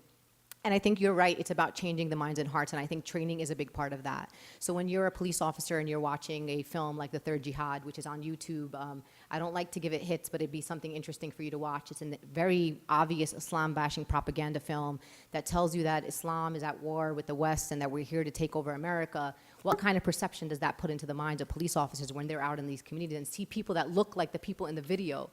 And the other piece about it is this practical information. So for example, when police officers are dispatched to crime scenes, things like domestic violence or whatever, you know, we have this issue where there are many people in the Muslim community are very conservative. The fact that, you know, female officers are not being dispatched, especially in highly concentrated Muslim communities. We've had instances where NYPD officers would walk into homes and it'd be raining outside and they'd wipe their feet on prayer rugs because they didn't know prayer rugs, what they look like and what they are. So there's a lot of insensitivity, and a lot of times people don't see that as a lack of ignorance, they see that as a lack of intentional disrespect.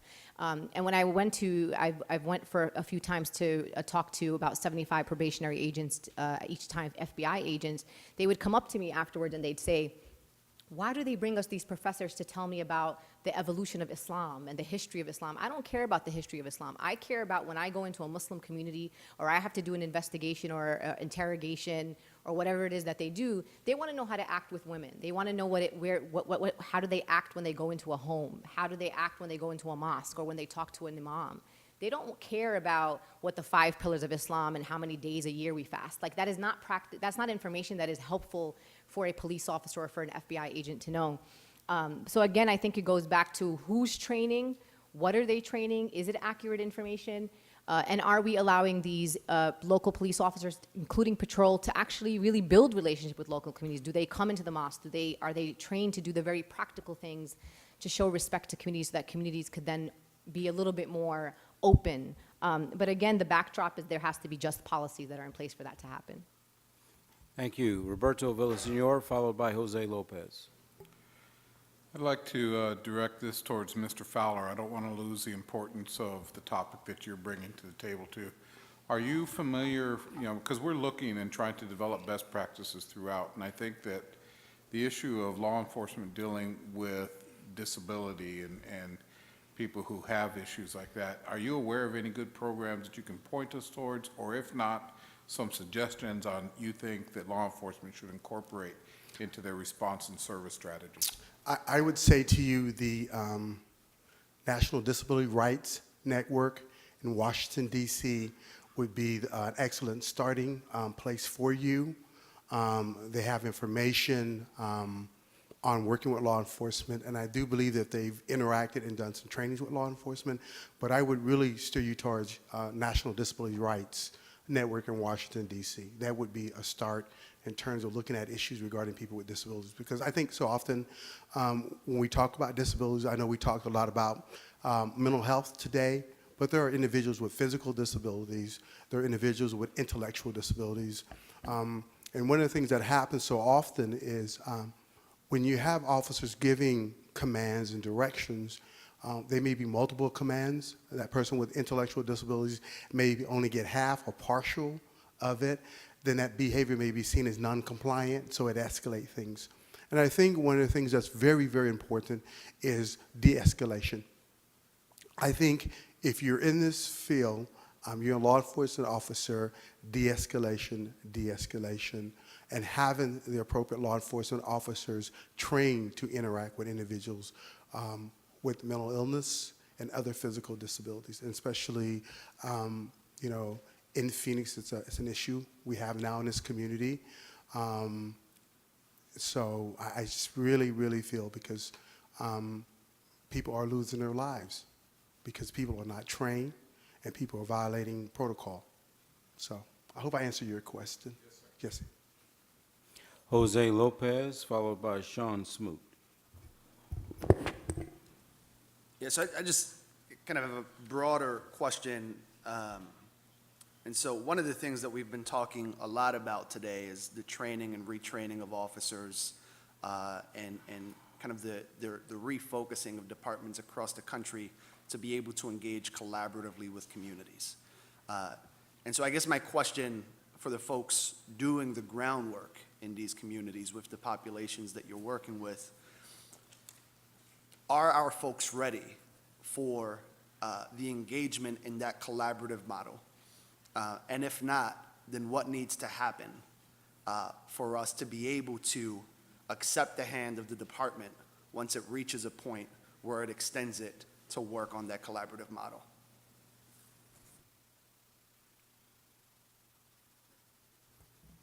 I certainly know from the perspective of LGBT communities and women communities, we are ready. In San Francisco, back in 2003, LGBT communities came up with concrete proposals for the police commissioner there around policies around LGBT folks. They proposed them, they negotiated them, they got them, they trained every single police department or every single officer in the police department, and the Human Rights Commission reported that complaints of police violence and harassment against transgender people went down. In New York City, we were ready. We researched policies that were developed in the District of Columbia, in San Francisco, in Canada, in Europe, around the world, and compiled the best practices and brought a very thick proposal to the New York City Police Department and negotiated for 18 months until we came up with what at that time was the best practices in engagement around LGBT folks, which have since been improved on by many cities. We co-authored a roadmap for change, federal policy recommendations to address criminalization of LGBT people and people living with HIV. We're ready. It's right here. I'll hand it to you. And I feel like women are very much ready to talk about sexual harassment and policies and worked with the International Association of Chiefs of Police come with those recommendations. The last example I'll give, because Mr. Serpus is here, is there's an organization in New Orleans called Breakout, which also was ready when the consent decree came to New Orleans with a proposed policy written by and for LGBTQ young people and a video that they wanted shown at police trainings to improve their interactions with police officers. And they are also now a registered complaint receiving agency to make it more possible for people to come and file complaints and feel safe to do so. And Women with a Vision, another organization in New Orleans, has also become certified to receive complaints. So we're ready. But it has to be, as one of the previous panelists said, as equal participants, not just to have us sort of come in and do a 5-minute roll call training. It has to be as equal participants at the table, coming with, being taken seriously with the proposals that we're bringing and negotiated with as equal partners. And I'm going to say this. The PNAs throughout the United States, in DRN, National Disability Rights, are waiting to work with you and provide you technical assistance and collaborate with you on this important issue. I just wanted to, from our community, and that's such a great question, because when I was writing my testimony, I was like, am I even ready to write this testimony right now? Like, that was like a serious thought that I had, if this was the right place for us to start. And I think one recommendation I have on February 18th this week, as you know, the White House is putting together what they're calling a CVE summit, a Countering Violent Extremism Summit. And they're inviting Muslim communities only, and it's about Muslim extremism. And there's some pilot programs in like Minneapolis, Los Angeles, and I believe in Houston, where the government's going into communities and saying, let's work together to counter violent extremism, but then we're not having those same conversations in a civil rights context, right? So our community, literally, they look at us and it looks like, I swear to God, I think they think national security is written on my forehead. And I'm like, when are we gonna be treated as a community that also has other concerns as well when it comes to policing and public safety? And our community is so traumatized by the level of unwarranted surveillance that people don't understand the paranoia that is in these communities. From imams who are recording their sermons because they're afraid that they're going to be taken out of context, to coffee shops who don't want to put like Al Jazeera on their flat screen TVs because they don't want to provoke political conversations. I mean, this is not Jordan or like Saudi Arabia. This is like the United States of America. So I think before people are going to start feeling comfortable with the kind of engagement on that level, I think there needs to be a conversation with Muslim leaders.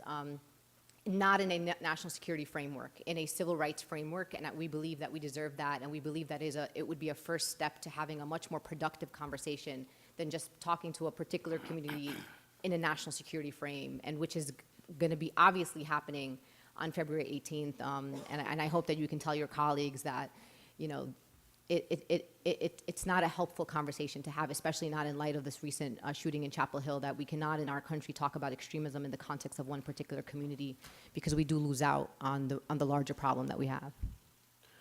I would like to even, oh, sorry for that.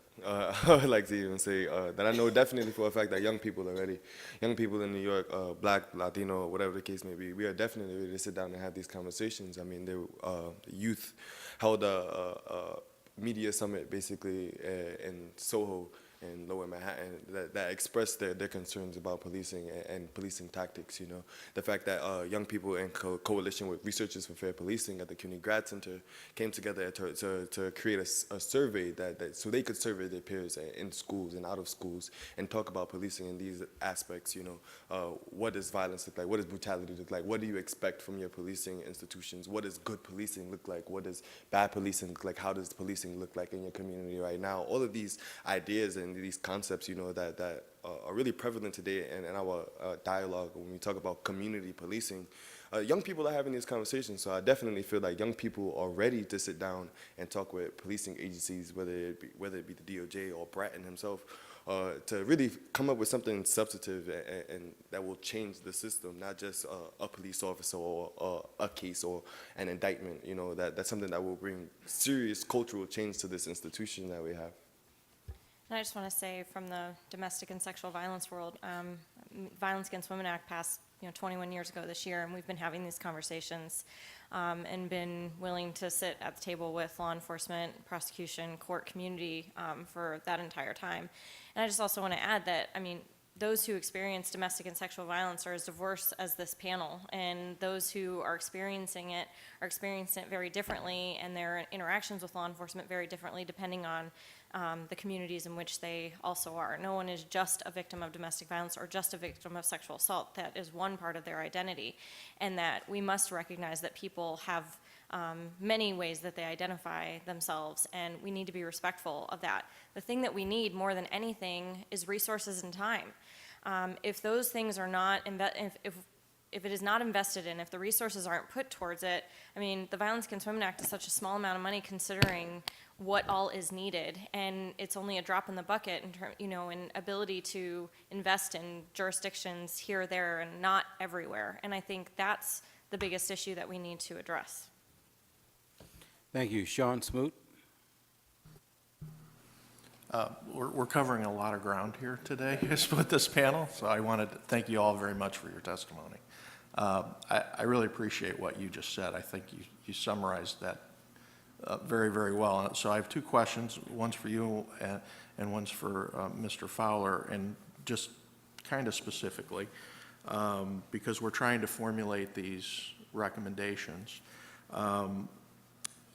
Is there a place you would point us towards a really successful training program for police, or even an example of a really good community or program where we see the integration of not only law enforcement, but also a lot of the other social services and maybe not social service, but even faith-based services, to work get the whole community working together to help victims of domestic or sexual violence. So that's my question for you. And my question for Mr. Fowler is a little more specific about your testimony, because on the policing side, we're facing in the schools in particular, and with younger and younger children, it seems, situations where officers are called, and you talked about a school resource officer. In many communities, there's no such thing as a school resource officer. So your general practitioner is going to be the one who comes to respond to the call. And unfortunately, there's not a lot of training that's provided to those folks. And in particular, it seems to me that there's been almost an explosion of kids who have been diagnosed with autism or autism-related characteristics in learning disabilities. And so can you point us to a very good resource that would, give us a good recommendation on where to go? So absolutely, there are examples, and in fact, within the Department of Justice, the Office on Violence Against Women actually has been funding projects specifically around increasing community collaborations between law enforcement and victim service providers. There are two examples in particular that I can point to. One is actually called the Maryland model out of Maryland, where they are connecting law enforcement with victim service providers on the scene. And they're doing that through the use of a telephone or an on-scene victim advocate who is responding with law enforcement officers. So that law enforcement officer knows exactly who to call and make that connection between the victim on the scene and the victim service provider. And then also in Massachusetts and Boston, there's a homicide reduction initiative that has been going on and is really, again, looking at using tested lethality assessments with victims by law enforcement and then making those connections to victim advocates on the scene. So those are two examples. Here in Phoenix, without any resources whatsoever, they implemented a program where they're doing an assessment of coercive controlling behaviors to see how lethal a situation is and what type of intervention needs to be implemented. I see the Glendale Chief of Police is here in the audience. They've also implemented a similar assessment tool. And so some of these things are done with tremendous amount of resources, and others are being done just because they've seen that it's the right thing to do in other jurisdictions. Great, thank you. Okay. Well, the part with the school system, I think there's multifacets to that. You're correct, kids with special needs are being identified more, kids with autism, in the school system. There's an elaborate federal law that requires schools to provide appropriate services for kids, including kids with challenging behaviors. They talk about positive behavioral support. So there's this whole framework in terms of special education that's supposed to be occurring in the school system that often does not occur in the school system. For some reasons, schools are not providing, in many cases they are providing services for kids, but there are a few schools, and I think a lot has to do with the old philosophy of zero tolerance when you use law enforcement, and they're shifting towards positive behavioral supports in the school system. So now we're moving from zero tolerance to positive behavioral support. So what happens so often when you talk about law enforcement officers or resource officers, when they're called to a school, you know, they'll make an assessment. Is this really criminal behavior, or is this a behavior of challenging behaviors for a kid? And so, I mean, officers are going to have to make that call, especially if they'll be repeatedly called to school, same kid, same issues. Well, it may not be criminal activity. It may be just they're not providing the kid with an appropriate services. It may be that simple. But what happens is if law enforcement gets involved with this child's life, and we would want kids with special needs to see law enforcement as somebody to go to. Okay? So would we, yes, by the way. somebody to go to. However, when the only interaction you would see with law enforcement officers is when something negative happens, I would feel very bad if those kids are out in the public, they get lost, they should be able to see a law enforcement officer as a safety person to go to at all times. So, so it's kind of elaborate. So what I'm saying to you, that model requires schools doing the right thing. There are schools doing the right thing. What resources are available for officers? Again, there's University Centers for Excellence on Developmental Disabilities throughout the state. They may have some research for you on this particular issue. NDRN, it's also a good resource for law enforcement officers because it's a very complex issue. Thank you very much. Well, I want to thank all of you for your testimony here today. It's been very enlightening, so thank you very much. And the audience, please join me in thanking our guests. We're going to take a short break while we transition to our final panel. Thank you.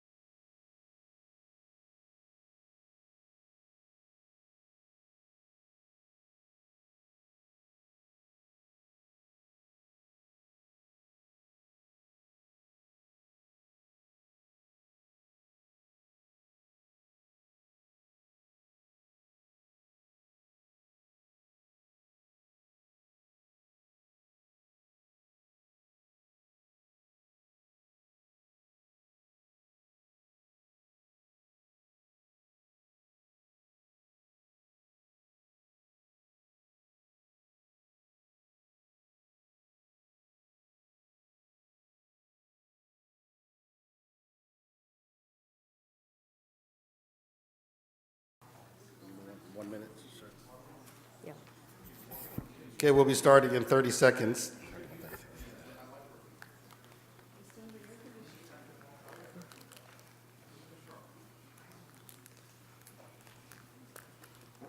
Good afternoon. We're beginning our session again, and this is Panel 5, Special Training on Building Trust. We're going to go out of order here because one of our witnesses has an airplane to catch, but we're delighted all of you could be with us. We're going to start with Dr. Ronald Serpas, former Superintendent of Police in New Orleans, Louisiana, and here representing Cure Violence in Chicago as an advisory board member. Thank you, Madam Chair, Mr. Chair, members of the committee, for this opportunity to testify here today. My name is Ronald Serpas. I'm currently a professor of practice in the Criminal Justice Department at Loyola University, New Orleans, and a former superintendent of the New Orleans Police Department, former chief of the Nashville Police Department, former chief of the Washington State Patrol, and former second vice president of the International Association of Chiefs of Police.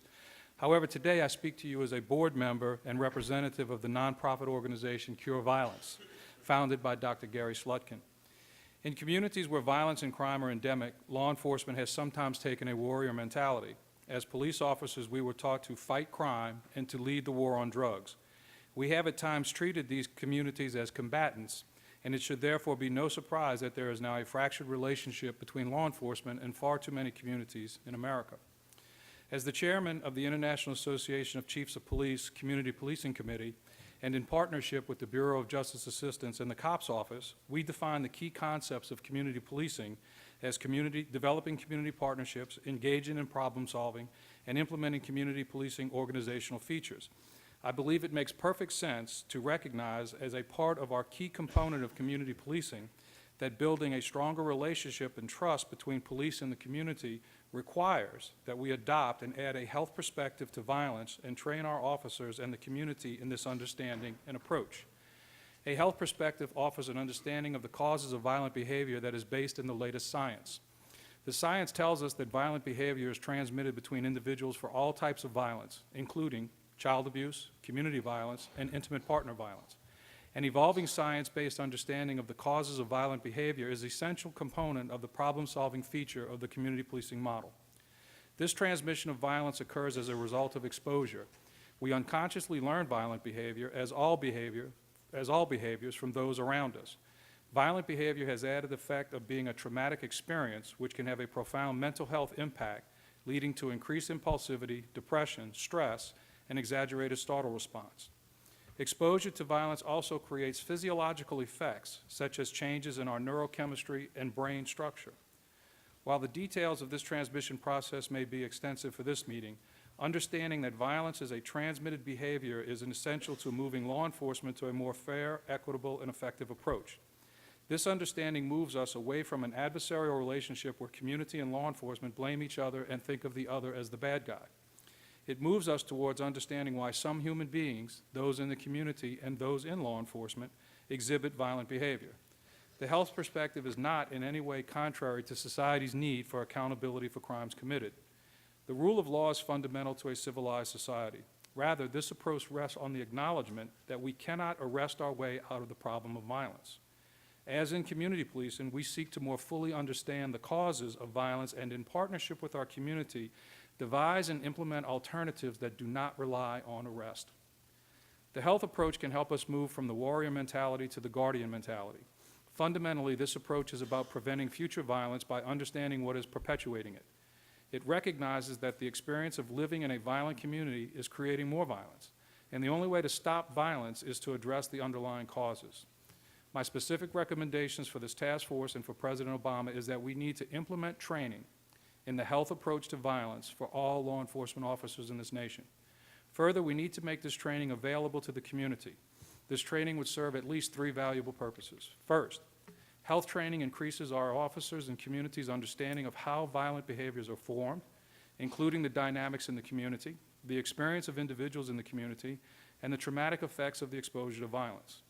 Having a more complete understanding that is common to both the community and law enforcement would help each side humanize the other and is a fundamental step in building relations. Second, fostering this understanding of violence helps us to identify treatment needs for both law enforcement and the entire community. Trauma from exposure to violence is widespread, largely untreated, and is a significant factor in the growth of violence on both sides. By understanding this, we can begin to identify resources in the community to treat it. Third, this training can help our law enforcement officers learn methods for de-escalating violence, addressing high-risk individuals, and partnering with the community to change behaviors and norms that perpetuate violence. If we want our officers to succeed, we have to give them the tools to be effective as possible, and this is something this training can provide. Details on what this training would include are available upon your request and are currently being developed with law enforcement agencies in Baltimore and Los Angeles. Most of us got into the field of law enforcement and criminal justice because of a desire to make our communities a safer place. As we have sought solutions despite our best intentions, our strategies have sometimes sustained the problem of violence. Just as the science of DNA has revolutionized our understanding of crime and wrongful convictions, the power of bringing an awareness to police officers and the community of the science and a health-based understanding of violence to more fully inform our community policing efforts is timely and needed. We must remember what the ultimate goal is: safe and healthy communities. Training in the health approach to violence, I think, can help us get further down that road. Thank you for your time. Thank you so much, Dr. Serpas. We'll now hear from Lieutenant Sandra Brown, who's here as principal, a trainer for fair and impartial policing. First, I'd like to say thank you for giving me the opportunity to speak in front of you, the director and the task force. I'm honored, after 30 years of law enforcement, having had the opportunity to work with communities that we are talking about today. I am the principal trainer for fair and impartial policing and had the distinct honor of working with over 250 law enforcement agencies within North America. And I can tell you that fair and impartial policing is very popular and it works throughout the entire ranks. The fair and impartial policing perspective reflects a new way of thinking about the issue of bias policing. It is based on the science of human bias, which tells us that bias policing is not, as some contend, due to widespread racism in policing. In fact, the science tells us that even us well-intentioned humans, thus our officers, manifest biases that can impact on their perceptions and their behaviors. These biases can manifest below our conscious level. Social psychologists have shown that implicit or unconscious bias can impact what people do, what people perceive, and it even impacts people who consciously hold themselves to hold non-prejudice attitudes. The implication of this science is that even the best law enforcement officers may manifest bias because they are humans, and even the best agencies, because they hire humans, must be proactive in producing fair and impartial policing. Agencies need to implement what is called a comprehensive program to produce fair and impartial policing. This program addresses the ill-intentioned police officers who produce biased policing and the overwhelming number of well-intentioned police officers in this country who aspire to be fair and impartial, but who are human like the rest of us. The elements of this comprehensive program includes, and it's infused throughout the agency, recruitment and hiring, agency policy, training, leadership, supervision, and accountability, which I've heard a lot of today, assessing institutional practices and policies, outreach to diverse communities, and measurement once the training is completed. The fair and impartial policing perspective has been placed into 5 training programs. There is a 1.5-day program for command level as well as for community stakeholders that come together to talk about the problems in the communities.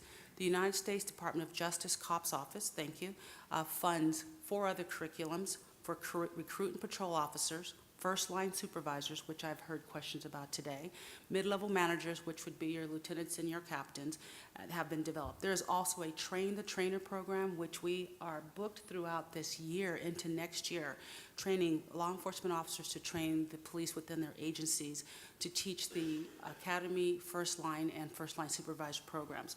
All of these courses that I've described have been received very positive evaluation from our participants. We, with Fair and Impartial Policing LLC, have 5 recommendations to bring this modern science of bias into today's law enforcement agencies. Recommendation 1, law enforcement executives need information and other resources so that they can implement science-based policies and to promote fair and impartial policing, top-down training. Past and current efforts to promote bias-free policing have fallen short.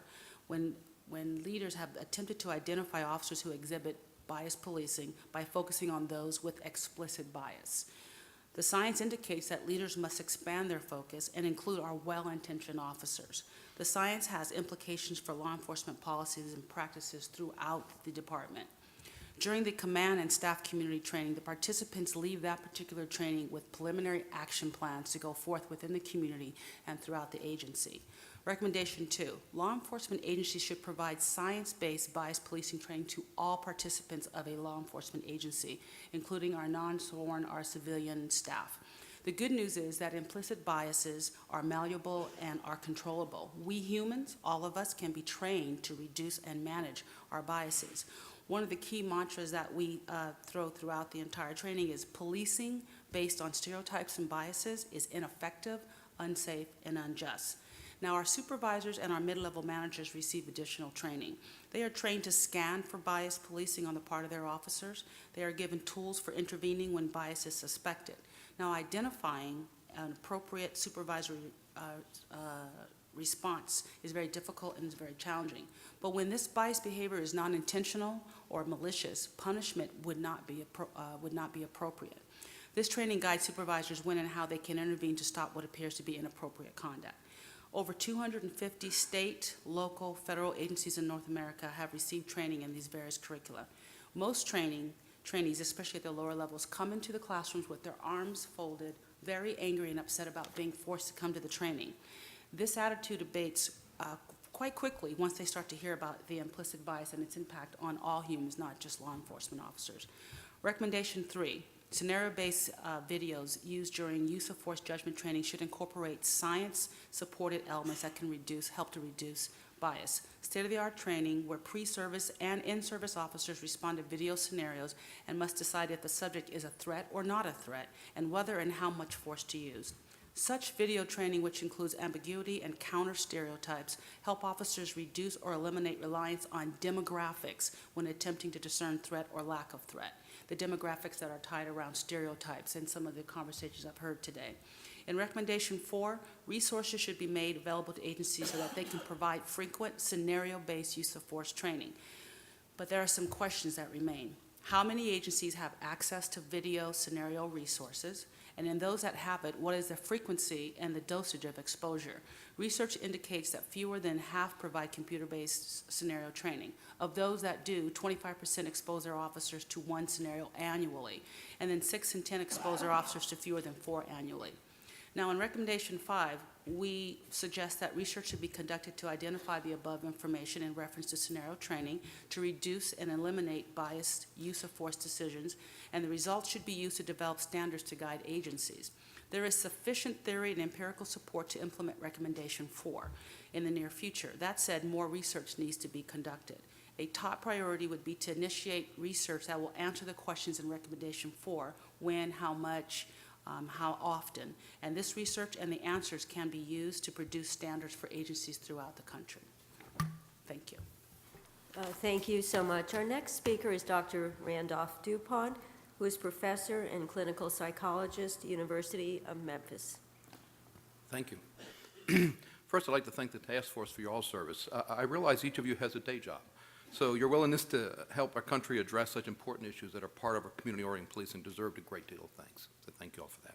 I've tried to focus my recommendations on practical suggestions that I hope will be helpful. These recommendations are based on work with the Crisis Intervention Team model, which is now in 2,800 municipalities. Trust can be built during law enforcement training if it is integrated into the training curriculum process rather than added on as a separate class. The building of trust during training is possible because law enforcement officers enter the profession with a great deal of idealism. However, this idealism is often destroyed by struggles on the job, which include enormous pressure of the work itself, the toll that the work takes on an officer's personal life, and the exposure to behavior that reflects the worst side of all of us. This exposure creates a cynicism and an understandable distrust in many law enforcement officers. As a result, officers can lose their way and become disillusioned with the community in which they work. However, experience and outcome research with a specialized crisis intervention program for law enforcement has led to the conclusion that trust can be rebuilt through policy and training changes.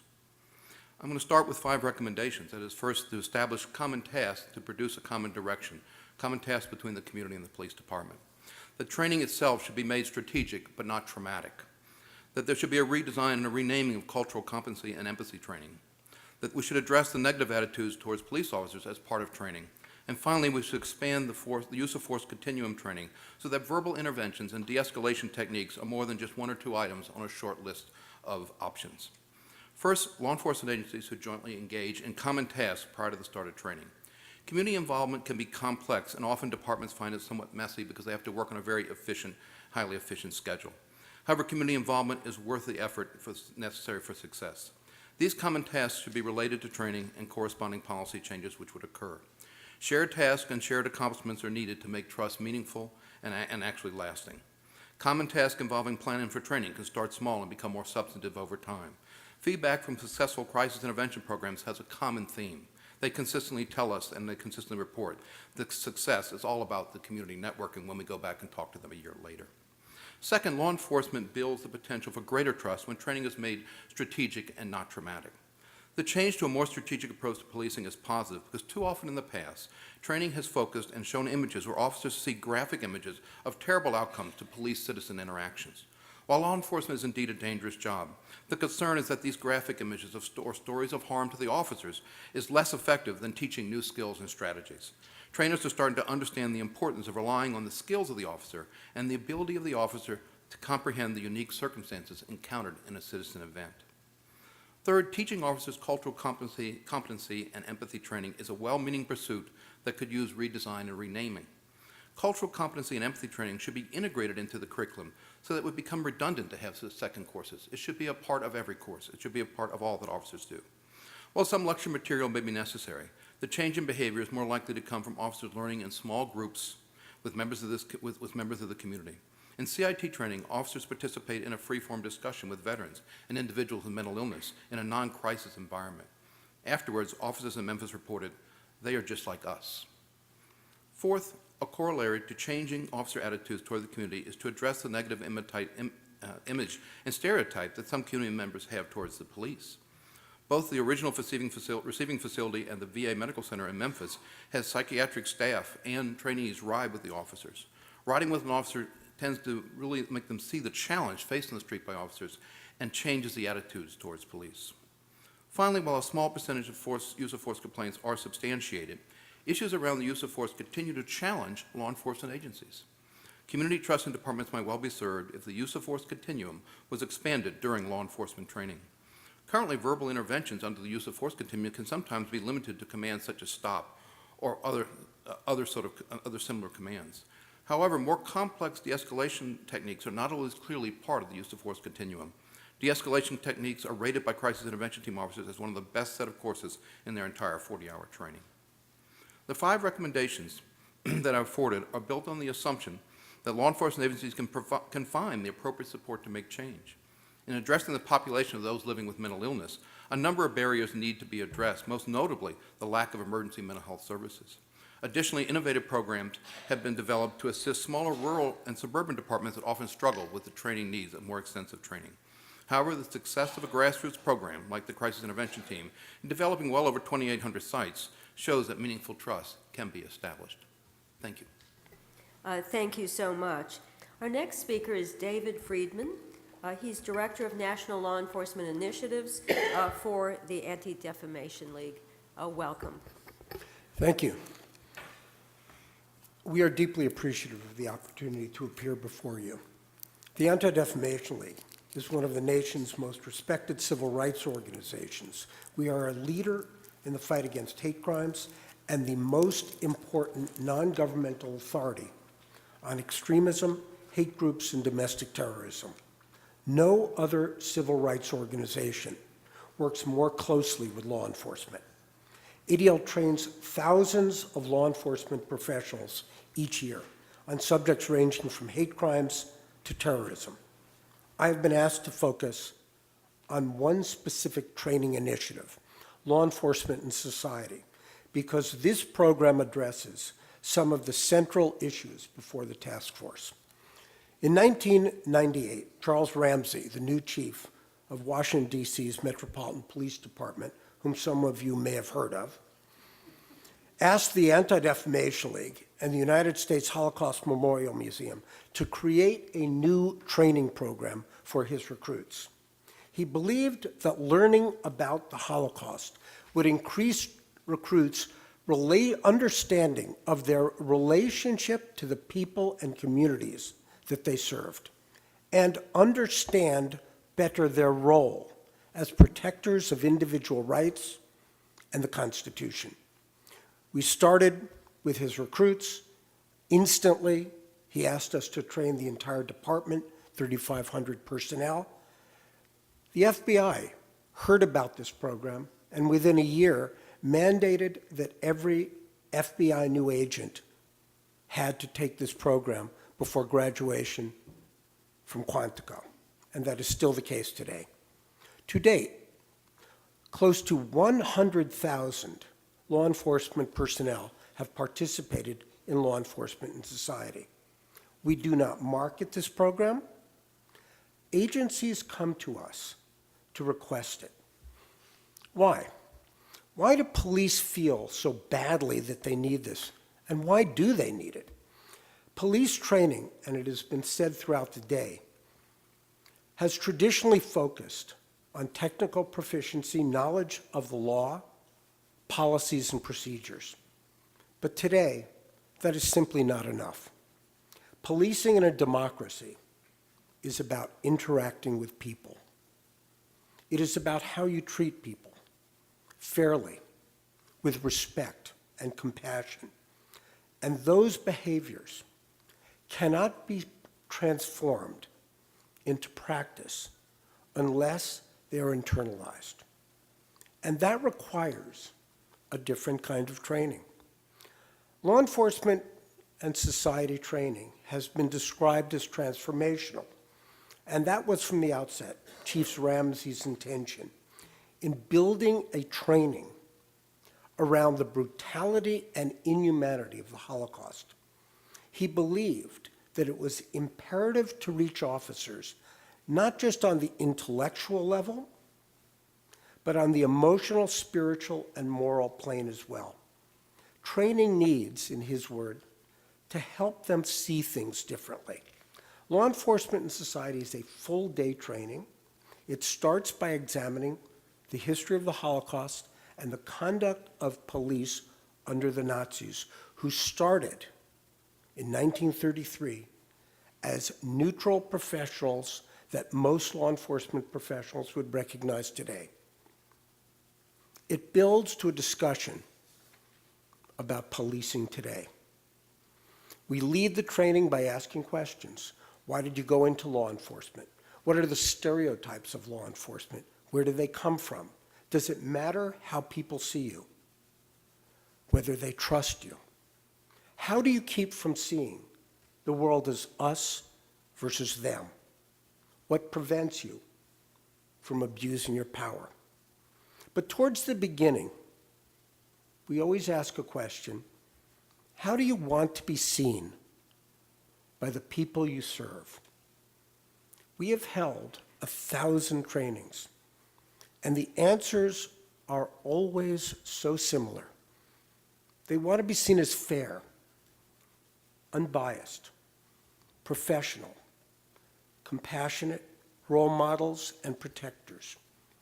Law enforcement and society drives home to police that their jobs, their identity, the sacrifice they make are defined by the relationship that they have to the people they serve. If they forget that, if people do not trust them, if they are feared, they have failed. The training forcefully reminds them that the only real safeguard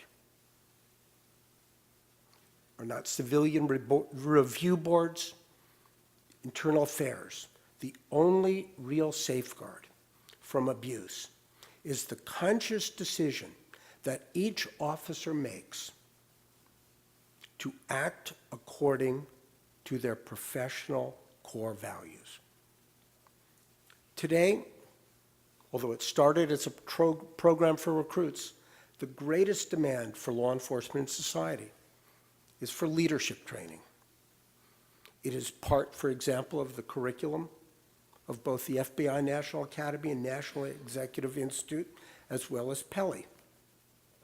Law Enforcement and Society, as a leadership training program, confronts leaders with the reality that one of their most important responsibilities as leaders, it's not to manage the budget, it's not to work with the mayor, it's to build and sustain a culture that ensures that police act according to their professional values and understand clearly the relationship to the people and communities they serve. We have a few recommendations. First, this is a time in our history as a country in which law enforcement agencies have an opportunity, maybe an obligation, to rethink training. Training that increases the ability of police to interact with people, such as cultural competency, procedural justice, community policing. It has to be placed at the center of curricula and not on the margins. And that's not just for recruit training. It's for in-service training, supervisory training, and perhaps above all, starting with leadership training. Second, law enforcement and society. Its value and effectiveness have been demonstrated repeatedly. We were fortunate that in 2004 it was expanded through a grant from COPS office.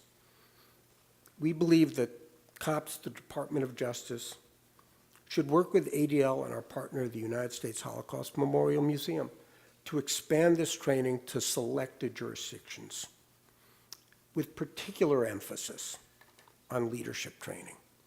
Because without the support and the total commitment of leaders, no training for police will succeed.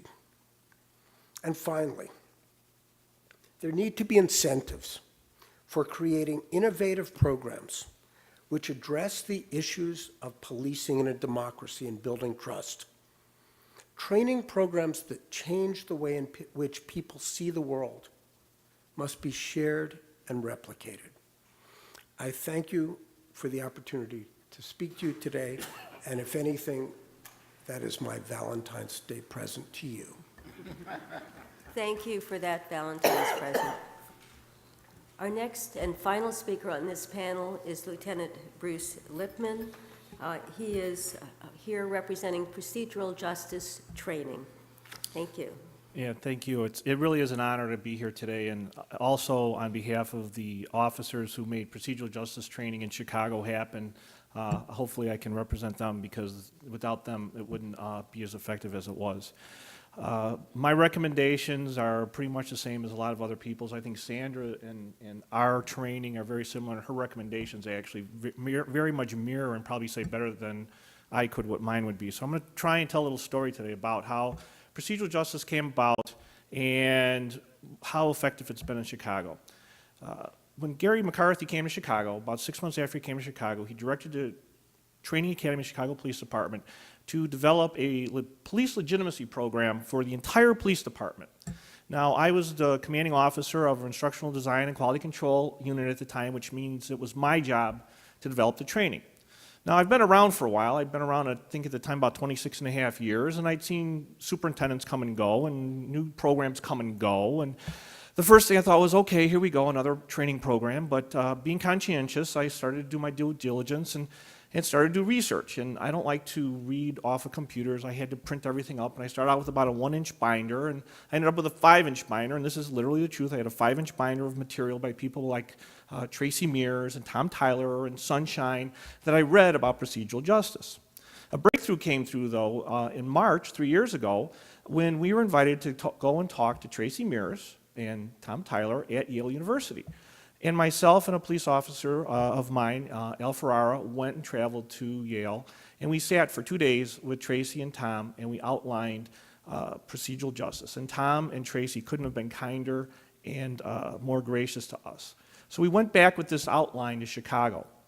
Now, in the meantime, we'd also realized that there's this connection between procedural justice and police legitimacy, and Dennis Rosenbaum had already given our recruits a 4-hour training program called Quality Interactions with People, which included procedural justice. So we had a little bit of a starting point. So anyway, we started to develop this program, and we set out to make the program the best training program that we could ever, would ever have been attended by Chicago police officers. Chicago, any police officer who goes to training knows they want to run around and shoot and climb walls, and they love that kind of stuff.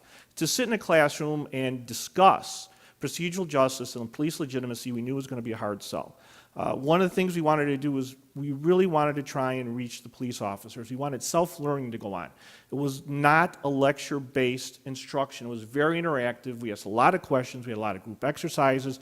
We were looking for that light bulb moment for the individual taking the class, for the light bulb to go on. So as of now, as the Chicago Police Department has trained 10,000 officers in this program. One of the things I'm very proud of in the program is we included a piece on what we would call the historical basis of the us versus them. Why is there, especially in Chicago it's more black and white, it's some Hispanic, but in Chicago it's black and white. I realize other places may be more Hispanic or maybe gay, lesbian, but in Chicago it's a black, white, us versus them. So we told the history of starting from 1614 with slavery and how sometimes the police officers were actually the people who were the ones oppressing African Americans in America. And we told the story. And we had frank discussions about the us versus them. And you can imagine it was a hard thing. And just like Sandra said, people walked into the class called police legitimacy, because that's what we called it, looking up at the sky, crossing their arms. What the heck is this? Our success rate, at the end of every class, we did an evaluation. 93% of the veteran officers taking this class gave the class good, excellent, or very good rating. A full 83% rated the class as either excellent or very good. To me, that was amazing. We also worked with Wes Scogan from Northwestern University, he did a pre and a post test. We know that that police officers coming into the class learn something by the end of the class, which again was really good as being a trainer. We also know that it's working on the street because Wes is doing a longitudinal study on the street. We know that it's having some effect on the street. Phase 2 of the training is being rolled out now. It included some of the things that we talked about at Yale University. It always was intended to be a 3-part plan, so hopefully we'll get to the 3rd part someday. And so far, I think, from what I've heard, Phase 2 might actually be better than Phase 1. It's effective. We look at it as a tool for police officers, but I will say this. One thing that keeps coming up is training. It cannot be a be-all and end-all, and Sandra said the same thing. This has to be adopted by police departments. It can't just be, oh, we're going to train them in procedural justice and walk away, or train them in CIT and walk away. It has to be part of the way we do business. And I'll just finish up. Dr. Tad Hughes from Southern Police Institute was at a conference, and this is what he said. Supervisors' behavior in a procedural justice manner internally stimulates officers to behave in a procedurally justice way externally. It's just like anybody here. If you get yelled at and screamed at, you're going to go out in the street and you're not going to be in a very good mood. But if you can come to work and it's demonstrated at work, you're much more likely to go out and demonstrate it. And I thank you for your time. Well, thank you so much, Lieutenant Lipman.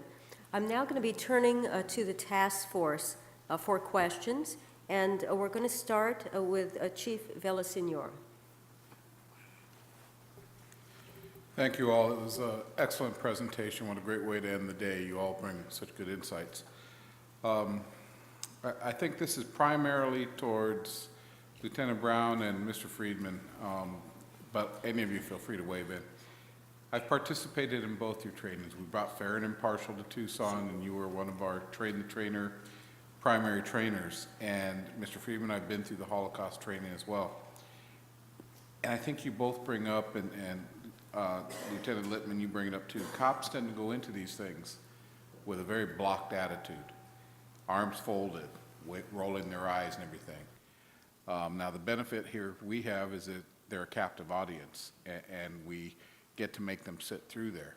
But what we're struggling a little bit, or not struggling, what we've discussed is how do we provide teeth to this change that we're trying to implement and this development that we're trying to recommend throughout the agency? And how do you entice people to start to look at these things and to open their arms and to open their minds and to listen to what's going on out there and incorporate the things that are there? And I'd just like to hear your thoughts on that.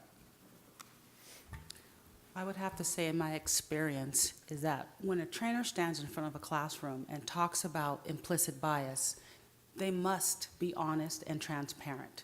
And the success that we have seen is that we tell stories from our careers when we stepped on it, and we are very honest and truthful. Because if we can stand in front of a classroom and be honest and truthful as law enforcement officers, it makes it much easier for them, the students, to say, okay, I did something like that, or I saw somebody do something like that. And then we're seeing people are starting to share. Now, part of the issue when I walk into a classroom talking about implicit biases, they don't know who I am. And so when they find out that the instructors have 30 years or some are actually still working, they tend to relax a little bit. Some of the traditional training that they get that I've heard is they are being called racist, or folks come in a room and say there's something wrong with you and I am here to fix it. The worst thing that we call anyone in our training is human. I mean, I actually did that the other day. It was up in Los Altos. And I said, the worst I'm going to call you is human, and there's nothing wrong with that. This is not about being bad police officers. This is just about being humans, and it is not just law enforcement officers. We're talking humans across the board. And so when we share that information with them, that is just not you and the badge and the uniform. This is doctors and lawyers and judges and teachers and everyone, as I say, quote unquote, of a womb. We come to the table with implicit biases. And when we start that conversation, you can see them relax a little bit. They sit back and they say, okay, this is going to be a little bit different. And someone said at the table, we're watching for that light to come on, that aha moment. Once you open yourself to the vulnerability of yourself as a law enforcement officer, then I think that you build trust and within the group. Just like we want to build trust within the community, we build trust in the room. And what happens in the room stays in the room. And also, we try not to cross rank. We want people to feel free to share opportunities and share times when they may have, again, stepped on it. And I think it's been very positive. And like I said, we're booked through the year and going into next year because it's a mindset and it's an opening and it's a heart to heart.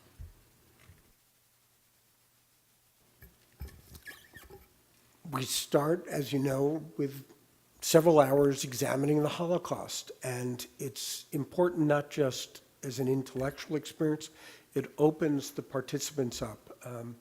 It gets to most of them on many different levels, and they come in the room shaken. At some point, when we switch to the contemporary discussion, they close up again.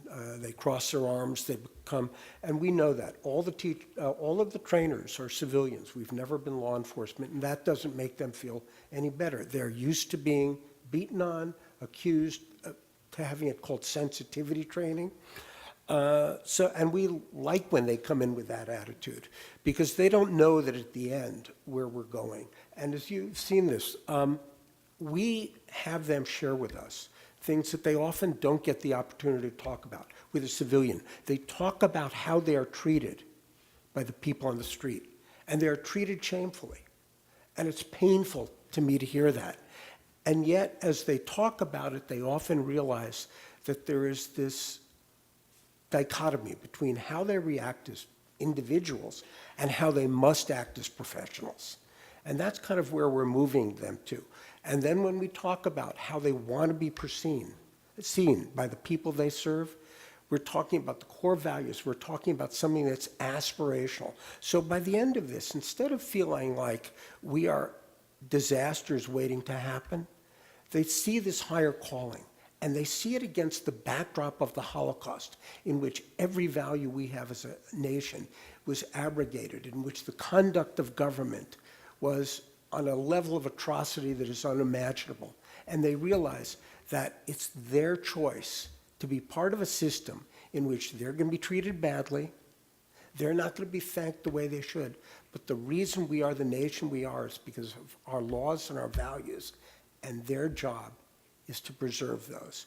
And it makes them, at the end of the day, whether they're a chief of police or whether they're, a new agent, it makes them see the big picture of their calling and how important it is that they continue to care and be idealistic about their profession. Could I add something, Chief? One of the things right from the beginning that we had included in our training was a little block on cynicism. And it's very interesting because I know the director of the FBI addressed Georgetown University the other day, and he mentioned police cynicism. Again, Al Ferrer, who went with me to Yale, is a member of EAP, and he kind of took it upon himself to extend, he kind of created a cynicism block based on Kevin Gilmartin and some of the things he brought in himself to about an hour long. It was the second hour of our instruction. We noticed almost immediately when he started to address cynicism and talk to officers about cynicism, we noticed a dramatic change because officers, and this goes across the board, we've sent materials to police departments in over 19 states. We've had departments come in and see the training. We've gone out and given the training. We've sent things to New York, Baltimore, Boston, Oakland, Seattle, Dallas, Las Vegas. We've had them come in, and this is across the board. Cynicism is something that police departments and police officers around the country face.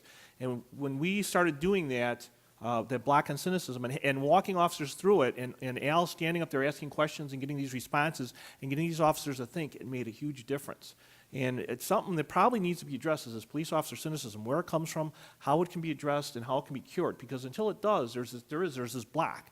And I think everybody here has seen it who's been to like training that this is just, Kevin Gilmartin, pardon my French, but Kevin Gilmartin talks about everyone's an a-hole and everything is BS. And, this a-hole created this BS. And, that's when police officers start to create, because we talk about the 3 to 7% police officers, the people we deal with are in crisis. And we deal with 3 to 7% of the population. The other 93 to 97% we don't see, but we're not getting called for tea and crumpets every day. We're seeing people in crisis, and then we start to view everyone like that. So I think cynicism is something that really has to be addressed with this, too. Yeah, thank you. Sue Rahr. First, I want to say thank you to all of you. It's just, I told Chief Ramsey I'd like to take David Freeman home with me so I could put you at my academy and have my recruits listen to you, because you're really, really inspirational. I'd like to address my questions to Lieutenant Brown and Lippman, because I know you've done a lot of training on this topic, and you were talking about the cynicism, Bruce, and I think that's the giant hurdle. And we've used it in our procedural justice training as an example of, okay, this is internal procedural justice gone wrong, when the line officers feel like the folks at the top aren't listening to them and aren't taking their feelings into account. And it's the best example we have of what procedural justice is when you feel like you feel about the bosses, that's how the community feels about you. And it's our best way to get through to them. But we never seem to get to the next step, which is, once we get through the training, now what do we do? We've done the training. I'm sure the two of you have heard from many more people than I have, suggestions that come up during the class.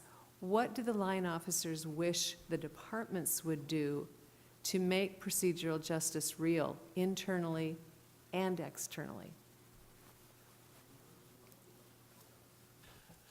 The perspective we get that the police officers, and they may be completely wrong about this, but they just feel that the hierarchy of the department does not, the hierarchy almost tells them, you're going to be procedurally just, but we don't have to be. We're going to not, there's no trust. We talk about trust. We talk about trust with the community. It amazed me when I was watching what's happening down in Ferguson, and it was police officers don't understand the anger in the black community, and they heard the word trust and respect. Well, police officers, a lot of times, I don't believe, feel that they get that respect. They don't get that trust from the hierarchy. The superintendent from Milwaukee was talking about, how do we punish people? Even Chief Ramsey, when he was back in Chicago, we were talking about community policing. Was it a mistake of the heart or was it a mistake of intent? Did you do something unintentionally and you screwed up, or you did something that we need to fire you over? There's a lack of trust, and they see that the hierarchy department doesn't have to do what they're asking the police officers to do. I always say it like this. Like all of us, I had a really crummy job when I was a kid. I worked in a fish store. And the owner of the fish store was crazy, literally crazy. And he'd yell at you and scream at you, and then you'd have to go out to the counter and take care of customers. Well, you just got yelled at and screamed at. No, yeah, go be out and be friendly to the customers. So I think it goes from the top down. I think it has to do with our supervision within, our officers go to roll call. How are they treated at roll call?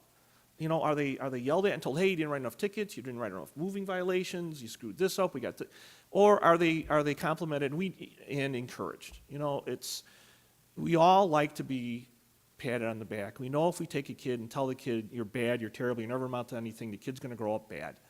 But even as adults, even though we're adults and our adult minds don't need that, we still like that dopamine rush of being treated fairly. We want to be treated with respect. We want to have a voice. All the things that we want to give the community that police officers want. And I think we have to start addressing that. There's a couple complaints that I hear from officers. One is my boss taking this training? That's number one, right? And number two is, this all sounds good, this whole implicit bias, and we have contact theory to get out of your cars and to contact folks different from yourself so you can get to know them as individuals. But the complaint there is, how and when can we do this? When we start the shift, we're so busy, and when we end the shift, we're so busy. Then there is no reward for us. There's no way to track when I get out of a car 2 blocks from school and walk 5 kids to school, a bunch of high fives and see you tomorrow morning. There's no way to track that. Yet an officer gets kudos at the roll call the next day because he had 5 suspended license tickets. And so law enforcement officers at the lower levels are very frustrated when we spend 6-7 hours a day telling them, understand what your implicit biases are, go out into the community, spend an extra 5 minutes with the people that you're talking to. And they say, well, we can't do that because numbers matter, and we don't have a way to track. Now, some agencies are giving call signs to that amount of time when they're getting out of the cars and spending times at schools or businesses and such. But the issue is, we, as a whole, and over the last 30 years, you walk into a briefing and somebody had an arrest and everybody's like, oh, good job, pat them on the back, and it feels good. So then you say, well, I want to feel like that too. So when you do sit up and you say, I went to the Ronald McDonald House and I spent time there, you get joked about and you're like, oh yeah, right, all that old school types of thought processes. But today, the younger officers that are coming on, they believe in this diversity. They want to get out in that community. So we have to create programs that help them to understand and make them feel good about identifying what their implicit biases are, going out and overcoming their implicit biases and making it feel good, because this is not only about the community, this is about your officers and making them feel better about the work that they're doing, like David said. But we need to create some way of measuring what we're asking them to do, and we just don't have it right now. Dr. DuPont, I know that you know a lot about these two topics. Can you maybe talk a little bit about how the procedural justice training supports crisis intervention training? I think they work well, because I think what I hear discussed is the thing that's embedded in the crisis intervention training. I think what I like about it, and as you know in the institute where you work, is the way that's brought into the scenarios. And I think that is one of the answers that you're bringing up, which is sort of how do you take it from the classroom and bring it into the patrol, actual patrol work. And I do think scenario-based training makes a big difference. And so I think that's why we emphasize that so much in the CIT training. Could I just add something to that? When we teach procedural justice, we tell them right up front, this is not community policing, it's not verbal judo, it's not sensitivity, it's not diversity. Now, it works with all of them. And we know that if they do this, they are gonna work better with the community. But it enhances all of them. And we try and teach them, we actually try, we give them a goal exercise when we teach it, and we ask them to list their life goals, and we try and associate that. If you do procedural justice, this will actually help you achieve your goals in policing and in life. We have their personal goals and their policing goals, and we show how it enhances it doing procedural justice. So we look at this as another, like almost a tool or tactic to use in doing police work, and it crosses everything. It works with CIT, it works with everything. It works, we have a program in Chicago where they visit the Holocaust Museum in Chicago. It's this program, and it works with everything. Can I just say one more thing? Something that Dr. DuPont brought to the table, and that's the scenario-based training. The scenario-based training is good because throughout our lives, we create these stereotypes in our minds, and we link demographics to crime or threat. The scenario-based training is excellent because we can unlink those stereotypes where we associate people of color, lower socioeconomics to crime.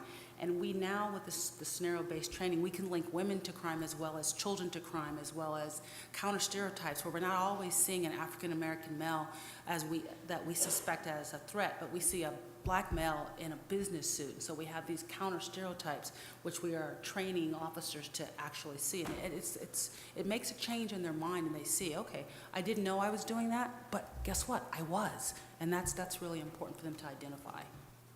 Thank you all. This has been a very, very informative panel, and we so much appreciate your being here.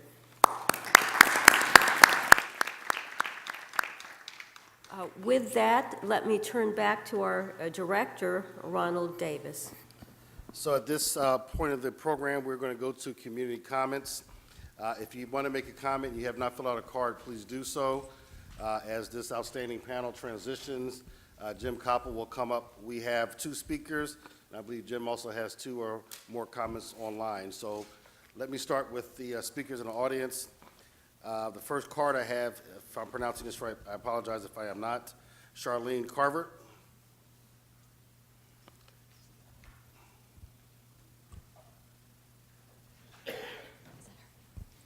And if you raise your hand, actually, the microphone will be brought to you. Yes. Oh. To your left. Yep.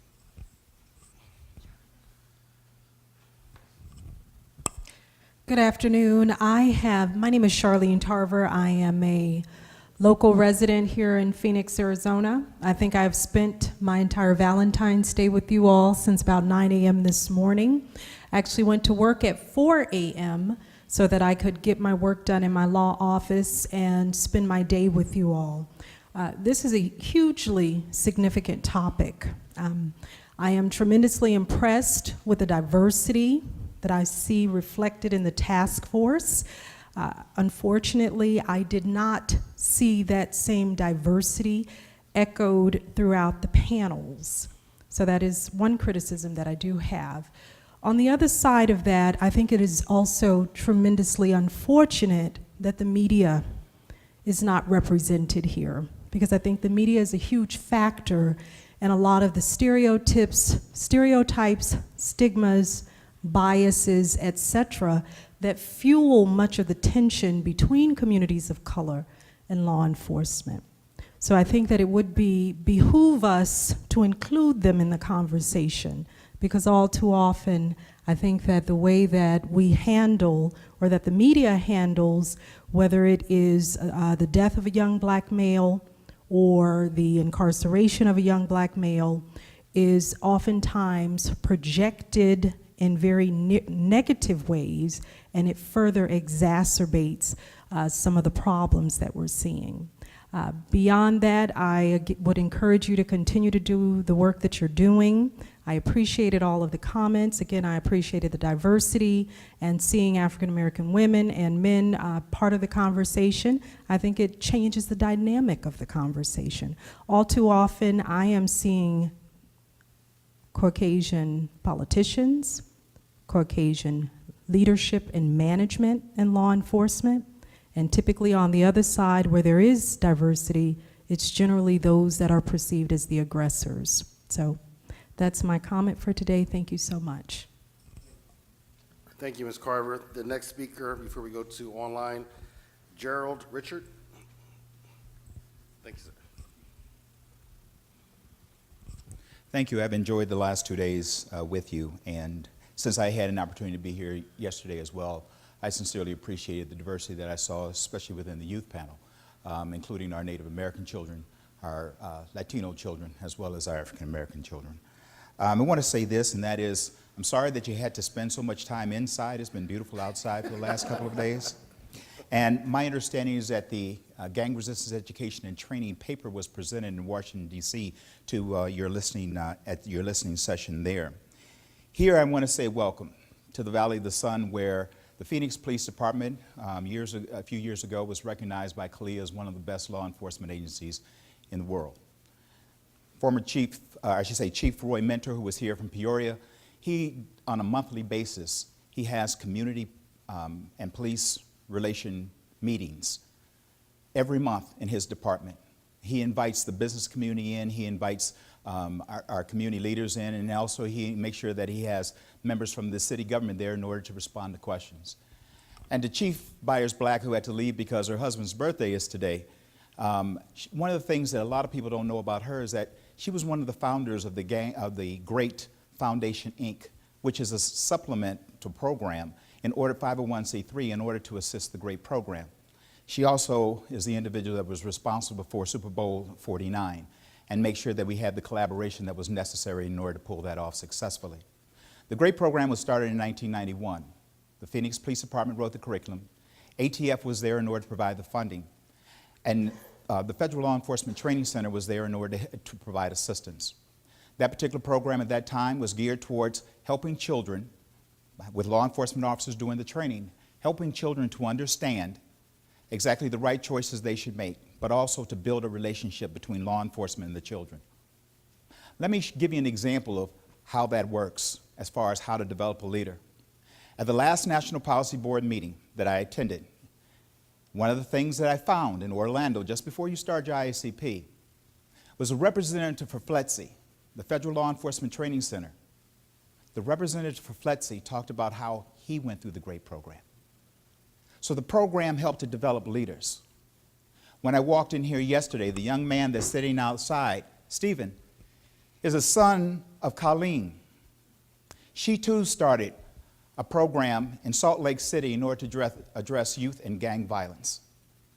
Leadership that we have now seen from 1991 till today, 24 years. But also when we first started that program, Congress provided $25 million in order to get the program off the ground. Now there's only $5 million, and as of October 1st, there's only going to be 2.8, and it's going to be funneled not through ATF, but through OJJDP that has a number of other juvenile justice programs, and the GREAT program will only receive $1 million, thereby cutting it completely. It will not be able to exist any longer. Although it has been a program that has been evidence-based, and the longitudinal study has shown that it is successful. Ladies and gentlemen, this is your program. This is a program that was started by law enforcement that has been sustained by communities.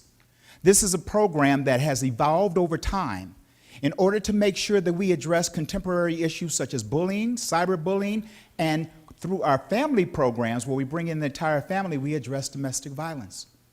There's no other program like this where you have officers that go into the schools and work with the children like this.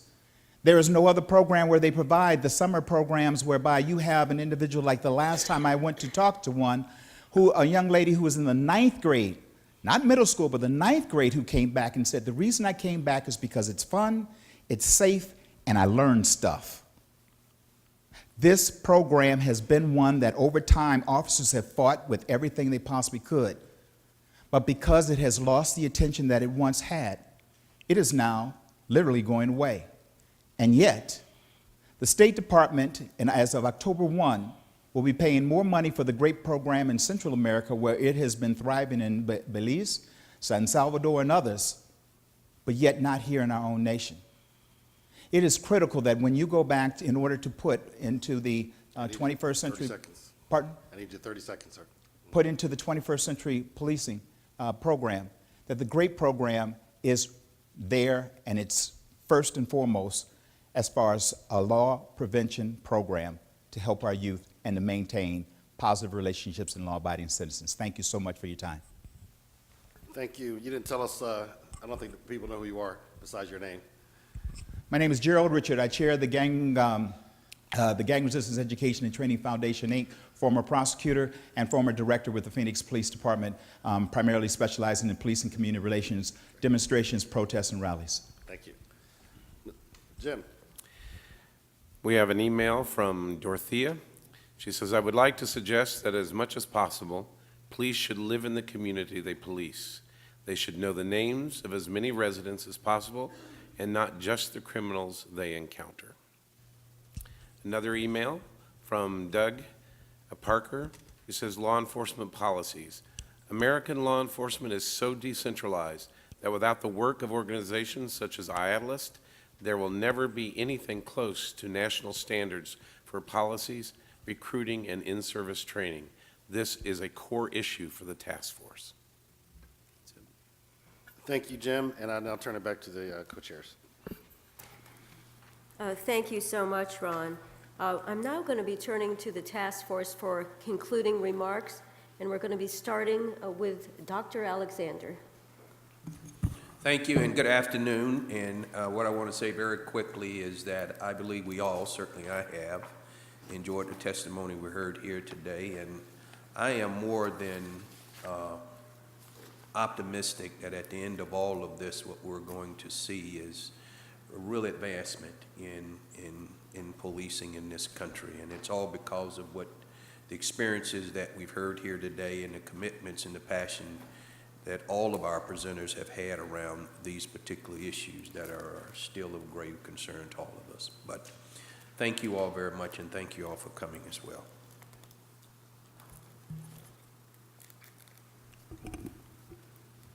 Thanks to everyone in the audience and everyone on the panel. It's been 2 days packed with lots of information. Very appreciative of all of the panelists, but especially the two panels, one of which took place yesterday, the panel of young people who were here and who were present talking about their own experiences, and today's community panel as well, where folks were able to bring and shed so much light on so much of the hurt that different communities across this country face. And so I'm confident with all of the information that we've received that we're going to be able to digest it, talk about it, and hopefully come up with some very good recommendations to advance through the report. So thanks. Thank you so much to everyone who virtually and in person spent any amount of the last 2 days with us. The testimony was incredibly informative, and I think that I'm taking away with me lots of new information, but in addition, a real willingness and excitement to go back and re-examine all of our pillars, as we've heard from some particularly underrepresented communities over the last 2 days that we hadn't been able to hear from in previous listening sessions. So there is a lot that is applicable on this pillar, but on the other ones that we are trying to tackle as a task force as well. I certainly want to thank the team at the COPS office and the team at SAI. You guys are absolutely tremendous. You deal with lots of changing schedules and difficult circumstances, and so I'm personally very thankful. We would not be able to do any of this work without you. So happy Valentine's Day to you guys. I too am really appreciative of the incredibly rich and informative testimony we've had over the last 2 days about community policing, crime reduction, different ways of implementing training, and as Dr. Scrivener put, learnings at every level. One of the things that's been incredibly gratifying about the last 2 days is how well each one of the panels flows into the other, and you can actually see a coherent whole in terms of providing light to a path on the way to the future of policing. So I'm also grateful for the fact that I am, even though not with my partner, I'm spending at least most of the day in a climate that's about 85 degrees, which I think I'm about to walk into instead of, I think it's 6 or something in New Haven. So I'm thankful for that. Thank you, Phoenix. I would extend the same thanks to everyone. The testimony the last 2 days has just been so enlightening, and I'm so grateful to be part of it. I also want to, for the folks that are listening or following online, I especially want to reach out to our line officers across the country. I want to make sure that the folks working the front lines are heard from. We have a tendency on panels like this to listen to the halls of academia and the ivory towers of command, and I want to make sure we don't lose the perspective of those folks on the front line that have to carry out whatever recommendations we come up with. So you guys better go online and write something up. I know you can't say anything today. Thanks. Hi, everybody. I'm Connie Rice with the Advancement Project. I'm a civil rights lawyer. I am these days so used to being around just the best law enforcement in the world, Chief Beck and all of his wonderful folks at the top of LAPD, that when I hear a panel like we heard today talking about police officers who rape, who harass, I mean, it is just shocking. It shouldn't be. I'm an advocate. I used to sue police all the time. But for the last 10 years, I've only been with the creme de la creme in policing, and they don't harass people, and they don't abuse citizens, and they don't rape. So when I hear testimony like that, I hope this panel doesn't gloss over it. We have really got to dig down and document what we can, and then make some very specific recommendations to root out all abusive policing, no matter where it is. And then we can hold up the wonderful cops I deal with every day and say, this is the direction you go in. Thanks so much to the staff, thanks to the audience, and thank you especially to the folks who testified before us. And I'd like to thank my co-panelists. This is a really great group of people. You need to know you've got a great group of people here, and I think you're going to get some great recommendations. Thank you. I also would like to thank the staff, and especially I want to recognize we've had some sign language interpreters working very hard over the last 2 days. And I'll try to be very brief because I don't want to make them work much harder. But they really have been working hard, and there's 2 of them, so they've just 2 of them have been taking turns and signing for our friends at home who are watching. So today was really awesome. I felt like it was I'm feeling really good leaving today because we got so much rich testimony from experts in the field and from members of the public and from different communities that we hadn't heard from before.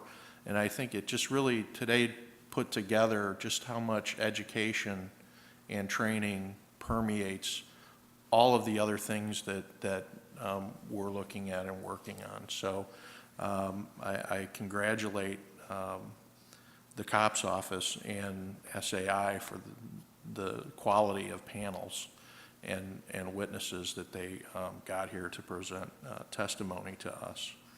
And so I look forward to meeting with you all again in about a week or so to do our last set of meetings. And thank you all for your collegiality and hard work.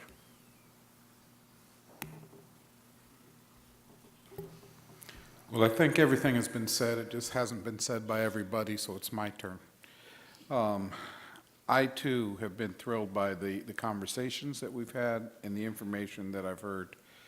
And I have a lot to think about. I have a lot to take back and try and massage. We're getting to the meat of what we're supposed to do now. After we're done during the day, we meet at night in subcommittees to work out our recommendations from all the material that we've gotten.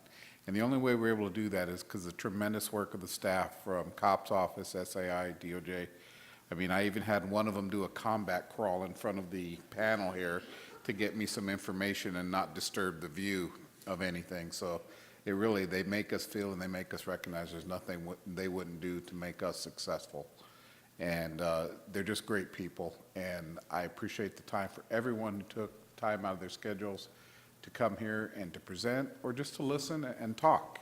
Getting up at 4 in the morning and doing your regular job and then coming here kind of takes away the sting of my whining about staying up at night afterwards. So thank you for your dedication and your interest in this topic. I think that we need to remember that it's that vital to a lot of us and we need to do our best. So thank you all. I, too, want to thank everyone who came to present oral testimony, those that took time to submit written testimony, participate online or just watch online, those individuals that took time out to come down here to sit through today's hearings and also provide some commentary. All of it is valuable, believe me, and we'll all be used to help develop the final recommendations. Today's panels that focused on training and education was very, very impressive. Training and education is really the foundation on which we will have to build any model of policing that we move forward with in the future. So this is one that I personally look forward to when looking at the schedule for these particular hearings, and I was not disappointed at all. So I want to thank everyone for their input. We do have a very aggressive schedule. The clock is ticking. We need to have this report on the President's desk by the 2nd of March, which is not far away at all. But we'll get it done, and we'll get it done because we have an excellent staff working with us. The COPS office has been absolutely tremendous.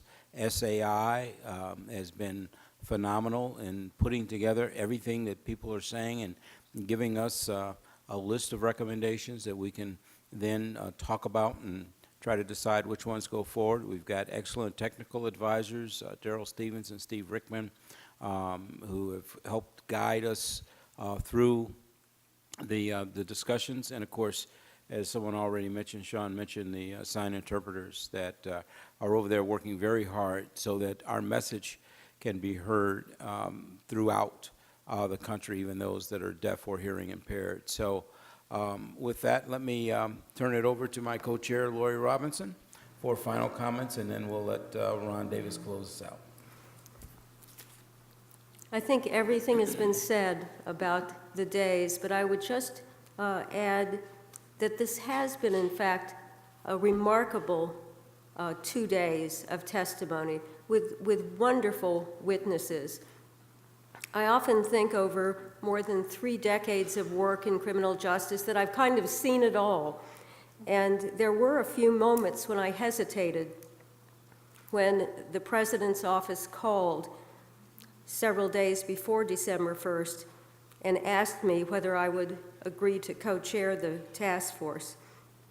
I'd kind of been trying to step back a little bit from involvement. And I can only say that I'm certainly glad I did say yes, because working with this group has been one of the clear highlights of my career, and particularly co-chairing with Chuck Ramsey.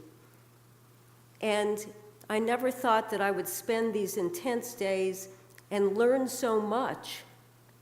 I think I would speak for the members of this task force, despite all of those decades working in this field, to be able to sit here and learn so much in these very intense hours.